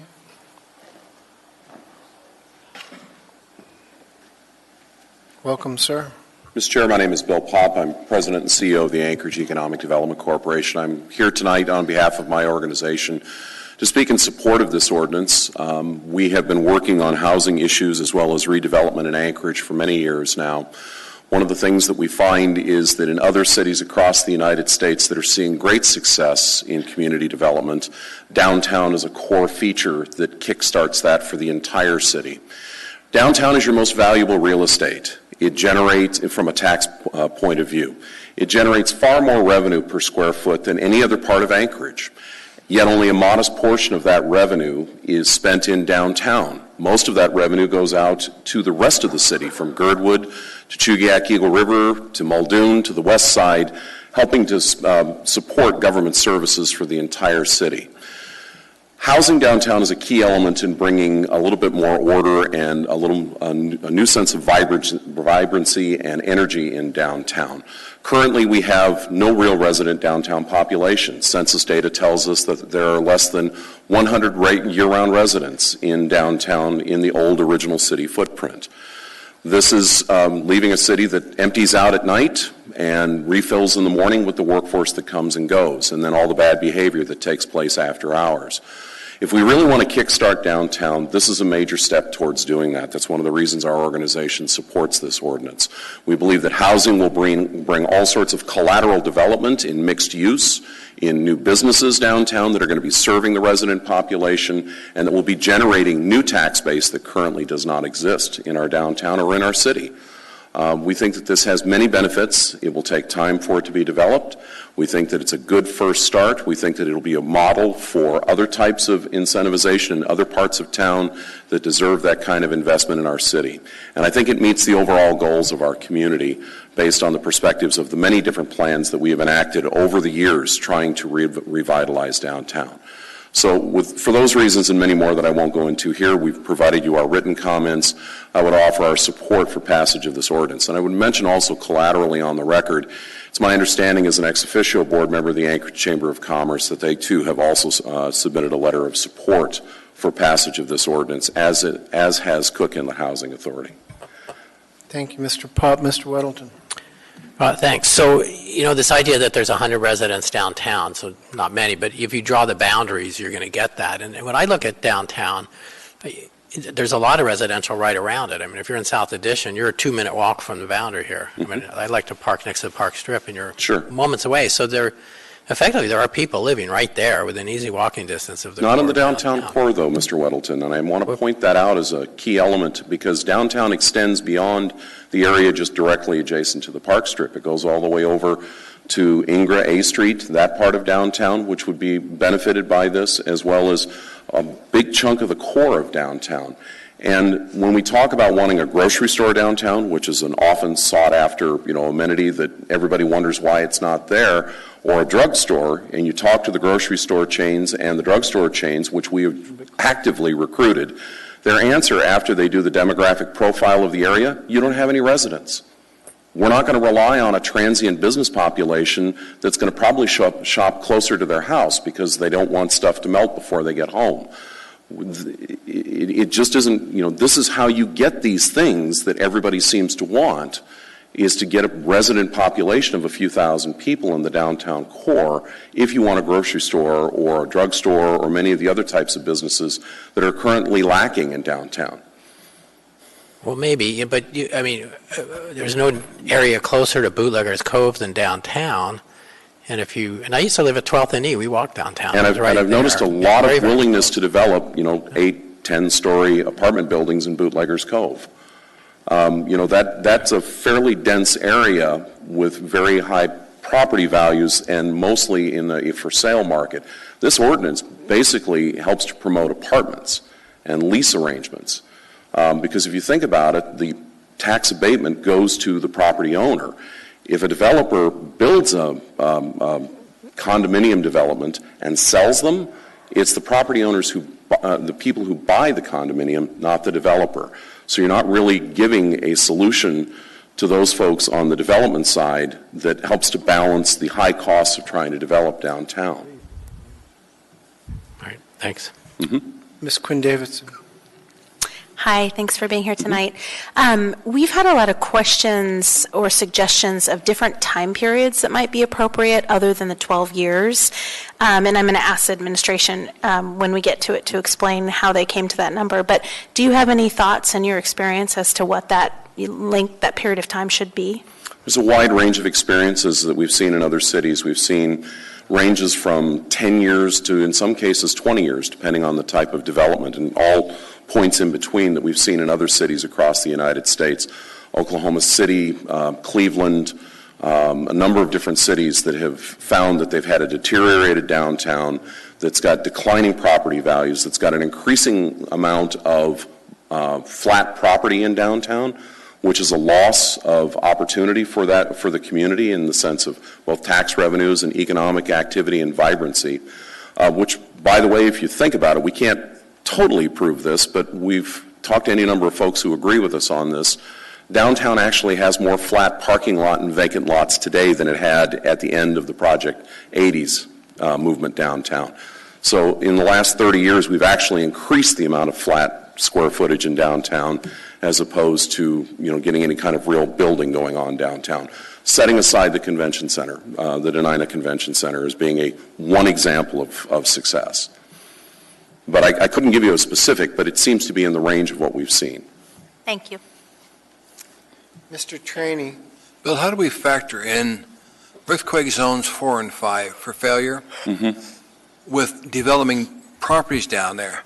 I mean, would you really want to build housing in earthquake damage area 4 and 5 without something else? Because I'm concerned we invest city money, 12 years of tax breaks. And what are we building on? We're building an earthquake zone. I'm a believer in the ability of our city to design buildings that are pretty tough. I think we just had an example of that with the recent 7.0 quake.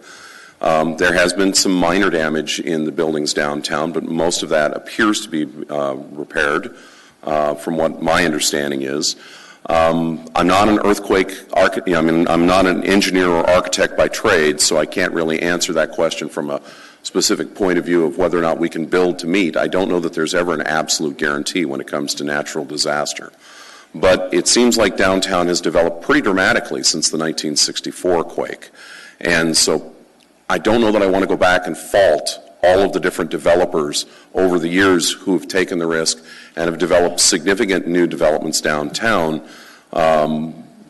just under the premise that it is, something that is a risk. I mean, I recognize what you're saying, but it's an interesting question, and perhaps for this body to discuss in a little more detail. Bill, haven't we built big buildings down there, but they've got seismic load put into it? I'm just concerned about building residences down there that may not have the same engineering skills to have sustained earthquake damage to it. Well, I work in the Peterson Tower, and the top 3 floors are condominiums with year-round residents in them. They're just outside that footprint that we were discussing. They're right over on the edge of the bluff. That building is held up pretty solidly for the decades. I mean, Mr. Trainey, I can't give you a policy statement that says that we shouldn't be doing this. I think that downtown is something that we're committed to. And I think that it's something that we've demonstrated the ability to construct around. Thank you, Bill. Appreciate it. You bet. Thank you, Mr. Chairman. You, Ms. LaFrance? Thank you, Mr. Chair. Thank you, Mr. Pop, for your testimony. You had mentioned that this incentive will take time to work. It's a good first step. Any thoughts on how much time it'll take to know if it's working or what kind of results? I would have to tell you that this is our first major foray into this type of city partnership with the development community looking to try and get developments off the ground. I would assume it's going to be several years, between in terms of gathering the capital, depending on, the buildability of the project. Is there a project already sitting on the shelf somewhere versus one that has to be designed from scratch? Where is it located? Is it in a 4-zone versus a 3-zone, or one of the other spots that aren't maybe as sensitive to that as you get further towards the east? It's hard to say, but I would say it'd be measured in at least a few years before we would start to see real significant activity. Quick follow-up? Yes, of course. So maybe in like 4 or 5 years, that might be a good time to take a look and see if this program is working, if it might be applied to other areas? I would think that would be a reasonably conservative point of view to give it at least 4 or 5 years, and to see what kind of bumps in the road we run into in the process, because if I've learned anything about development in Anchorage, it's that when you think things are easy, you find out just how hard they are. Got it. Thanks. Mr. Constant? Just briefly on that point, do you remember when we implemented the Fairview tax abatement? How many years ago was that? 7. And we put a 10-year window on that, and we still haven't seen one use. Right. Yeah. Oh, thank you. Right. Thank you, Mr. Pop. I don't see any other questions. Welcome, sir.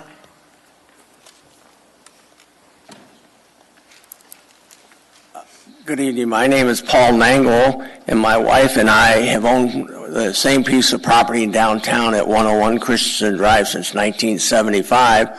And when we first owned the property in the morning during the summertime, about 20 or 30 people used to sleep in the streets across the street from us. And every morning they get up and head down to the Brother Francis Shelters or Beans Cafe. Now, Mr. Peterson, who I don't personally know, is building a 32-unit townhouse project across the street from our office building and substantially improving the parking garage the GSA had down there for years and years and years. And my experience is that I've been to Vancouver, British Columbia. They have 500,000 people living within a half a mile of downtown. They have a very vibrant downtown. We've owned property down there for many, many years. 20 years ago, I tried to get the city to build townhouses on our property, and I was told it was a waste of time to even try. So I think the city codes are so restrictive to do anything downtown, it's almost impossible for a one-lot developer like I am to develop my property. But now, with an abatement like this, I think it would really help out. And I think Mr. Peterson, the man across the street, is probably spending $15 million to bring housing downtown, and I think it's very good for downtown. So I support this ordinance. Thank you, sir. I don't see any questions. All right, thank you very much.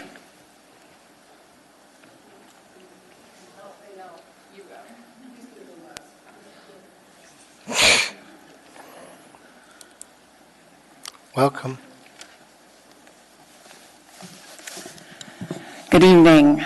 My name is Holly Spoth Torres, SPOTH-Torres, TORRES. I'm the board chair of the Anchorage Downtown Partnership, and I'm representing the Downtown Partnership here tonight. The Anchorage Downtown Partnership supports Assembly Ordinance 2019-12. As you all know, Anchorage Downtown Partnership provides clean and safe services. You see all our people on the ground with the orange and the yellow vests, our clean and safe ambassadors. We do marketing and event promotion, holiday tree lighting, New Year's Eve. And we also serve as an advocate for businesses and property owners within the Downtown Improvement District. Anchorage's Downtown Improvement District covers 120 square blocks from 9th Avenue to 1st Avenue and from Gamble all the way to L. And this closely aligns with the Central Business District identified in AO 2019-12. Downtown property owners created this improvement district to help improve the cleanliness of downtown, decrease crime, increase investment values along with occupancy rates and lease income in order to stimulate economic development, improving the quality of life in downtown. Since ADP started in 1997, we've been part of many stakeholder working groups, planning processes, and most notably the Downtown Plan, which I want to talk about a little bit. The Downtown Plan identified noteworthy challenges to developing housing downtown, some including seismic activity, an increased, the existing zoning code sets a higher standard for development in the central business district as well, which increase its higher standards for development, making it more difficult to develop housing downtown. We think developing housing downtown presents both a challenge and an opportunity. There's a need for more housing downtown to increase resident population. I come from the people world, and we need activity 24/7 downtown. We need people there all the time, eyes on the street, and an increase of activity will help the conditions that we talk about so negatively downtown in the central business district today. We also think that it is important to develop a diversity of housing options downtown, not just higher-end housing, but middle-income housing and also lower-end housing options. So a diversity of housing options for downtown living. That's what creates a real neighborhood. The Downtown Plan was adopted in 2007. It encouraged the goal of up to 4,000 housing units downtown. Doing the math in my head, 12 years. If we were to start incentivizing housing downtown 12 years ago, they'd be on the tax rolls today. So we support this ordinance. Thank you very much. Thank you for your testimony. I don't see any questions. Further public testimony. Don't be shy.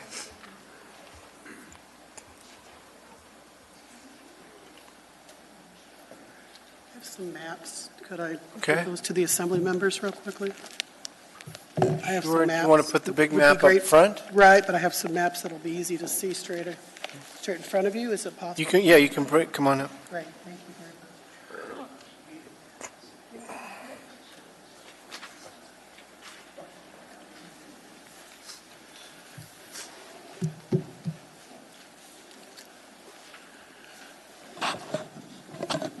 Okay. My name is Carol Ashlock, A-S-H-L-O-C-K, and I would like to talk about this ordinance just a little bit.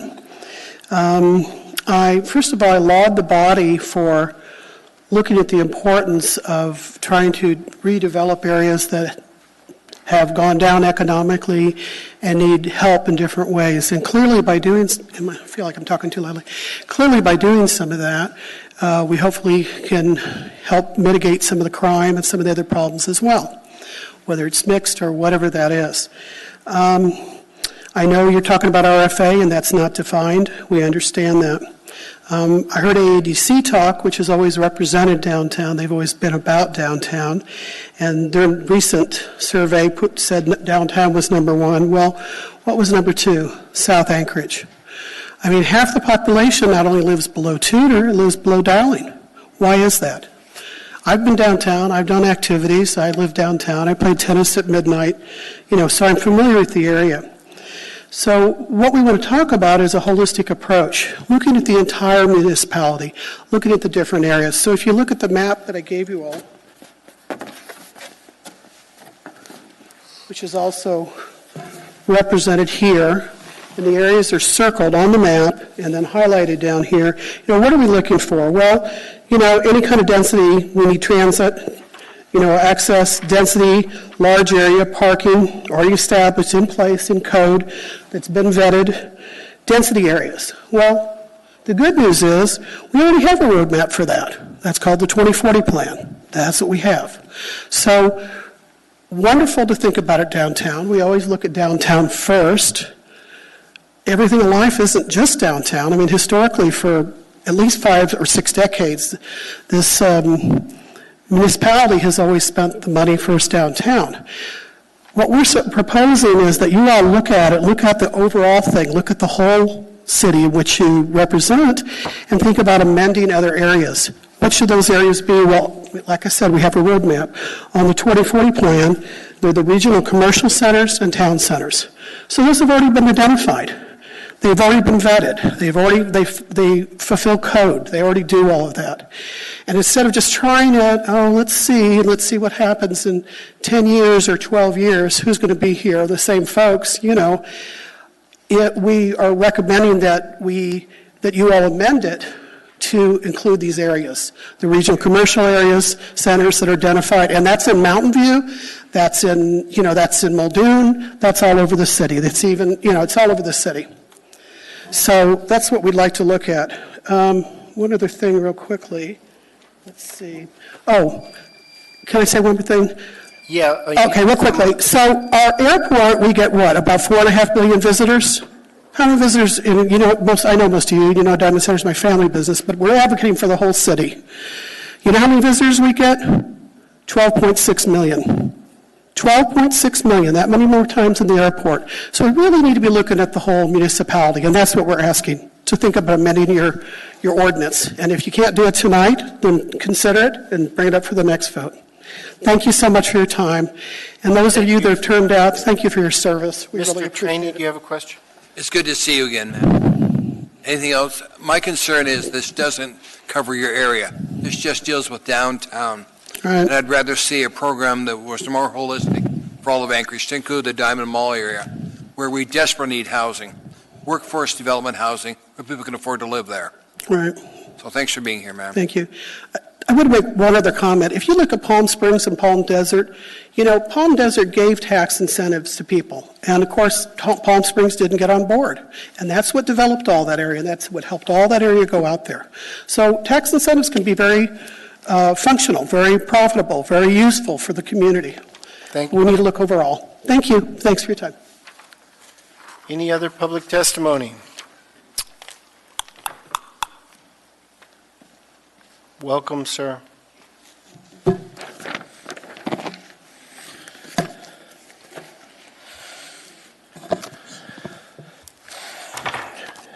My name is Eugene Carl Haberman. I live in Madison Valley. Follow the public process. When the public process is not appropriate, the decision made by the governing body is more like the public interest. First on this issue, you're talking about incentives for development, increasing development and housing and so forth. If you just look on that issue and just alone, it says, provide incentives and people are going to build. That's very logical. Until you get to the one big question. And I'm going to surprise one member of the Assembly, member here, Member Trainey, for his amendment, and he's noting that they need to amend. His amendment's proposing that they cannot get tax incentives if they're in 4 and 5 high-risk areas. So I have to give us some Member Trainey to addressing that. But in all due respect here, why are we doing it on this level? Why aren't we doing it on the level number 1 issue? And I don't mean seismic level number 1. Just a few feet outside this Assembly chambers, people were with FEMA while this meeting was going on, dealing with their losses with the earthquake that happened here in November. They're going through it right now. And what you are proposing here is incentives and build, as nothing really happened, except with respect to Assemblymember Training. You are addressing it partially, but really addressing, you need to get to the logic here, is if you really want to encourage development in Anchorage, be transparent, openness to the full map of the seismic map. And Member Trainey, I remember in a recent meeting, asked for that map to be available at this meeting. I didn't see it, but I remember Member Trainey asked for it. And I'd like to give you an example of a use of a map. I go back over 40 years ago when there was a trails plan passed. Now, they didn't build trails in 10 years or 20 years. It took time. But what happened with those trails plans back the days of George Sullivan is they had a plan And when money came across, they built trails. But when those trails were shown, people were not allowed to build where those trails were going to be happening. And we have those trails here in the town because we had a map and it was used for that purpose. But as far as the earthquake map, high-risk map, we looked a blind eye to it and said, we'll build better. And we need to bring that kind of concept back into the picture and be reality and transparent and ask the question. Over 40 years I asked, is the municipality of Anchorage liable for allowing the public to build in high-risk areas? And thank you very much. Thank you, sir. Further public testimony on this item? AO 2019-12. Anyone at all? Welcome, ma'am. Thank you, Mr. Chair, and good evening, members of the Assembly. My name is Moira Gallagher, Gallagher. I am the president of the South Addition Community Council, and it is in that capacity that I am before you tonight. The South Addition Community Council strongly supports this ordinance. First and foremost, this is an issue of public safety for us. Downtown is full of dark, empty parking lots. Half of the year, it's dark a lot of the time. There is a disproportionate number of police calls that happen to the downtown area. There is a lot of crime that happens in our downtown area, some of which happens in those dark, empty parking lots, much of which happens after 6 p.m. when the employees who work downtown have left. A lot of that crime spills over into our neighborhood in South Addition and to other neighborhoods that are adjacent to downtown like Fairview, Mountain View, and Government Hill. If we have more housing downtown, more than the 100 year-round residents that we currently have, we will have more eyes on the street, we will have more lighting, we will have more foot traffic, we will have reduced crime. This is an impact that we have seen over and over again in other downtowns across the country. When you incentivize housing, you create safer streets and safer spaces for everybody, including the neighborhoods directly adjacent. We should turn those dark parking lots into housing. We should turn them into brightly lit spaces. We should turn them into eyes that face the street.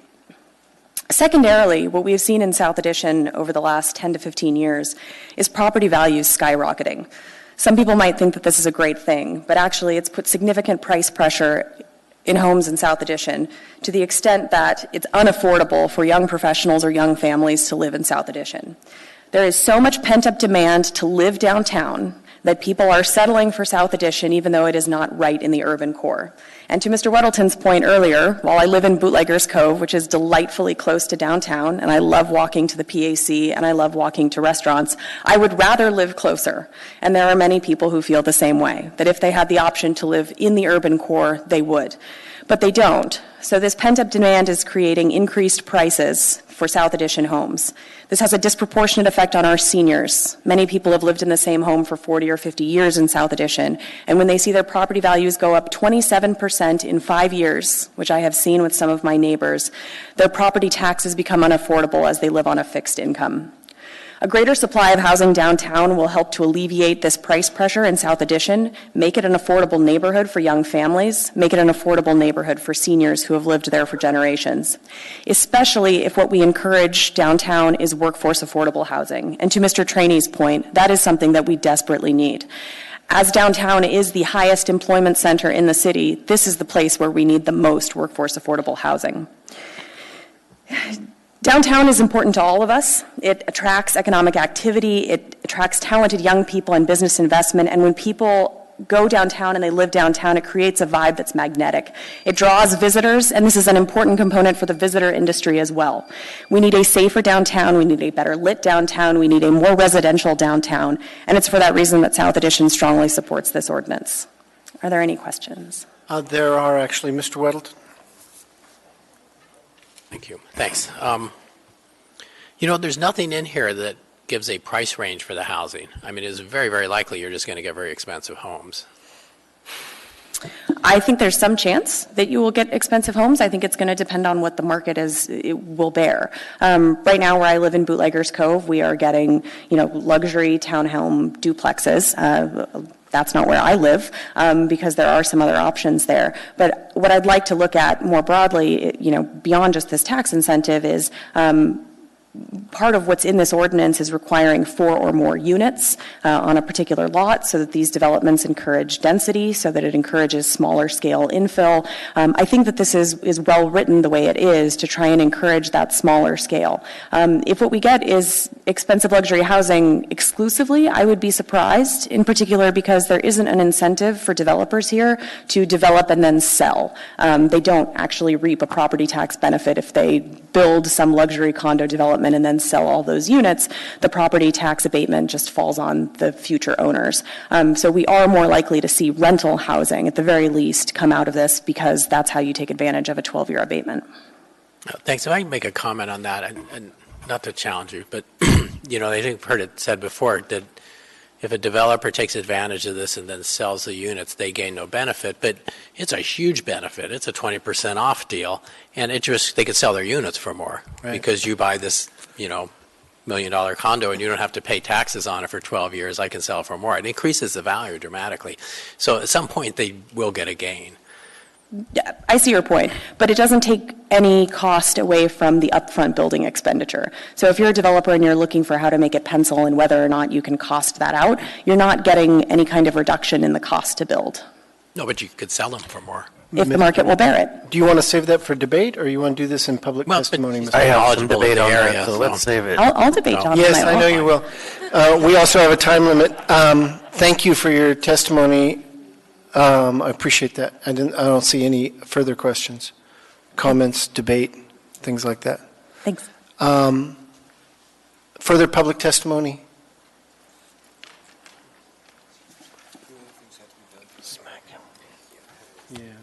Hello, my name is Adam Lees, L-E-E-S. I live down in South Anchorage, and there's a pretty good reason for that. It's an amazing place to live. It has one of the main things we all search for in Alaska, that feeling of being out in the woods. There's only a few other parts of the city that I've been to and spent some time in that really have that. And honestly, Eagle River and Chugiak's number 2 on that. If I had my druthers, I'd live in Girdwood. It's a perfect little community. There's a reason people don't live downtown besides the fact it is astronomically expensive even by Alaska standards. It's ugly as sin. It's dangerous. And if you're just looking at tax incentives to specifically cause these sorts of developments, well, what haven't you looked at? You haven't looked at the infrastructure. You haven't looked at the cost of services. You haven't looked at lighting, zoning, code issues. I'm not saying this couldn't be a good idea, but it doesn't seem like it's been thought out in the full context of what you need to make a vibrant community. Already, you can't ride bikes downtown. I mean, even if we took out all of the crime issues, there's no place to put them. Sidewalks are barely maintained in some portions of it. Or you can deal with the roads, and I don't know about you, but I've seen enough drivers in Alaska to know that I do not want to deal with them without a couple inches of steel between me and them. The fact of the matter is, there's a lot of people like me. Now, granted, I've been 70 for about 5 years now, so maybe I'm not representative of my age group, which is the 30s. But we're looking for places to own, finally. Don't want to rent more. Why pay more in rent? This is likely to create more upscale pricing, especially if demand is so high, you're going to sell to the highest bidder, which means you're going to price up these units. It's happening everywhere. If we really want to look at this, maybe this works in a greater sense of building out more affordable housing in all parts of town, making sure we have the amenities available, because we also need senior housing and young professional housing. We need families that are willing to upsize and downsize. And quite frankly, downtown just doesn't have all of those amenities for someone like me who prefers to have moose walking through their yard, live on dirt roads, and be surrounded by trees, especially if your neighbors annoy you. You just go into your house and are surrounded by your trees, and you can be very happy about it. I mean, these are the sorts of things you can think about. Otherwise, you essentially incentivize development, but you get nothing guaranteed out of it. And I really can't emphasize that I'm not the only one that reads seismic maps when they look at places to rent and buy. No one wants to go swimming with a house. So if there's a greater plan where these tax incentives can be built in it, I'd like to hear more from the administration on the cost part of it, because I hear a lot from my neighbors about how this will affect their property taxes. You know, we're willing to hear it, but my experience with this, now living in several states, is more or less, it does spur development, does not get the results that you think it's going to get as far as affordability. Thank you. I have a question. Ms. Wimhoff. Hi, thank you for coming today. And you're right, Eagle River, Chugiak, and Girdwood, those are all gorgeous places to live. Do you think it's possible that there are people who would want to live closer to a city center? For sure. But granted, they also want to live closer to their jobs. If you're a federal employee, if being able to afford to live downtown or nearby would be huge. You could walk to work. You don't have to worry about Bridge-mageddon happening again. How about retired people? Maybe some of them. I don't know. I live in South Anchorage. My area has probably one of the highest median incomes in the city. I'm unfortunately not among that, but... Well, it's not a bad time. Yeah. I mean, people live where people want to live, but a lot of jobs are out in Airport Heights. They're out in Muldoon, in the UMed area, Midtown. That's where all the offices are. Most of the jobs I've had have tended to keep me around those areas. And I'd rather live closer to jobs. Yeah, I just wanted to see if you did get the idea that there may be people who do want to live there. Oh, yeah, for sure. Okay. Thank you. Thank you both. Quick comment that just because you don't know that there's land use planning and all kinds of intensive work being done on amenities and efficiency and how we get our infrastructure redeveloped and lighting plans and all of those things that you mentioned doesn't mean that it's not happening, because it's happening. My downtown community council will tell you they have a $100 million bill that needs to be paid for lighting in this downtown. And they have a plan that shows you every vault and every plug that needs to be replaced. And so you got to start somewhere. Mr. Constant, that's debate. It's not a question for It wasn't debate. It was a comment. Well, I appreciate it nonetheless. That's what debate is. We have 50 minutes. We are through 2F. We're on E, and we're going to V if we can tonight. We're about 50 minutes away from having to... Why don't we postpone this till the next meeting, Mr. Chairman? We haven't closed public testimony yet, Mr. Trainee. Well, you can do that, sir, and then we can move it. I'm going to continue. I'm going to finish public testimony tonight. So is there any further public testimony on this matter? Welcome, sir. I'm Ray Debenham, and I guess I want to speak for the seniors. I was transferred to Alaska before statehood and have seen the growth of the city. And the land that I bought, the buildings I built are all Midtown or further south. And why did I do that? The reason why is because the city's ordinances downtown made it so that you didn't have convenient parking.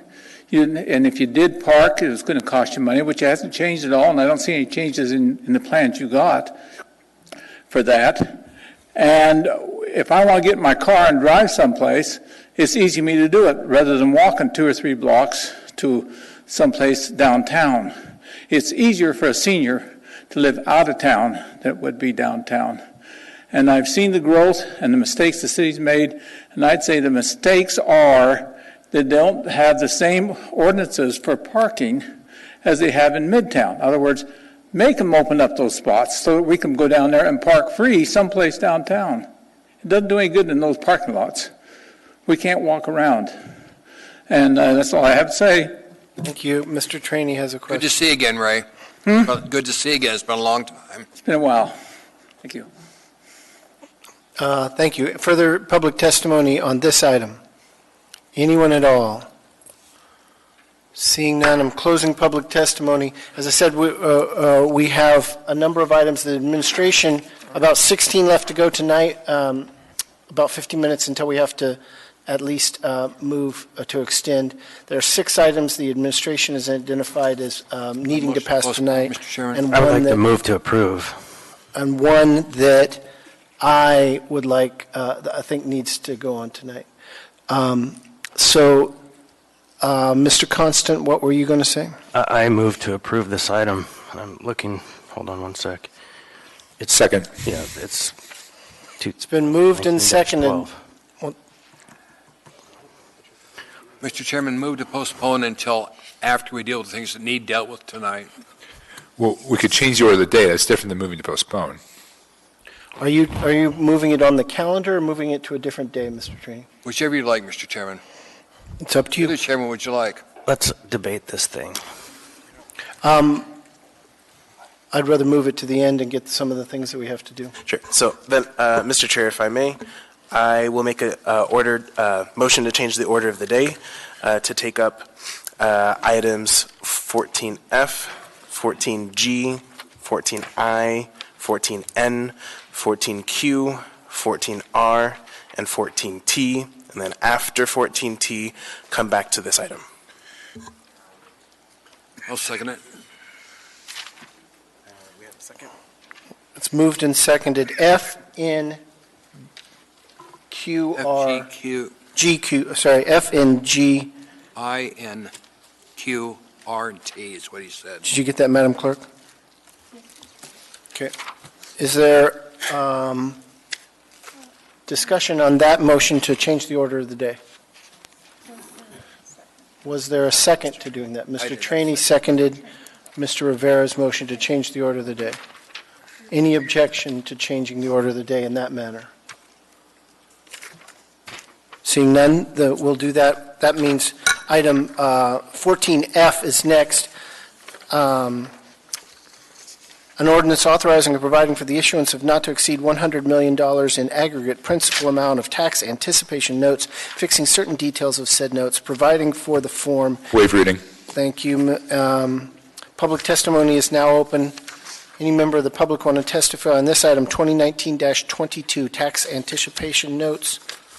Anyone at all? Seeing none, public testimony is closed. What's the will of the body? Move to approve. Second. It's been moved and seconded. Any discussion or amendments? Seeing none, are you ready to vote? Members may proceed to vote. Item F. Mr. Dunbar? I voted yes. Then that item passes 9-0, Madam Clerk? It would have been 9-0. We have Mr. Dyson and Mr. Peterson gone. 9-0. Yeah. Next item is item 14G, an ordinance of the Anchorage Assembly amending certain provisions of Anchorage Municipal Code, Title 12, taxation to establish a presumption that owners of real property significantly damaged and devalued as a result of the Point McKenzie earthquake, PMQ, have compelling reasons they were unable to specify grounds for reducing their valuations before the period to appeal assessments to the Board of Equalization expired in order to allow late-filed appeals, requesting the municipal assessor to investigate and consider issuing corrected assessments or reassessments for real properties, filing for state or federal disaster recovery, and relief support from the PMQ that did not appeal. Waive reading. Thank you very much. Public testimony is now open on this item, 2019-23. Anyone like to testify? I'll be very quick. Ronald Leva. They commended Mr. Falsley for his leadership and comfort during the afterquake and dealing with it. This is the biggest factor facing the future is the assessments. I would believe that the assessments, if appealed properly, would go down 10% of our tax base. And possibly rightly so, knowing that the president said, anything you need, we need lots of money. Not $500 million, we need $1.5 billion. And we underestimated the damage because we were too quick to recover and allegedly go back to normalcy. But just looking at our schools and even the city hall, what it costs to do the hairline cracks. Union men did it, $42 an hour, $52 an hour. FEMA, that line should be going around the block 10 times. And I think it's important that we educate our citizens and taxpayers to get out there and get in that line. We've underestimated the damage and the economic influx of the repairs that'll take place will expand our economy, but more importantly, repair the damage. This is not going to be repaired. If the federal government came in and said, we'll subsidize 10% of your loss of assessment, then, hey, maybe a comfort zone. but you never get kissed unless you ask. And I think we should incentivize the taxpayer to get out there and get in that line and really apply for money that's necessary for repairs. Mr. Croft. Mr. Oliva, thank you for your testimony. Any questions? Are you done? I actually see that Mr. Constant. Just a quick one. Do you know the dates for filing? For final appealing? Filing with the Muni, the state, and the Fed? It was February 18th for the assessments, but filing out here, they extended it. Right, so the dates are, the Muni is February 14th for your tax appeal, except for this item. It's also February 28th with the state, you got to file, and then April 1st with FEMA. So everybody out there, those are your dates. You got to really advertise that and push that home, because if they're going to offer any low-interest loans, why give tax-free incentives? You get low-interest loans and grants. We got to grab that. Thank you, Mr. Oliva. Thank you, Mr. Constant. I see no other questions. Okay, thank you very much, and good night to you all. Yes. Sorry you have to be leaving. Any further public testimony on item 2019-23? It's going to be a long night. Welcome, sir. Please give us your name for the record.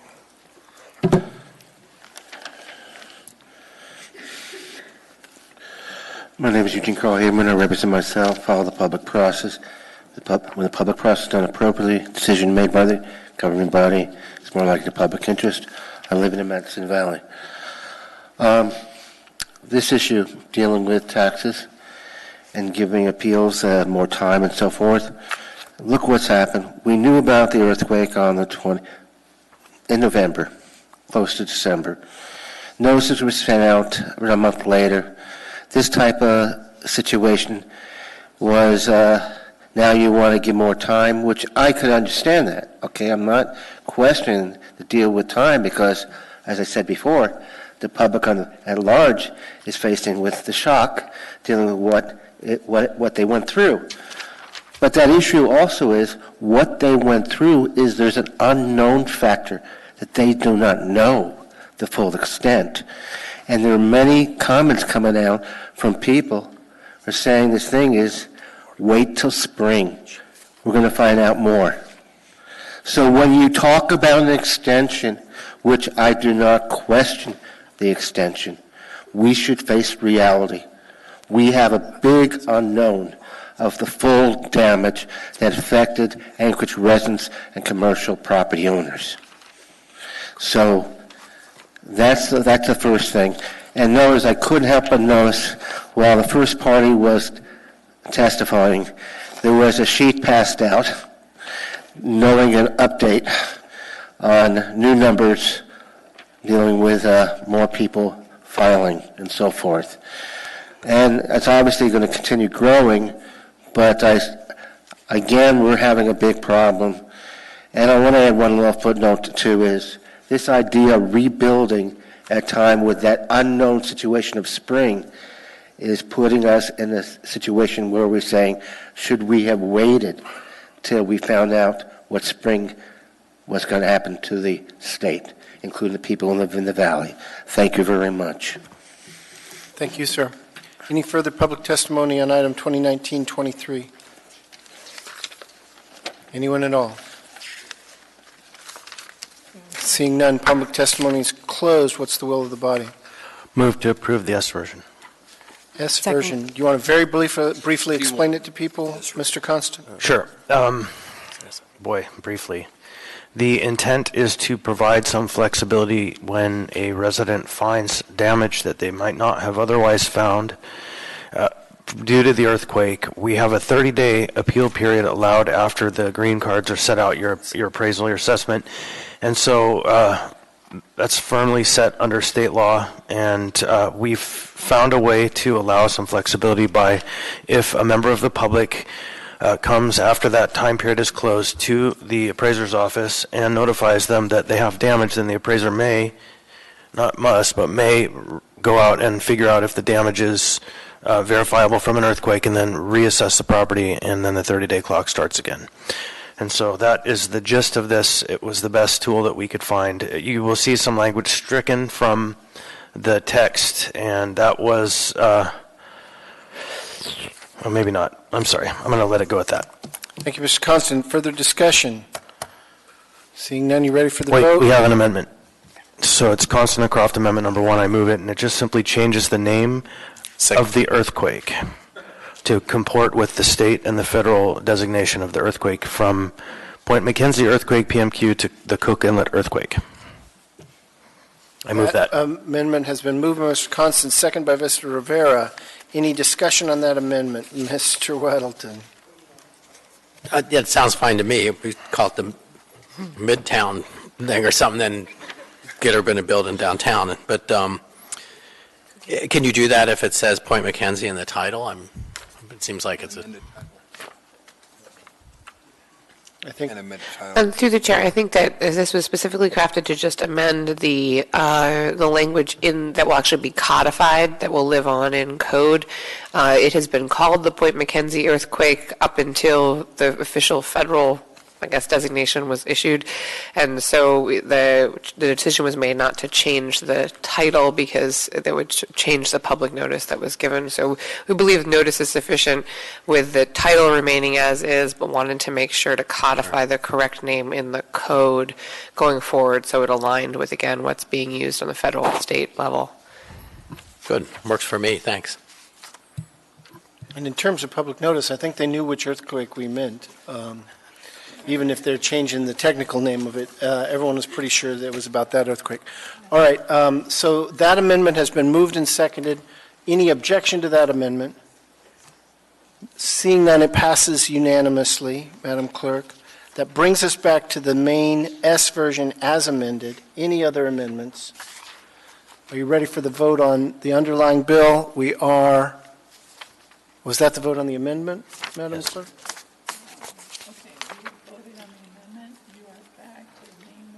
Main motion. We can now proceed to vote on the main motion. We are ready to vote.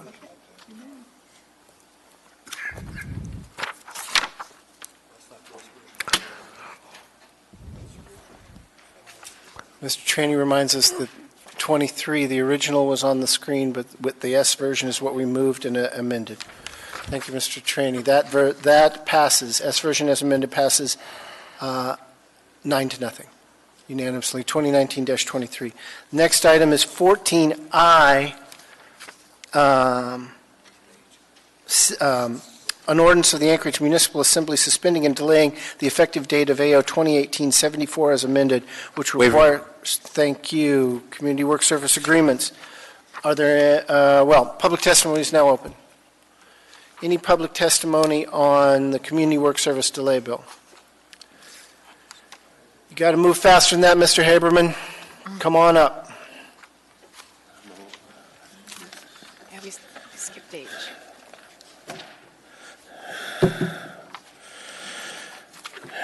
Here we go again. My name is Eugene Carl Haberman. I represent myself, follow the public process. When the public process is done appropriately, the decision made by the governing body is more likely to public interest. Well, where do I begin? And we're losing assembly members again, I guess. They keep on going and disappearing. How can you prove something with so few assembly members present, for the record? And very weighty issues that you have tonight. So, calling a question on this issue, and I remember this so-called language workforce agreement.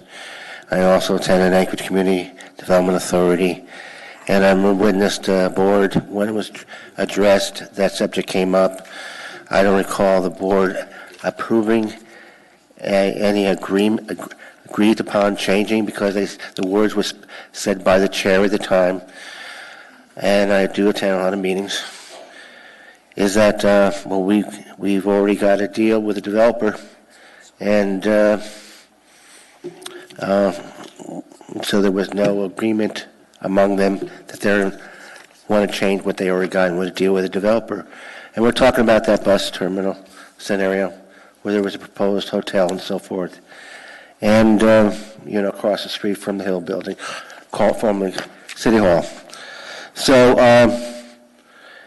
where is the Anchorage Community Development Authority on this matter? Why are you changing this in midstream? How is it going to affect the already existing plans by Anchorage Community Development Authority in redeveloping projects like the bus terminal, putting a hotel there and so forth. Is this the way to go? Change the rules in the game, so to speak, so you can get this, get that. And that's what I witnessed on this scenario when this came up. I know there was a delay on this thing, and it's sad that Assemblymember Croft and Rivera are not listening to testimony right now as I speak. But the ex-official member of the Anchorage Community Development Authority, by the way, is also Croft, and he's the one that's pursuing this matter without having to look on this thing. So here we go again. I think you need to halt this thing and get some clear answer what's going on with that ACDA project and get some answers from ACDA. I should note for the record, because this has on subject, the last time I heard a development committee meeting, there was expressed concern about the financing and where's development show financing. And they want to move on this project like as early as June. So it was a question of financing.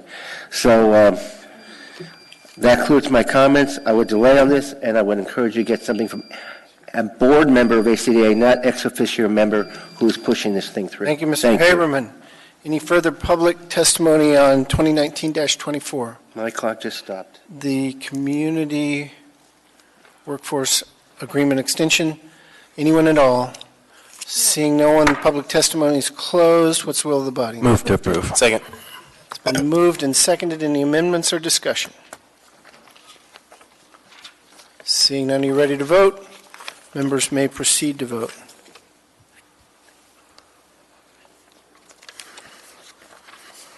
That passes 9-0 unanimously. I'm going to pass the gavel for item 14N. 14N? N is in Nancy. You can read it, you can do public testimony, and then I'll put it on the record. Got it.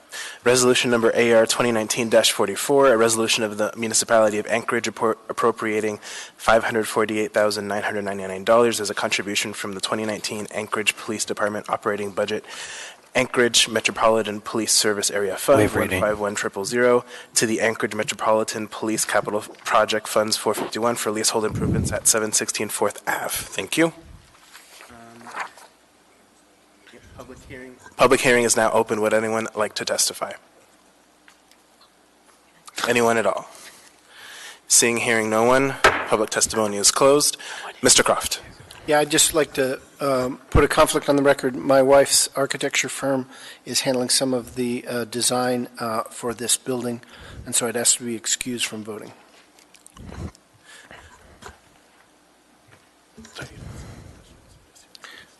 I think it's because it's her business and because it's directly approving it. I'll be gone for the rest of the agenda as well, but no, just this one. All right, you are excused, Mr. Croft. I would move to approve. Second. Any discussion? I do have one question for the chief. Mr. Constant. Thank you.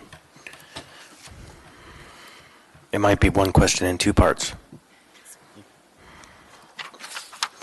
And I'm sorry, I had briefed Chief McCoy on what I was going to ask, so you didn't get the benefit. You drew the... He may have warned me. Okay. Simple questions. Are you on time, and are you on budget? So the answer to the first question is yes and no. Right. And some of the stuff that we had planned has happened according to the original timeline that I set out. Of course, the timeline that I picked was very aggressive. Some of it is not, and it might surprise all of you to learn that sometimes the government process does not happen quickly, and so we've been a little behind schedule. And so this package will sort of kick off the remaining things we need to do to get the rest of the folks moved into the building. Thanks. It's one of those ironies of government. When you're doing it too quickly, they tell you to slow down, and when you're doing it too slow, they tell you to speed up. So thank you very much. I did not answer your second question. So we're mostly on budget so far, and we're totally on budget with this part of the project because it hasn't started. Oh, no. All right. Thank you, Mr. Constant. Anyone else? Okay. Thank you. I think we are ready to vote.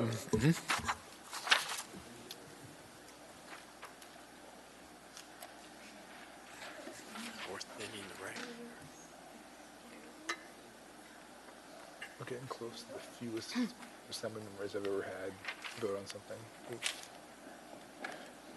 Okay, that passes 8-0 with Mr. Croft recused.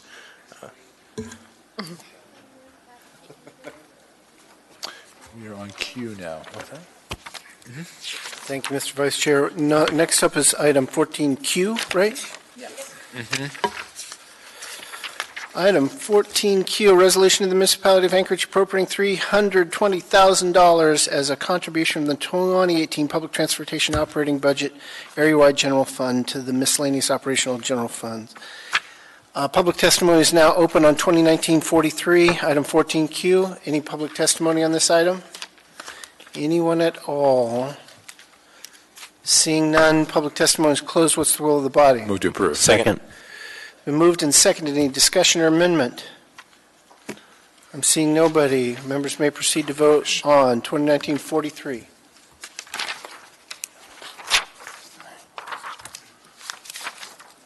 That passes 9-0. Next is item 14R, AR number 2019-19, a resolution of the municipality of Anchorage appropriating $2,300,000 from the 2019 Maintenance and Operations Department Maintenance Internal Service Operating Fund, unrestricted net accounts to the 2019 Equipment Maintenance Internal Service Capital Fund to purchase replacement vehicles and equipment. Public testimony is now open on 2019-19. Any public testimony? Anyone at all? Seeing none, public testimony is closed. What's the will of the body? Move to approve. Second. It's been moved and seconded. Any discussion or amendment? Seeing none, are you ready to vote? Members may proceed to vote on 2019-19. Police cars. That item. Mr. Dunbar? That item passes 9-0. And then 14T. I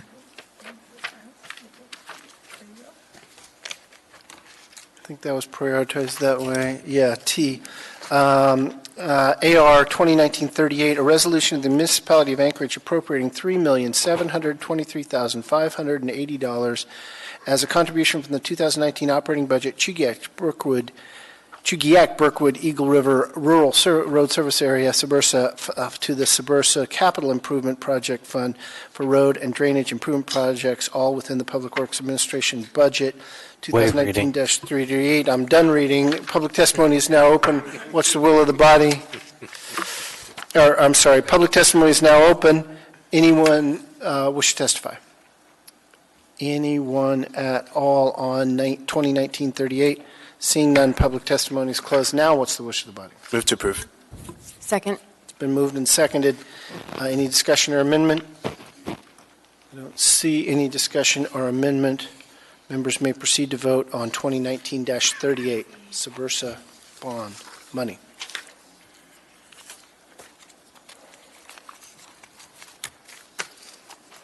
That item passes 9-0.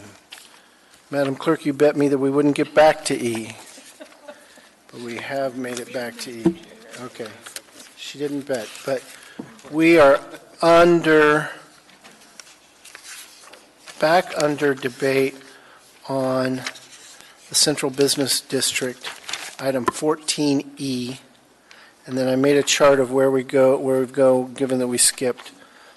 Are there amendments? I've got one. Yes. Did you have one, Ms. LaFrance? Yes. And I have one. We have a LaFrance and Constant. Are they in our package?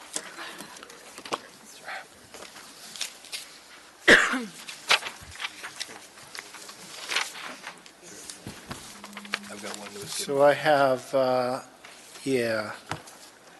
Mr. Trainey's untitled one. Yep. But on seismic zone. Seismic zones. Constant amendment, and then LaFrance. Okay, so these are all on 14E. Who would like to go first? I'll bring mine first if you'd like, Mr. Chairman. Mr. Trainey, don't be shy. Mine's just amendment on there's number 3. What it does is this will not apply to anything that's Explaining it. Has he got a second? exceeds. Do you have a second, Mr. Trainey? What? Do you have a second? Is there a second? Second. It has been moved by Mr. Cheney, seconded by Mr. Rivera. Do you get in first? What this does is deals with seismic zones. This will not apply in seismic zone 4, which is high ground failure, or 5, very high ground failure susceptibility. Just went through this quick. We were very fortunate, but in 64, that whole area got torn apart. There's another big one coming one of these days, maybe not in our lifetime, but it's coming. And my problem is when you're going to give a 12-year tax break, there's no way the state can recover its lost money. And the buildings we've got downtown can probably take a seismic, but residential, I don't think they will. So I want to protect the public from a major earthquake destroying their lives. And it makes sense to me. I've only lived here 47 years. I've seen a lot of things going on, and I want to make sure we take care of Anchorage, as we could have another earthquake larger than the last 7.0. Thank you, Mr. Cheney. Mr. Dunbar, you ran out. Mr. Weddleton. So, Mr. Cheney, is all of the area we're looking at within these seismic zones? Most of it. That's the reason I requested a copy of the seismic zone map, and Mr. Chuda gave it to me. So Most of the area like does. 90% or? About 90%. 90%? Yeah. We're getting some high-density housing down there. You what? There will be high-density housing down there when you get this. Well, the thing is, what good is housing if it's going to go into the inlet? I mean, we need to plan for an eventuality of a 9.0, because as Lydia told me, it's going to happen. It's just a matter of when. So, Mr. Falsey, you're putting up the overlay of the central business district and the fault zones, the seismic zones? Mr. Yeah, Croft, thank you. Yeah, sure, Mr. Dunbar, sorry. So for Mr. Falsey or Mr. Schutte, there are residential properties in that now in Government Hill and in Bootleggers Cove. Do you have a sense of how many were yellow or red tagged after the largest earthquake in 50 years? Sure. Through the chair, we've done some aggregate data analysis of the inspections requested after the earthquake, and we have segregated those into community council district boundaries to help understand how different neighborhoods were impacted. After the November 30 earthquake, the area covered by the Downtown Community Council, which includes large portions of the map I can sort of see on that screen, had 0 red tags issued. Comparatively speaking, we've all heard about the unfortunately high number of red tags issued in Eagle River because they certainly took the brunt of that. So by way of comparison, when you look at the Eagle River Community Council boundaries, there were over 27 red tags issued. So in just doing a simple comparative analysis based on the red tags issued after the November 30th, it appears that downtown fared pretty well. Can I ask one follow-up, Mr. Yes, Mr. Croft? Dunbar. For dense housing projects or any kind of dense commercial project, if it was to be built downtown in the area we're talking about, would it have to meet extensive seismic standards? Absolutely. Yeah, all of the existing zoning and building code standards still stand, even with this incentive. And a lot of the building requirements for building in a seismically active area, like along the red, green, or even yellow areas of the seismic map you see, would require extensive engineering, most likely steel construction, very specific requirements on the type of foundations used, the depths of foundations, et cetera. Pretty well understood and standard engineering practices that have to be adhered to. Thank you. Yes, thank you, Mr. Dunbar. Mr. Wilton, I apologize if I moved you down. Mr. Constant. Thank you. You know, if we're going to follow this logic, let's look where the damage happened, and not regionally by geographic location, but really it happened near wetlands, near residences built into wetlands in this current earthquake that we just had. And so that would actually argue that we should be looking closely at any kind of development that's near or abutting wetlands, because we now have evidence that that's the area that's going to be damaged the most from an earthquake. And so the area we should probably be looking at now is Tudor and Elmore, and asking, should we be allowing a development there if earthquake is our biggest concern? But if we trust our processes and our geotech and our permitting, we would allow the process to work instead. You know, let's let the engineers do what the engineers do, which is give a stamp or not. That's what I think. Mr. Studi, could you overlay the 64 earthquake on this picture, please? You simulated the 64 earthquake? That's all right, you don't need to.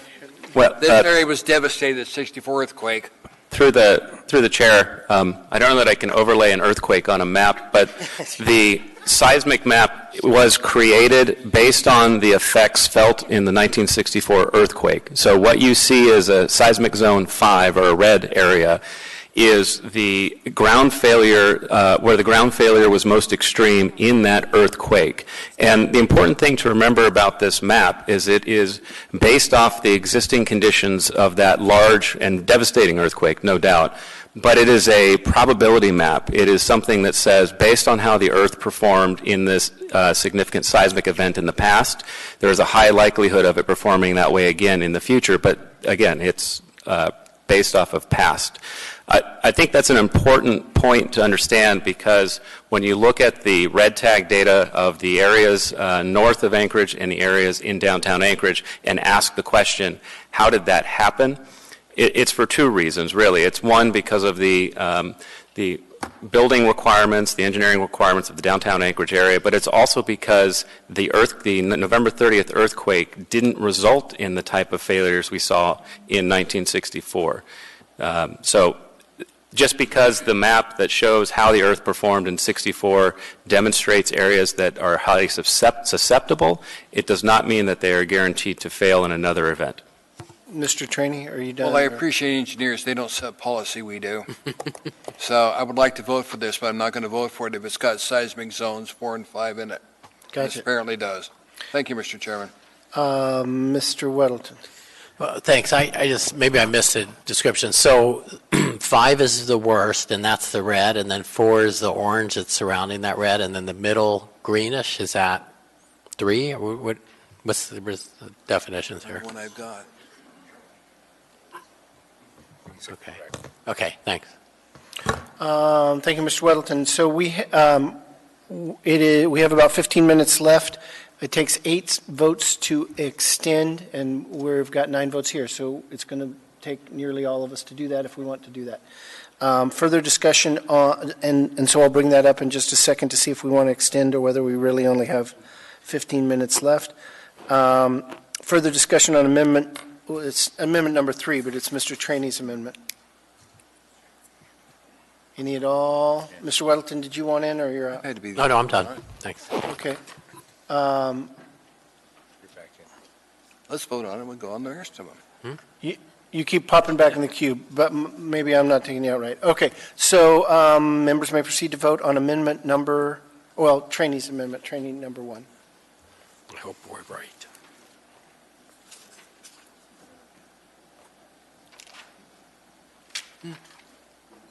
That motion failed 7-2 with 2 excused. So 2-7, really. Mr. Constant amendment number 1. Mine should be a little simpler, pretty non-controversial. I move Constant Amendment 1. Is there a second? Second. And the purpose of this amendment, seconds. thank you, is to clarify kind of a discovery that we had at the work session that there are multiple layers of incentives that might be possible, but we don't want to allow multiple exemptions, and so, but we also don't want to exclude properties that might be eligible under certain conditions. And so we basically straightened it out by adding, and we also didn't want to set up a situation where if an entity filed for an application, the administration could basically just lay it on the table and keep them from being able to qualify for future benefits. And so we add filed and is under review or has been granted. And then we also added submission of an application for exemption pursuant to this chapter shall automatically terminate any existing deteriorated property or economic development property application or designation. And so really the purpose here is to ensure that there's only one eligible, but you get to choose which one in the case that there are multiple available for you or you apply for others. And then finally, we're allowing for a little bit more broad definition of what a residential unit is, but we're clarifying that it must be at least 1 month, so it's not a hotel, because we don't want to pay hoteliers to build hotels in the downtown. So that's the purpose of this amendment. Thank you, Mr. Constant. Mr. Dunbar? I apologize, Mr. Constant. You might have said this. Did you develop this with the administration? Yes. Okay. So, all right. So no issues. All right. Great. Thank you, guys. So we trusted it. Any further discussion on Constant Amendment styled number 1, but Constant Amendment? Any at all? Members may proceed to vote on amendment number Constant 1.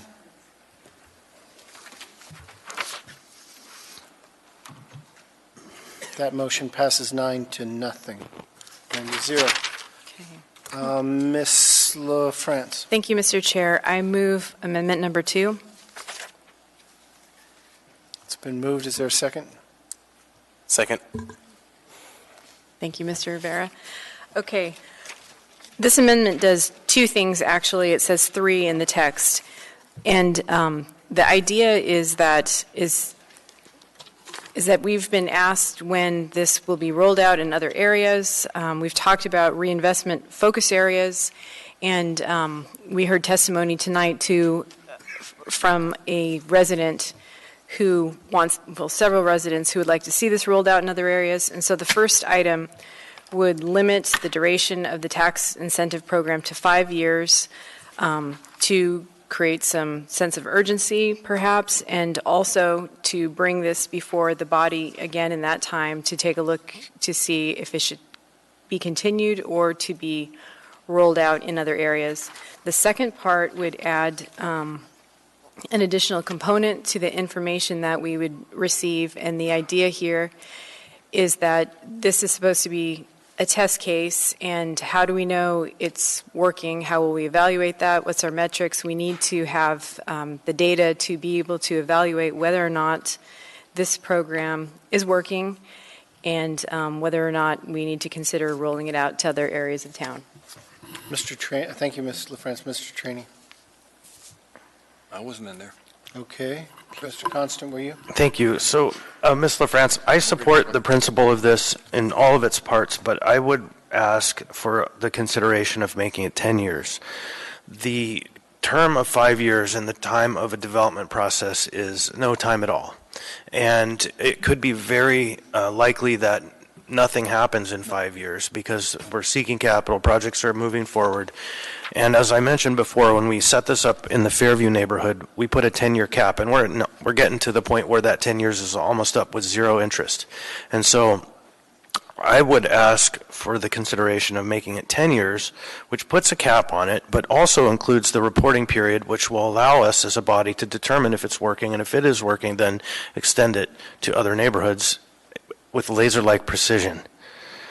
I think 10 years is just from a development perspective better than 5. Thank you, Mr. Constant. Mr. Trainee.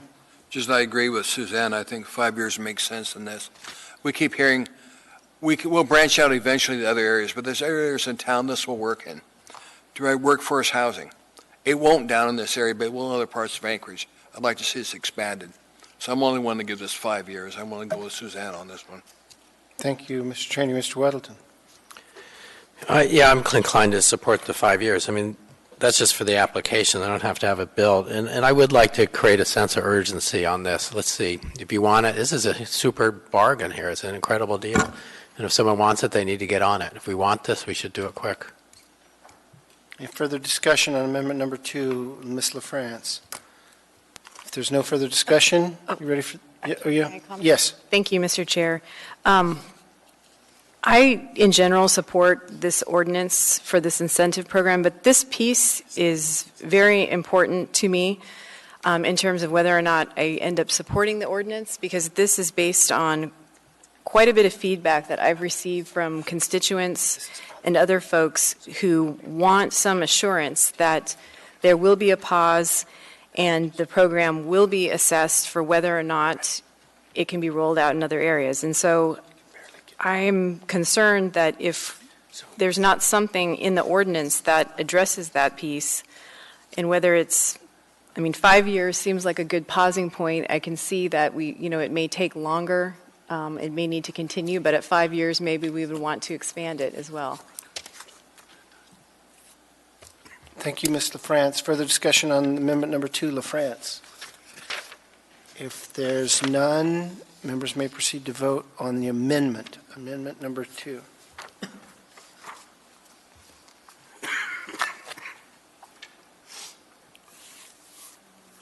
Wow. That amendment passes 9-0 with 2 excused. Mr. Rivera, even if you don't intend to vote for it, can you make a motion for me?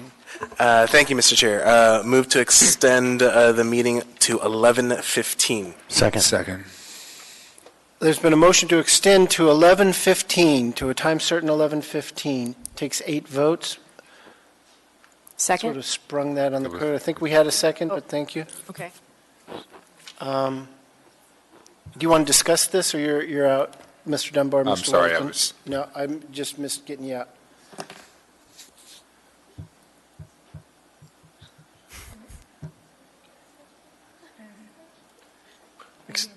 Yes, we're going to vote on it. Extend to 11:15.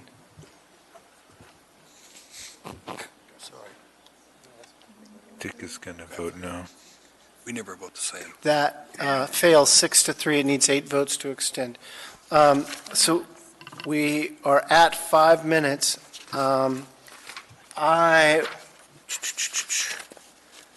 I'd like to propose, and I didn't have it written, but it is simply to make the tax exemption from 12 years to 10.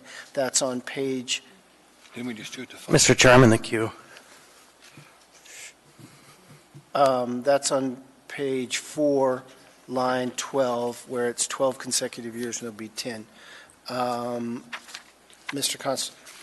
Thank you. Since we have people who have testified, I just wanted to take a moment to thank Mr. Debenham for all of his commentary and say I believe in your project right now, maybe more than you do. I voted to support your zoning improvements to make it feasible for you to get the units you needed, and I still, no matter if this passes or not, believe you're going to do fine. I understand the stress, and I'm sorry about that. Change is hard, and I just want to say I'm thankful you're here to give us your testimony. Did you mean a point of order, Mr. Traney? Just, are we going to, okay, just please go on. It's not time for debate. Let's deal with this issue.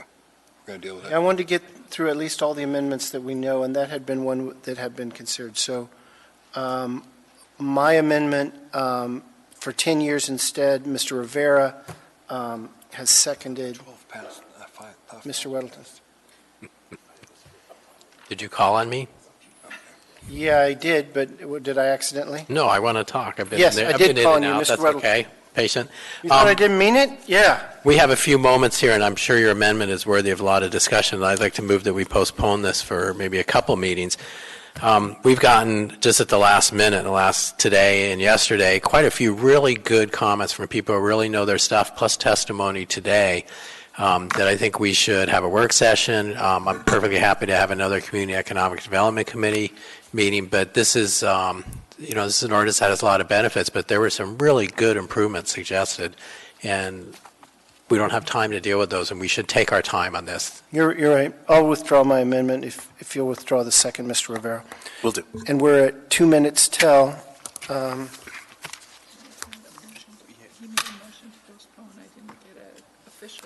Second. And so we've withdrawn the amendment, and Mr. Weddleton has made a motion to postpone really debate until when? Today's at about March 5th. March 5th. Mr. Rivera has seconded. Any discussion on that? Then unanimously, it has been postponed for Maybe it should action be until April. March 5th. April I don't think we have time for any other action. I'm going to adjourn unless there's objection. We're going to be adjourned by operation of ordinance pretty soon. This meeting is adjourned. Yeah,